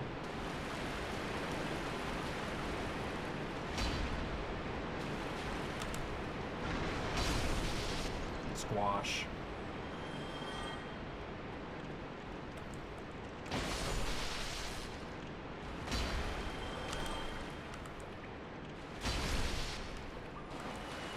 Squash. Squash. Yeah, this is the warm-up for Demon Souls. For those who don't know, in Demon Souls, when you die, this is their regular state. When you die, you lose half your health bar. It's brutal. Demon Souls is a brutally cruel game.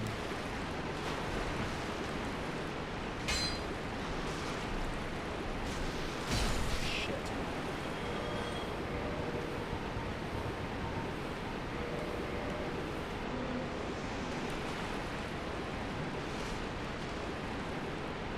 Didn't with the ones near Blighttown. You could be right. Maybe it was that. Maybe that was the problem. But I swear we were fighting those guys a lot, and I took some curse damage. Maybe I have an item that's lowering my curse defense or something, or maybe these guys in the sewers just do more. Maybe that. I mean, that's a possibility, right? Maybe they just do more curse damage. But I mean, it looked like my curse bar was shrunken. Well, what set was I wearing before? I feel like I was wearing something similar.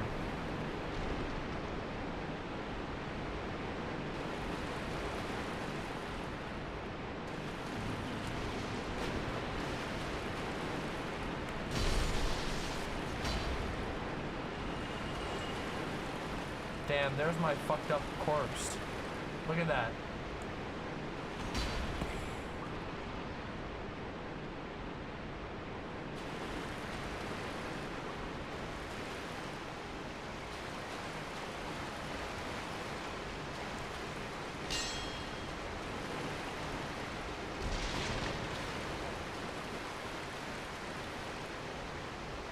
Yeah, curse is fucked up.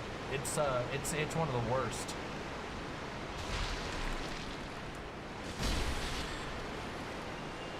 It still hits hard in Dark Souls 3, but not as hard as in this game. This game is pretty mean. They're not really messing around. Curse is a serious fucking business. Do I have the Curse Bite ring? I don't think I do at the moment. Oh, I might actually. Ooh, that might not be a bad idea. Oh, I might actually have it. Hold on. No, I don't. I don't have it yet.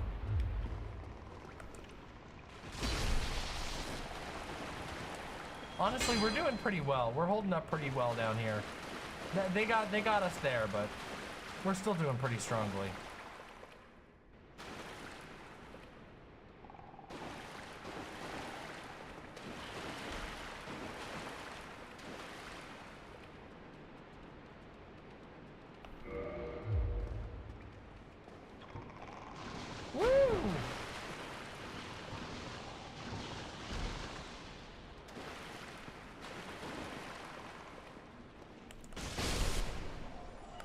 Whoa! Ah!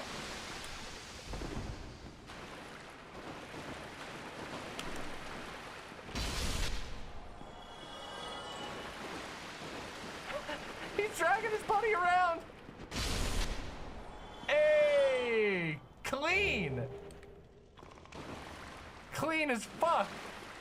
Didn't even take a pip of damage. Didn't even take a pip of curse that time. Listen, see, you guys, I'm better at this game than anybody gives me credit, especially myself. Look, I'm really good at this game. Look at that shit. That was fucking clean as shit. We have 2 Eyes of Death, but I don't remember what they do. Lure phantoms from other worlds. Oh, right.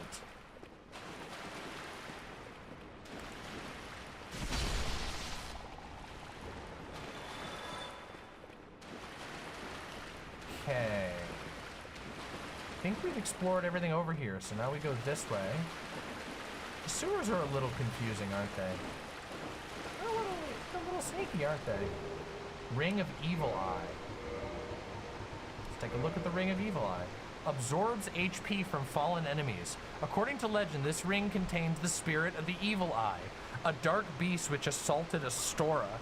The strength of the Evil Eye does not waver, and HP is absorbed from fallen enemies. That's pretty good. But I like our setup. And we're managing our health very well by pure skill. So I don't know that we need it right now. Okay, so I missed a turn here somewhere. I missed something. Where did I not go?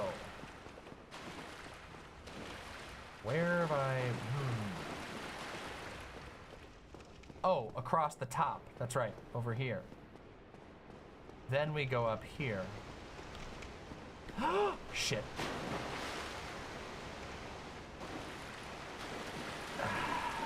I knew one of them was gonna get me eventually. I remembered it the moment that I stepped in the hole. I was like, God damn it, that fucking hole is here. I like that they carry this little trick over here with these stupid little holes over to Dark Souls 3, but it's in a totally different area and in a different way. Wait, okay, so now what? Wait, so now what? Is there an invisible wall I'm missing?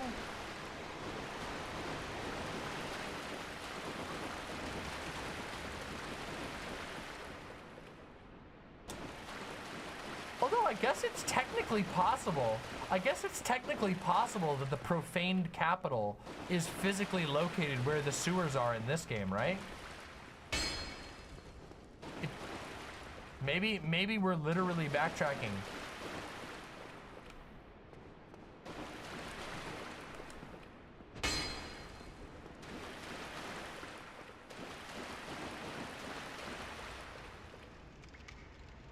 The propane capital, yeah. Listen, not far off. That profane flame sure does burn clean.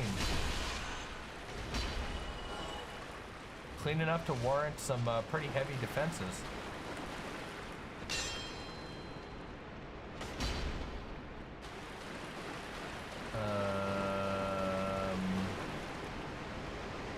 Okay. So what am I missing? Oh, hey. Where did these rats even come from? Did I just miss them my first time through? Oh, it's broken now. No, wait. Oh, it's this way that we gotta go. Okay, we didn't go this way. That's right, that's right.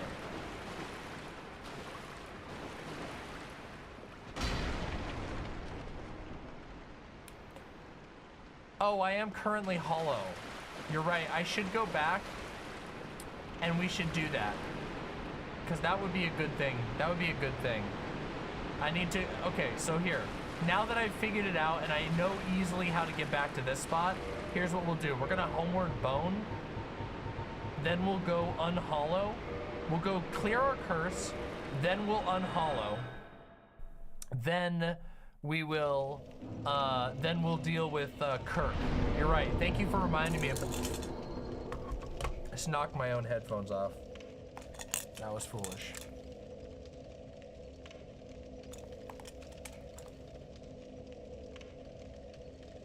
It's okay, I caught them, so.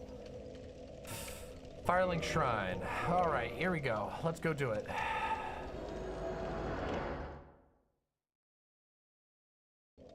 You have higher resistance if you're human. I thought it was lower resistance. Oh, that was why. It's because you have lower resistance to curse when you're human. And when we were doing it before, we were undead. Undead are more resistant to curse. Right? I'm pretty sure it's that way, that it's undead have actually higher resistance. That's probably why our bar was so low, because we were human, and humans are weak to curse.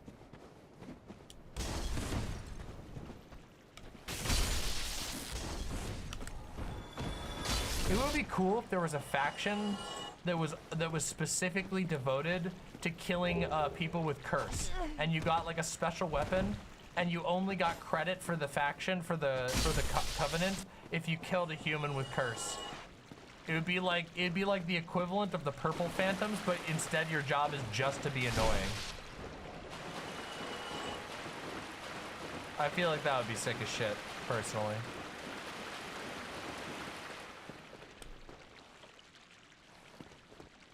Whoops.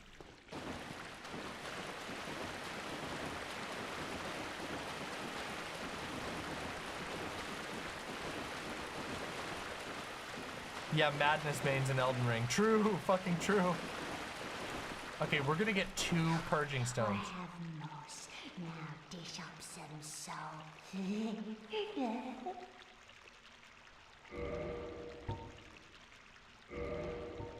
We're getting 2 of those.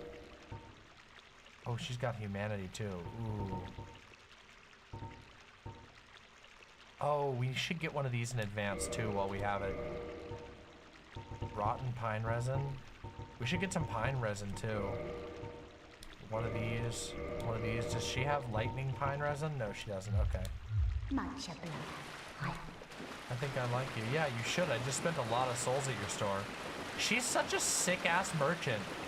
Some of the best items in the game right here. Sewer merchant. Fucking goated.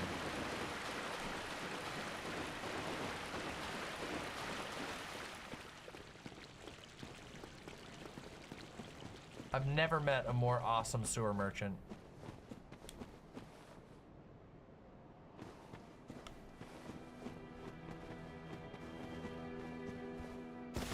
Whoops, that would have been a disaster.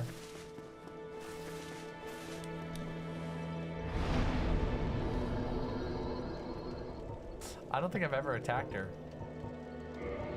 Okay, let's put a level in.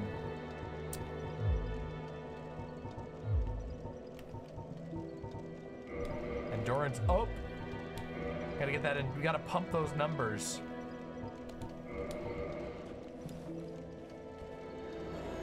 Yo, this fucking witch smoking the purple moss. It's worth doing at the end of the run? Yeah, maybe.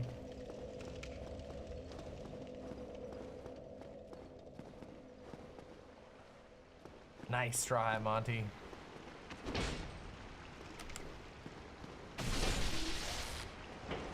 Crouch. Okay, so.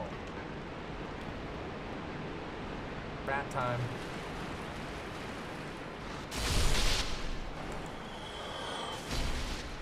Oh, we forgot to use the purging stone.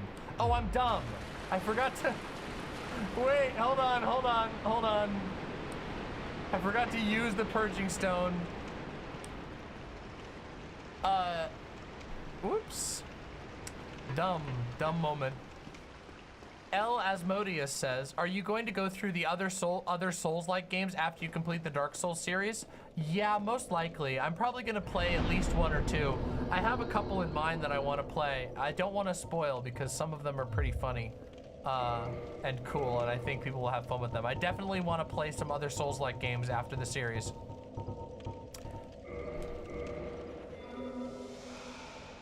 Rats are difficult. Rats are kind of annoying. Well, that was loud. Fucking weird. Audio glitch. Okay. Now we kindle. No, we reverse hollowing, not kindle.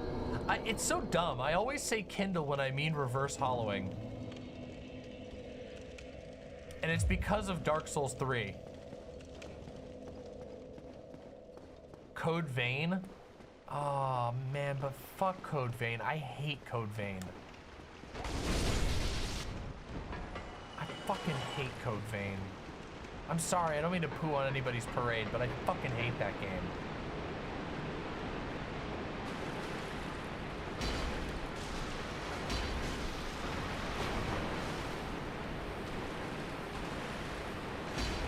What?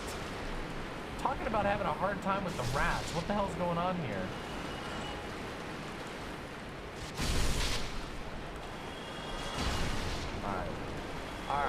All right.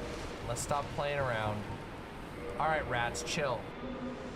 I love Code Vein. It innovated so many great mechanics that I think FromSoft could adopt. Maybe I should give it another try. I just the level design was, like, in my opinion, terrible. And I do think I did like that they let you do the class changing thing was really cool. Being able to have like like basically stat cards that you can level up independently so you can play as more things in a run.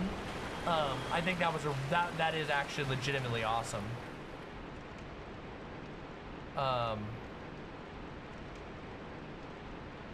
Yeah.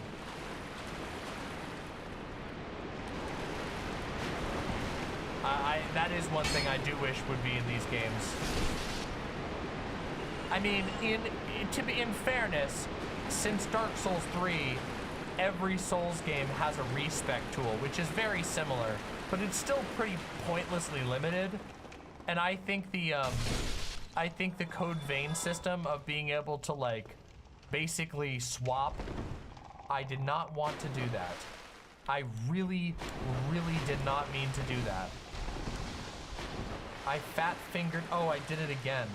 I fat fingered the dodge button. Oh man, this stinks. If I die down here, I'm gonna be so fucking pissed.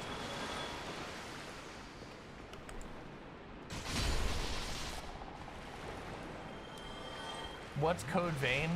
Code Vein is like it's like a heavily Souls inspired game. It's like an anime game. Oh, cool. I'll take a look at that in just a second, Schloop. Thank you so much.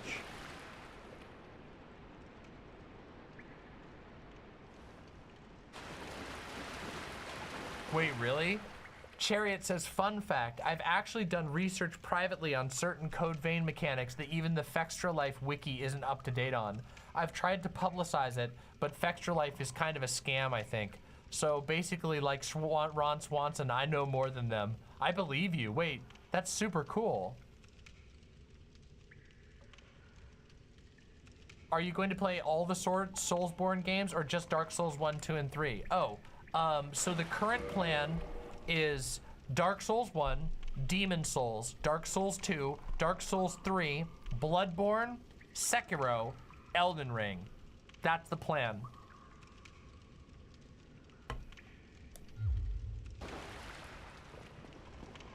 Which is gonna be pretty awesome, and I'm very excited to get through it. Have you guys noticed how many streams I've been doing lately, how regularly I've been streaming? Doing these gaming streams has been a big motivation tool. It makes me excited to stream. If you're looking for a really good Souls-like, you should look into Blasphemous. It's a 2D pixel Souls-like.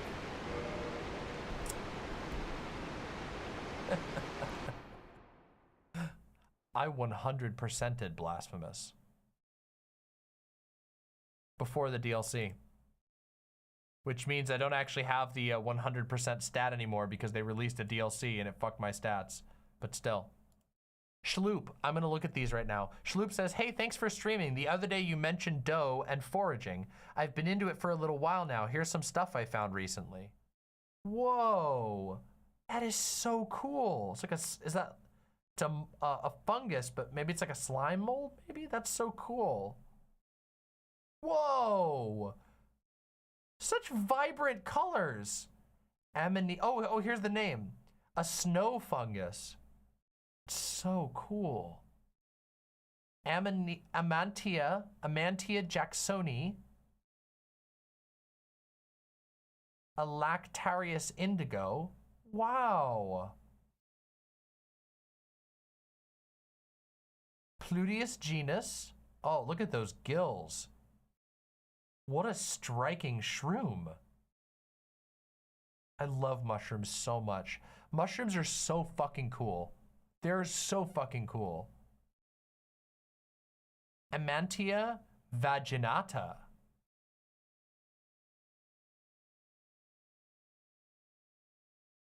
Bursting heart strawberries. Oh man, that's crazy. Damn, you found some really crazy looking stuff. Chanterelles. Hey, that's the good stuff right there.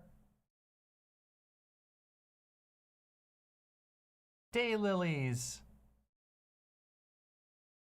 Devil's tooth mushroom. Oh, these are also sometimes, the ones with red are sometimes called bleeding tooth fungus. But this one looks like it's got like orange or clear. Dog vomit slime mold. Yep. Yep. Fairy ink cap. Wow. What a nice cluster. These are amazing. These photos are incredible. Thank you for sharing these. May apple fruit. I've never heard of one of those. Ooh, it looks gooey. It looks like a potato, but gooey on the inside. May apple plant. Whoa.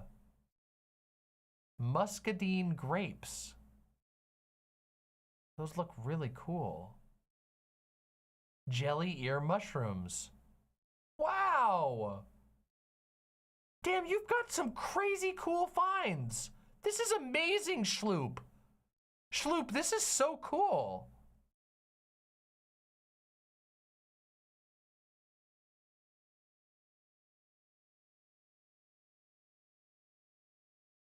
Pawpaw.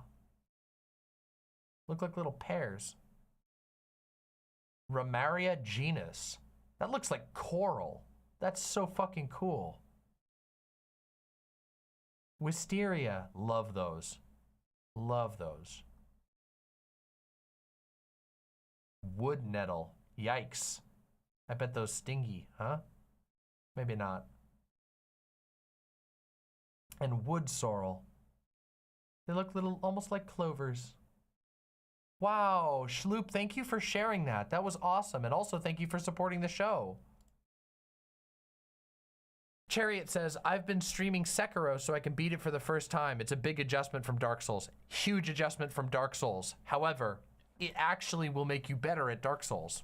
Sekiro is amazing, and I absolutely love Sekiro. Nerodia says, Demon Mama, I really like the format of 1 or 2 segments followed up by gaming. Me too.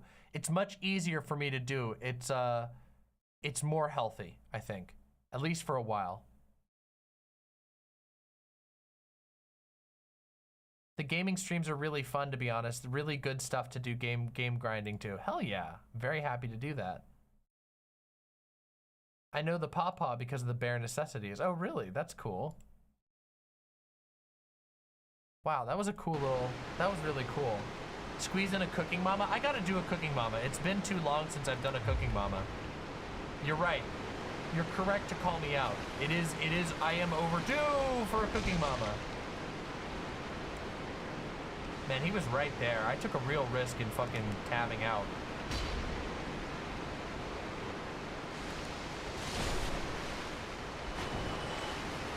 So where the fuck is this asshole?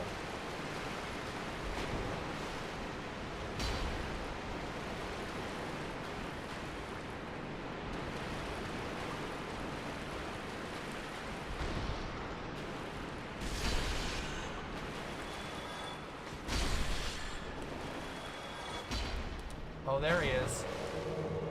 There he is. I say, where's this fucking asshole? You okay, man? Nope.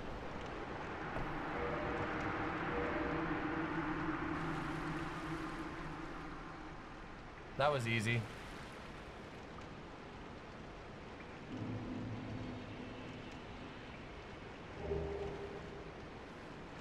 Remaining power of the Dark Spirit?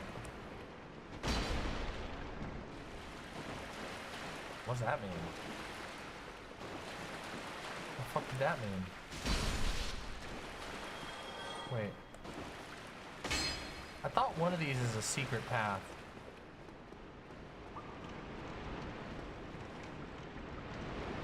Oh, okay, there's a slime right there. Sorry, it blended in with the shit pile. Sorry, the living shit pile blended in with the not living shit pile. Hey, green titanite, that's always helpful. Okay, now this is gonna be our shortcut, which we definitely want. We need to be careful, okay.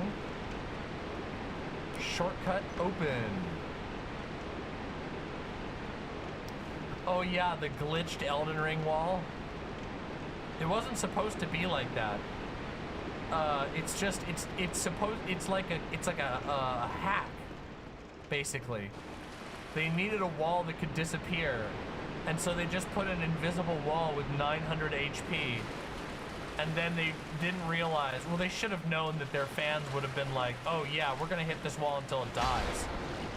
There used to be a spell that you could break all, I can't remember which spell it was, but it would break those walls because it would hit them like an infinite number of times. Which is kind of funny that they put a hack into the game and then they accidentally broke their own hack with one of their own spells that was shittily programmed. Okay, hold on a second here.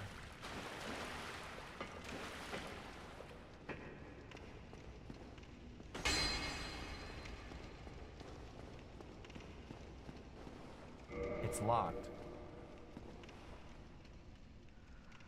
Do we have, oh, we have to come back around to this spot? Do we just not have the key yet? Fuck, did I miss something? No, I can't remember this part. My memory is failing me. Well, whatever. We'll either find the key or we won't.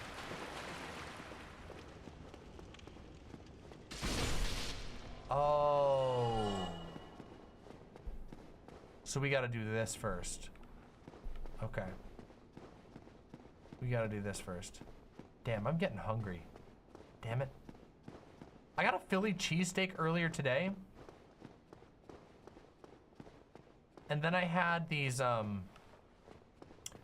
friend who's staying with us right now made these, they're like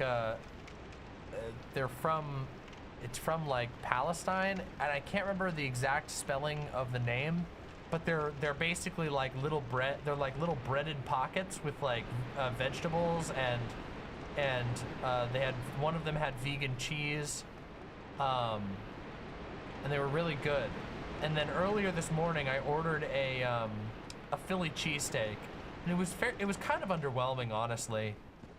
I've never tried it. I haven't tried any of the local like cheesesteak places, so I wanted to give them a try just to see if it was good, but honestly it was pretty underwhelming. It was basically just like on a shitty, like a really shitty hoagie roll. I was fairly underwhelmed. Oh yeah, our boy! Whoa, hey. Solaire time. Paner? No, it was like Fatia or something? Fatia? Something along those lines.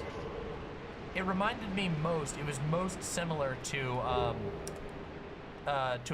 samosa, which is like an Indian thing. Have you ever been to a Wawa? Yeah, I've been to a Wawa. They're fine. They're a pretty decent gas station. Personally, I think that the best gas station like chain in America is Sheetz by far. And if you don't know what a Sheetz is, you're really missing out. I don't know why they're so good. They're just ridiculous. Sheetz are way too good for being a gas station. Oh, Casey's General Store is also good. Honorable mention to Casey's General Store, because they actually make really good pizza for a gas station pizza. There's basically no gas station pizza as good as a Casey's, but every Sheetz has like this mini restaurant inside, and like they actually keep like they have employees that are, their job is the restaurant and not just being like a cashier at the Sheetz. And as a result, you can, like, Sheetz are open 24/7, which means you can, it's not great food. It's like, it's a cut above gas station food, but it's all like good fried stuff. So like, it's cool though that there's like a 24-hour gas station that has a huge selection of drinks and snacks. And when I say they have a huge selection, I mean they're better than anybody. Their selection of snacks is better than any gas station chain in America. It's like insane how much variety of stuff they have. And then you can also get like decent fried food 24/7. Yeah.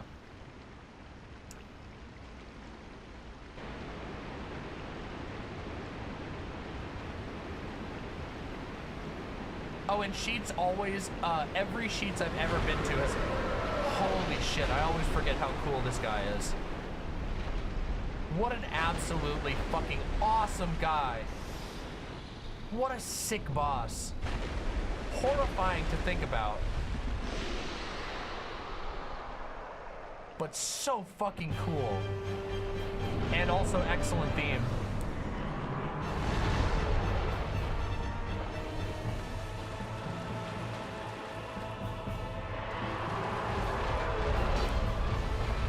Oh my god, Solaire, dude. What are you doing, dude? Oh man, getting this guy's tail is such a bitch.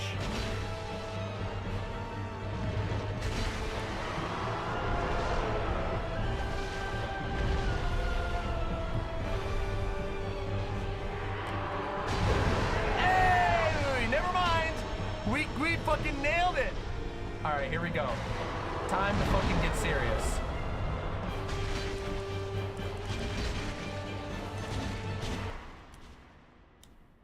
No!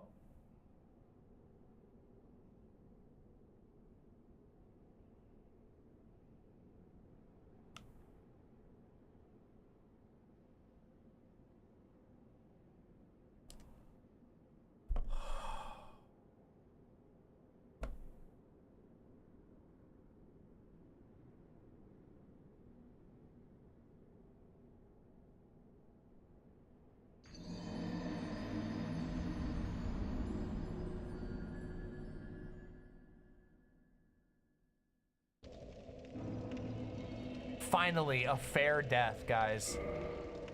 I just need to get good. I just need to get good.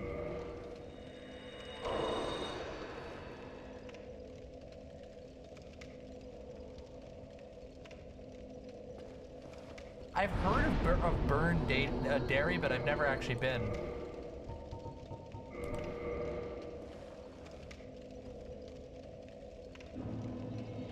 What a fucking bullshit. Wait, really, Vixen? Congratulations, Vixen. That's huge. Well done. Wow, that's fucking awesome. Well done. That's a big deal. That's hard. We do have the axe. Good point, Alora. Way to stay positive. You're right, we do have the axe.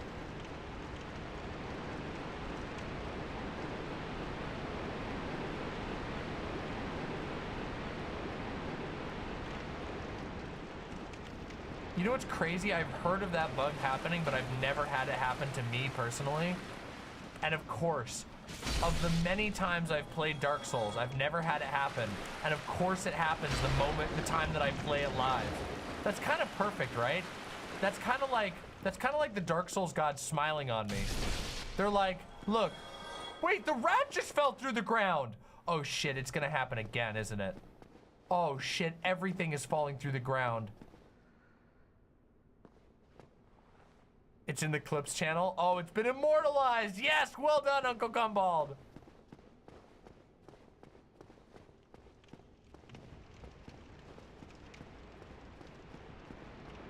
Damn it.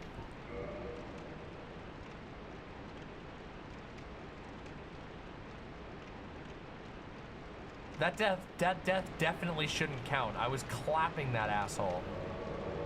So wait. So he will spawn with no tail because we got his tail, right? Or you can get the tail more than once?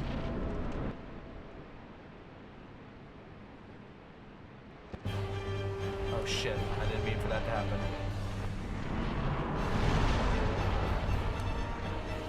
Oh, his tail comes back.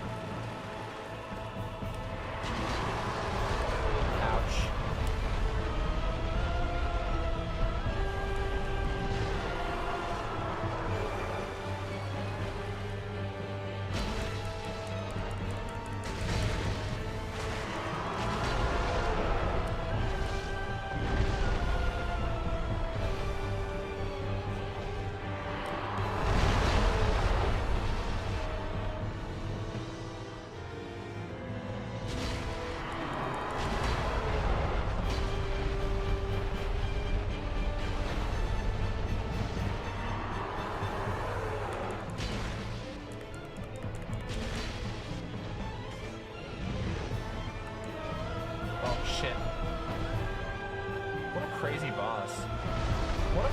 Crazy cool boss.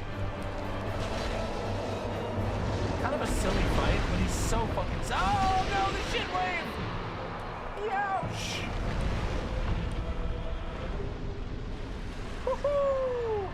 Yo, my man Solaire, fuck yeah!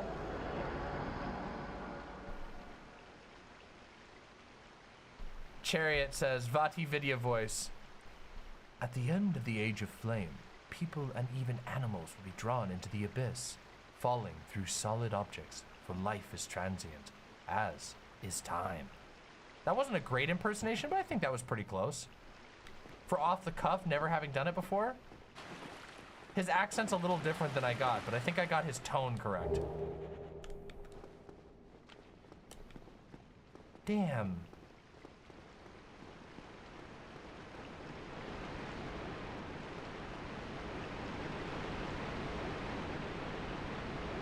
Bro. Imagine just sitting down here fucking with poo water flowing into your fucking mouth. That must suck. It must seriously suck to be the Gaping Dragon. What a cool boss though. Genuinely, such a sick ass. He looks cool. He's scary. The intro is fucking creepy as shit. Damn. What a fun ass time. Sucks to be him though. We put him out of his misery though, so. Unless it's his kink, all right, listen. There has to be a line somewhere, okay? I have to draw the line somewhere. Okay, listen. I'm not gonna kink shame you, but I am gonna say, fucking take it easy, all right? Don't hurt yourself. Don't hurt yourself, because that sounds like a real easy way to fucking ruin your own life.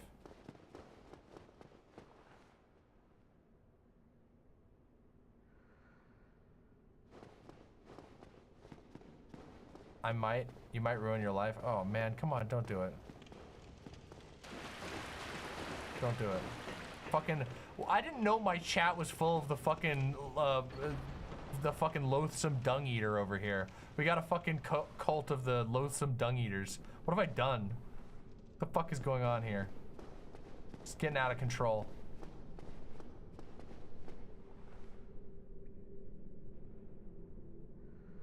Gayfesh says, oh my god, Kelly Cadigan has completely fallen off. She posted a bait tweet 4 hours ago and it hasn't even broken 100 likes. I was just talking about Kelly Cadigan the other day. I don't remember the context, but I was talking about how pointless it is. Like, these fucking right-wing people who think that like peddling to the right wing is like a meaningful strategy. It's such a fucking fail. They get like a quick buck and a quick 15 minutes of fame, and that's it. Zero sustainability. What fucking ruin. Ruinous.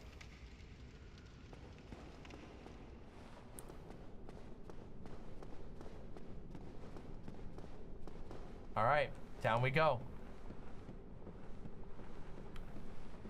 Oh, she wishes she was Blair White.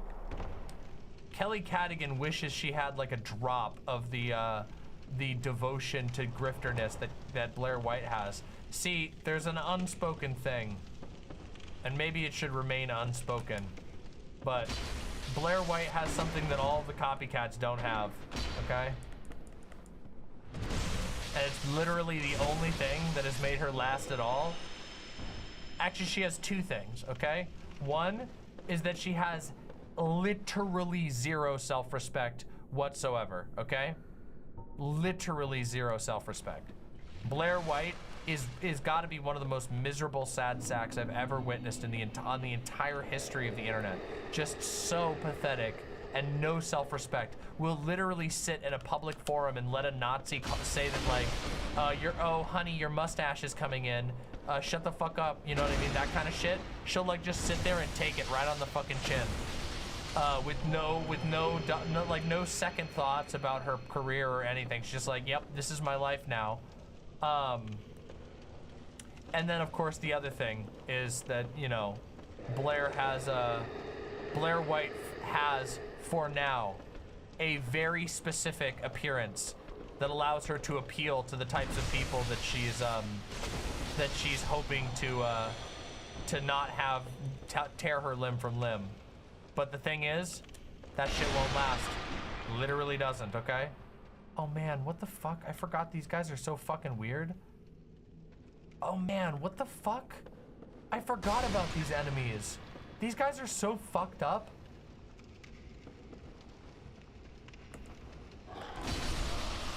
I completely forgot about these asshole. Blair got in early on the anti-SJW stuff, but now the game is changing. Oh, it's not gonna last. She's in trouble. I think she knows it. I hope she has an exit plan. And by that I mean I don't actually give a shit what happens to Blair White, because I think that she's a repugnant piece of shit who's done nothing but harm, literally directly, personally participate in the bullying and targeting of trans people. And I think that whatever's coming her way, she most certainly deserves. And I think that karma, all I'm gonna say is, karma is gonna have its way with her real bad. But it's the type of karma, it's not the type of karma that's actual karma. It's the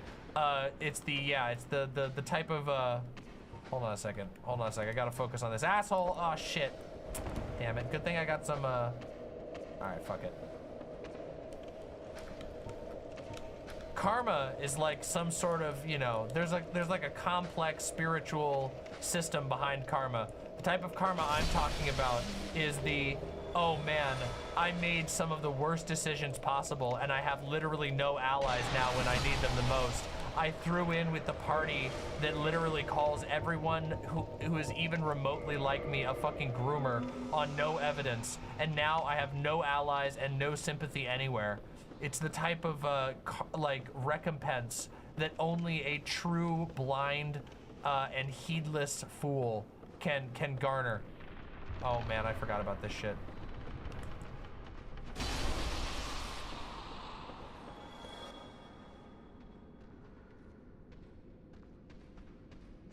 True. Oh man, yeah, ain't that the truth, Alora? Holy fucking shit. Talk about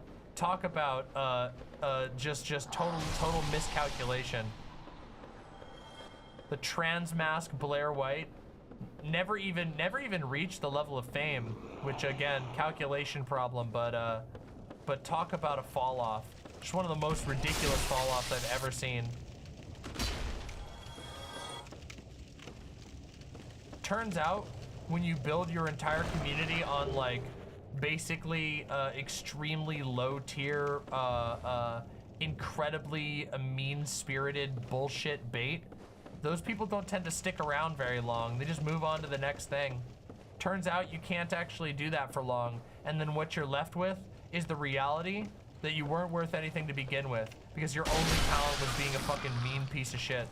Your only talent was a basal level of appealing to cruelty, and you have never garnered any other skills.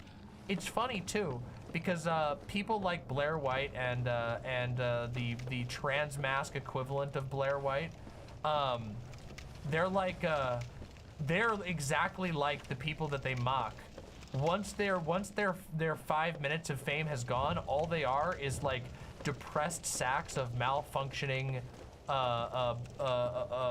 fucking shithead. They don't know how to like live. They don't have any marketable skills.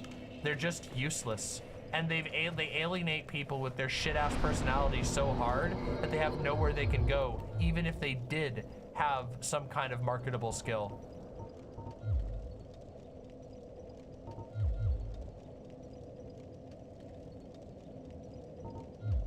Okay, so what do we want to do here? How do we want to do this? Should we put the points in strength? Should we put some side points in strength so we have some other options? I do think it would be fun to maybe like throw in some other options. Okay, I'll just put points into strength here and there.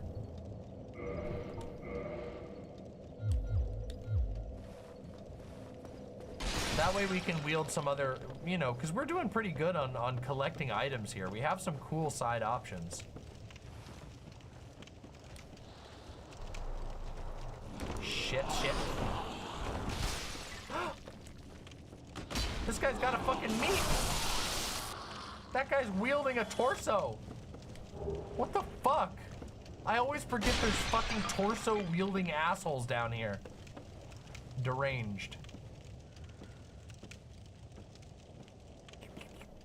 Yum. Hey, purple moss. Okay. There's nothing more out here that we need at the moment. We got the stuff that's over here. There's no more places to go here. Now, we go over. Yes.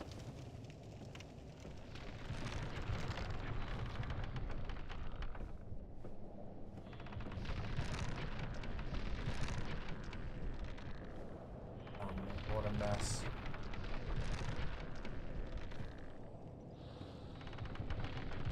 Shit!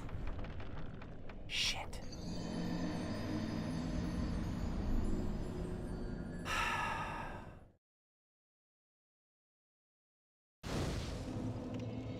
Okay, we don't have that far to go. That's not too bad. Not the worst thing ever. And we spent all our souls, so.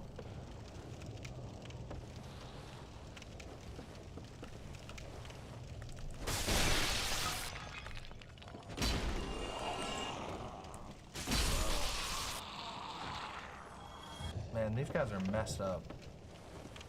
I kind of feel bad for these guys. Hey! Doe's back? Will you have Doe come up and say hi? Okay. Yay, Doe's back home. Doe was visiting family who were in town today. Doe's been gone since this morning. Oh wait, okay, so I think that I'm actually not supposed to jump here, and I think I'm supposed to walk over here from over there. Yeah. Cooked. Goose. Cooked.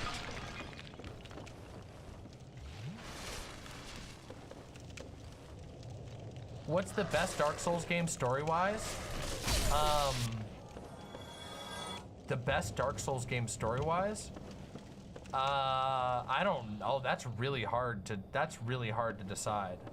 I am very partial to Dark Souls 3, but I mean, Dark Souls 1 set the tone for the entire thing. And also, Dark Souls 2 has a lot of really good lore. Like, I know that I went on a rage rant about a lot of stuff about Dark Souls 2 last stream, but I wish people would believe me when I say that I don't hate Dark Souls 2. There's a lot of really good lore in Dark Souls 2.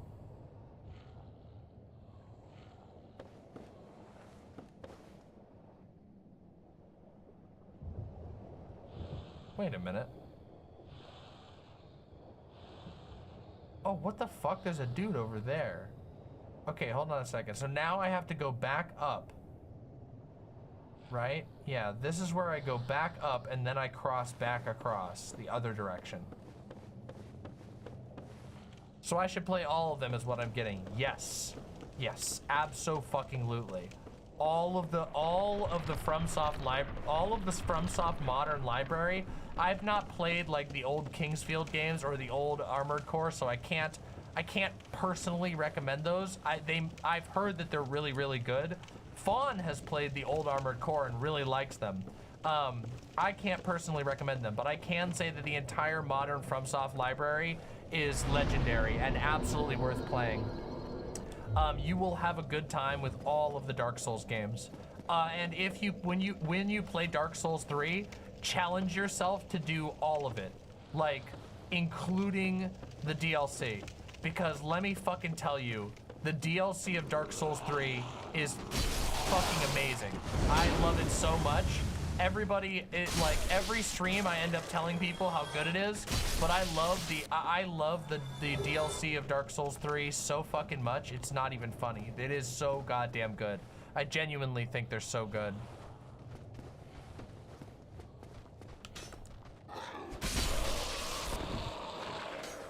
One? Oh man, one was enough.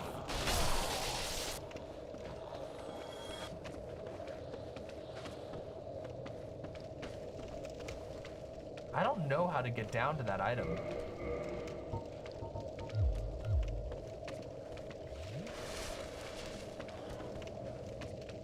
Shit.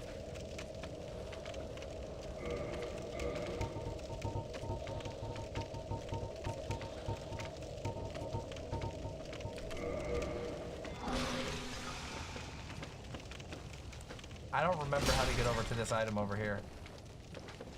I might end up needing to ask for a little bit of help here in a minute. We'll see. We'll see.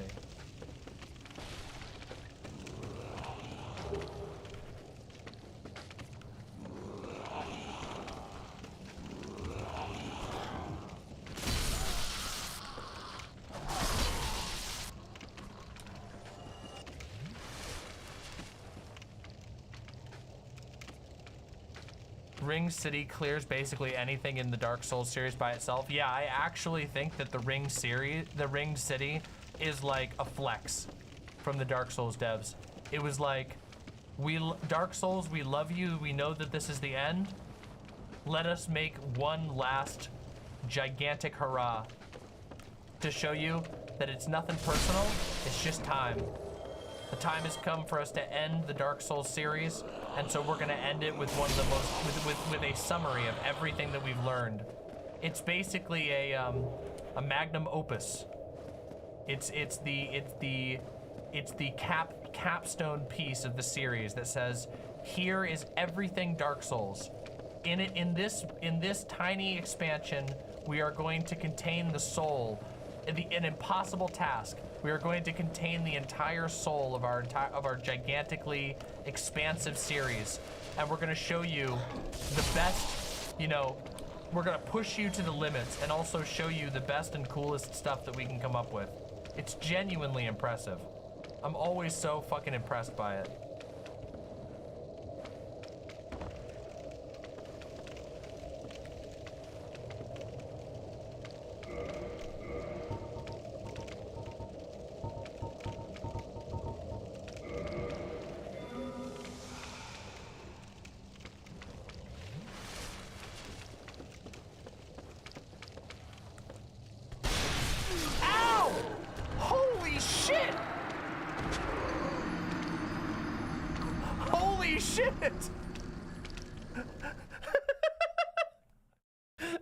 Holy fucking shit. Oh my god. Wow, that hurt. Ow. That really hurt. Okay. Alright. Let's be a little more careful next time. That was a mess. What a fucking mess.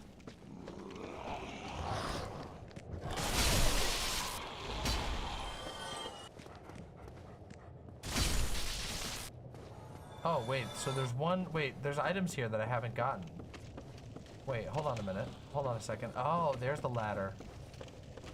I missed this little ladder. Oh, ouch.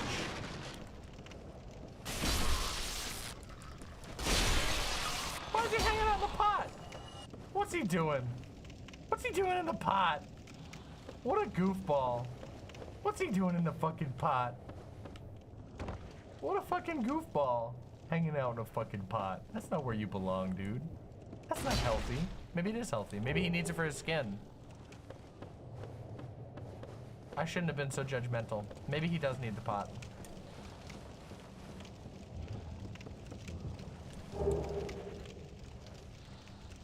Oh, the shadow set. Oh, the shadow set is so cool.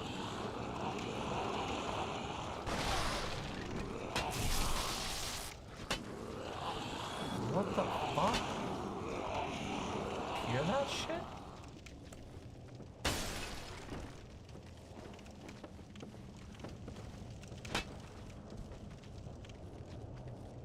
Oh man, that's a lot of dudes over there.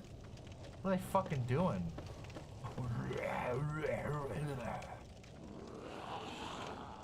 Okay, hold on a second. Let's be smart here. Item first. Item first. Damn, we're getting some good ass items. Okay. Now we have to cross all the way over there and get our souls back now that we got these items out of the way. Alright. Oh, okay. Watch your shit, asshole. Man, I hate these poison fuckers. I mean, the toxin fuckers. What a piece of shit these guys are.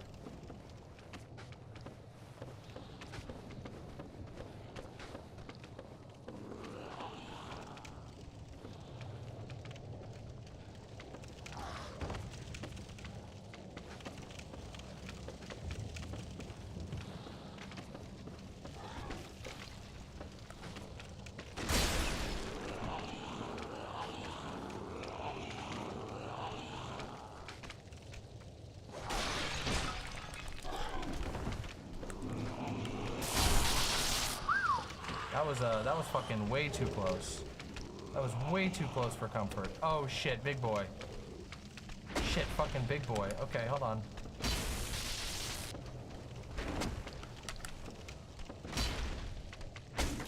Ouch. Okay, alright. That's a little bit weird. That was some fucking weird camera bullshit, but alright, we did it.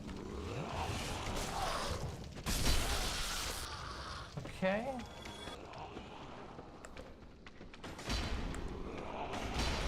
Oh no! Don't kill me, don't kill me, don't fucking kill me.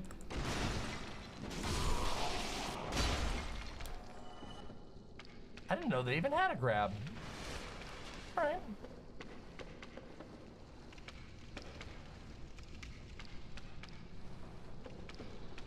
What the fuck? I don't actually remember this area very well. This little side area, at least. Traverse the white light.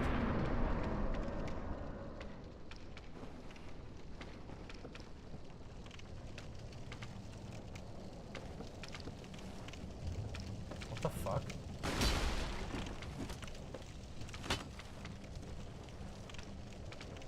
Okay. Okay, so there's buggies. We didn't get the, oh, we did get the item out there, and we didn't go back up.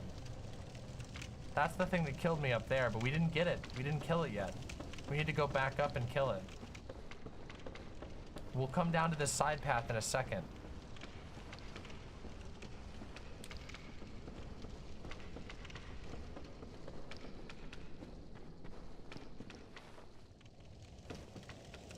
I feel like there's also items here that we haven't gotten yet.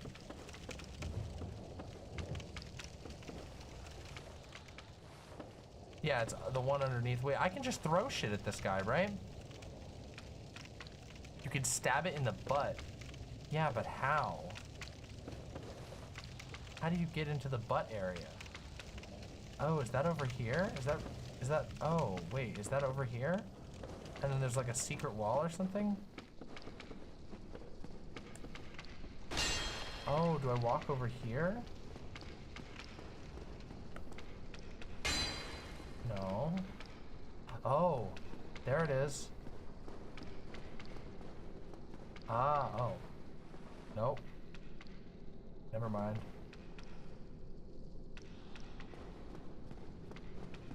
Nope. Nope. There's a passage behind it? Hmm. Maybe it's down right here or something. Feels like I'm going too low now. Oh, maybe it's down there. Oh shit, there's an item right here.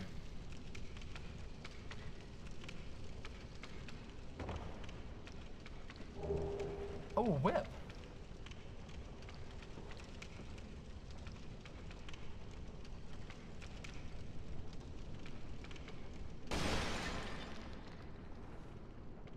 Okay. Okay. Oh, this is the buggy area.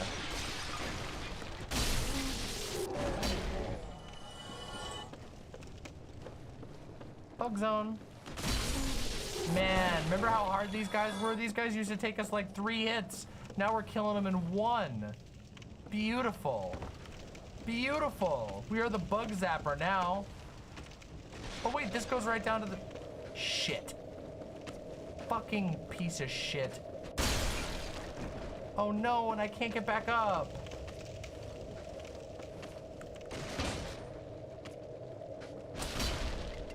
God damn it.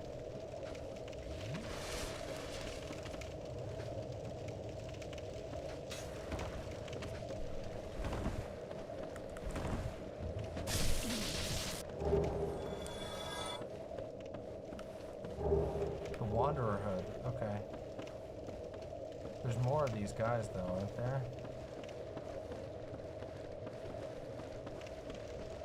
I better be careful.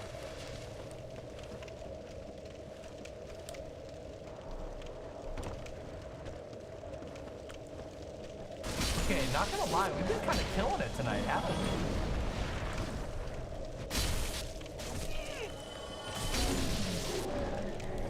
Hey, drink. Oh, shit.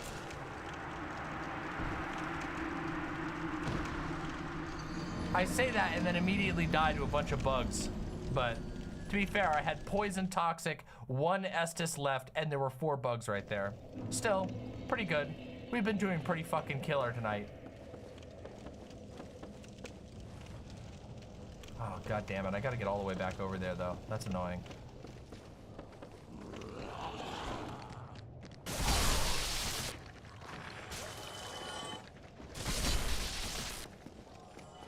Slicing the dogs. Killing this guy. Rolling over here. Killing his buddy.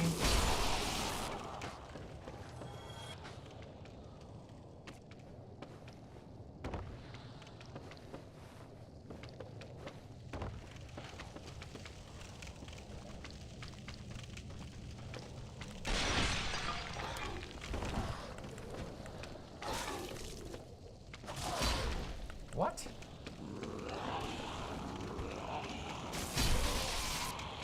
That was a bit weird.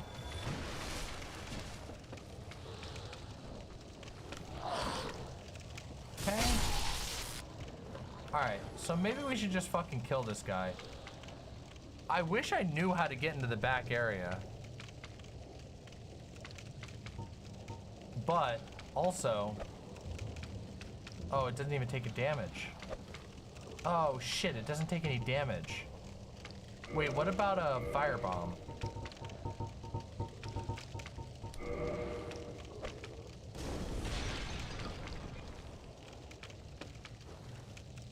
You can figure it out, you're a smart gamer. I know I can figure it out if I want to, but I just don't know where it is. I mean, it's gotta be, oh, maybe we gotta go up there and then down.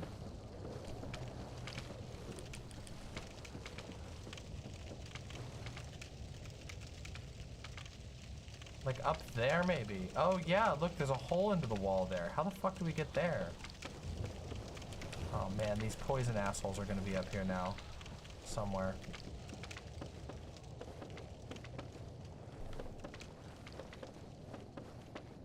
Oh, what the fuck?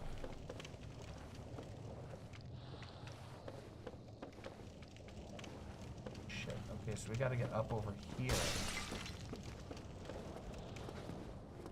No. Ah, there it is. Okay, I see where it is.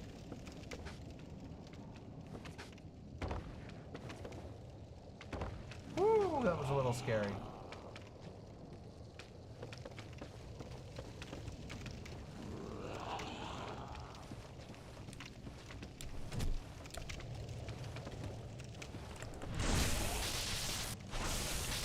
That was horrifying. That was fucking horrifying. Why would it do any of that? Oh my god, that was terrifying. Thankfully it didn't kill me. So I guess it was kind of Giga Chad, actually. There's that. Okay, so this is the spot I have to drop down right here. Again. Which I did before, but it was scary. So I'm gonna do it again.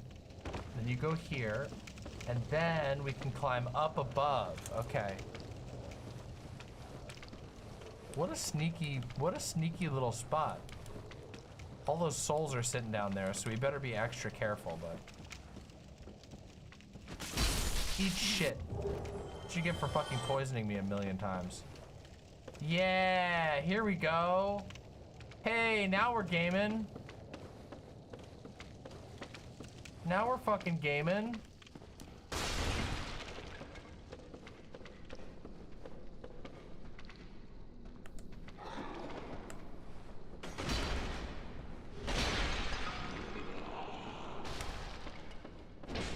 Really? Hey. Still, we're gaming. We're gaming. Oh yeah, we did it. We got to the back side. Eat shit, asshole.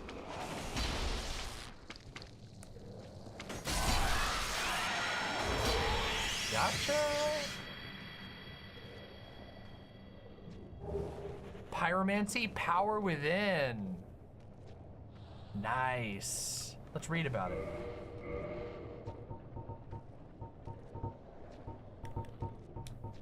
Pyromancy of Carmina, who harness the power of flame to actualize the inner self. Short strength endurance boost, but lose HP. Excessive power eventually eats away the life force of its caster. And like all dangerous spells, the power within was kept secret for aeons. Damn. Damn. That's cool as shit. Okay, now we go back down the regular way. Oh, fuck. Shit.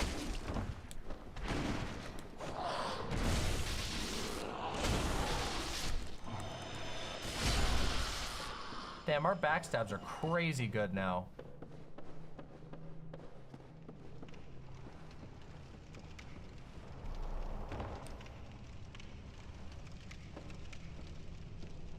So wait, we don't even need to use that stupid jump. We can just ride this thing down. Because it goes to the same spot. I guess it's just to get that one item, whatever was there. We can just go down this way, easy peasy.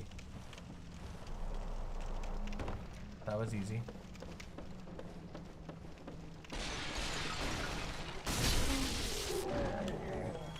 Oh yeah, the whip. It's a shame that whips in this game are fucking terrible. It's a shame that whips in every single game until Elden Ring are fucking... Well, okay, Bloodborne has one. Never mind, I take it back. Bloodborne also did a good whip. It took until Elden Ring for them to actually make whips good. And then in Elden Ring, they're just fucking god tier. It's actually insane how good whips are in Elden Ring. They're so fucking good. The first time I beat Millennia, it was with a whip build. A pro-ass strat. The coolest shit you can imagine. Literally whipped Millennia.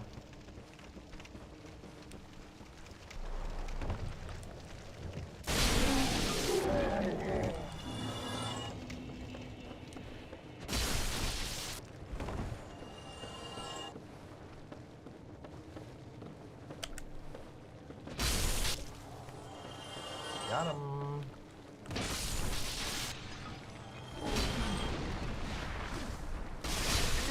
Damn. This is fucking slick. Wait, we can do Great Hollow now.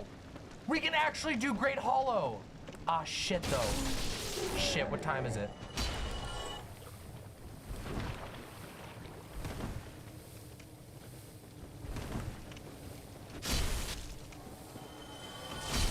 Oh no, there was no mommying of Millennia. That was a painful fight, and I absolutely just straight punished Millennia. There was no mommying going on. It was just dominance. That's it. Nothing else. Pure, painful retribution for putting me through so much pain.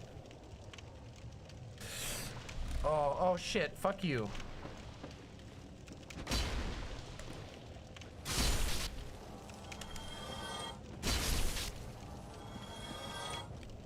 Okay, hold on. We have to do some thinking here for a minute. We have to do some serious thinking.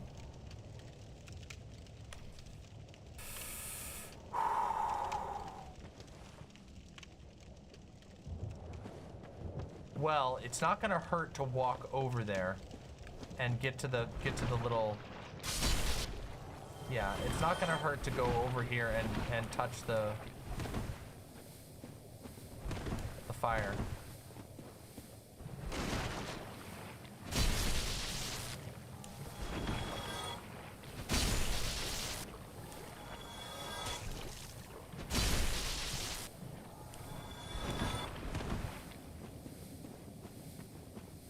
Well, I'm only walking a short distance. I'm not going...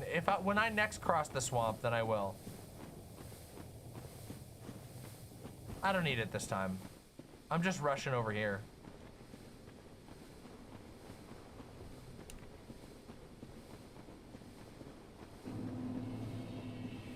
Do the mosquitoes actually infinite respawn? I didn't know that.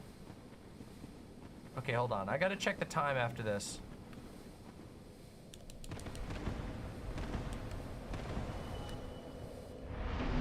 Okay. All right. Okay, hold on a second.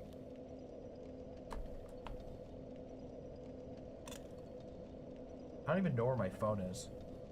Oh, here it is. Oh my God, it's 11:40. Okay, we have to call it for the night. We did really, really good tonight, okay? But I can't stay up any later because I have a bunch of stuff I have to do the next 2 days. We did so much though. That was a fucking sick ass session. And we talked about a bunch of serious topics too. I have, tomorrow I'm going out with a friend to run a bunch of cool errands. We're gonna go do some cool stuff. I'm going to get some RPG stuff. And then Sunday, I am going camping with a friend.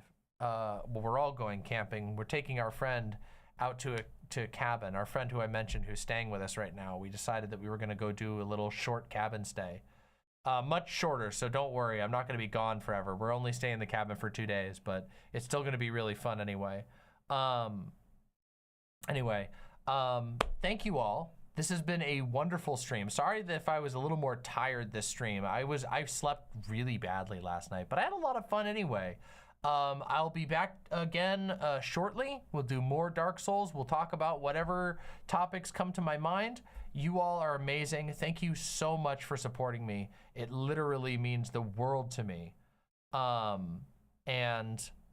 These gaming streams have been amazing, and the popularity of them has been awesome.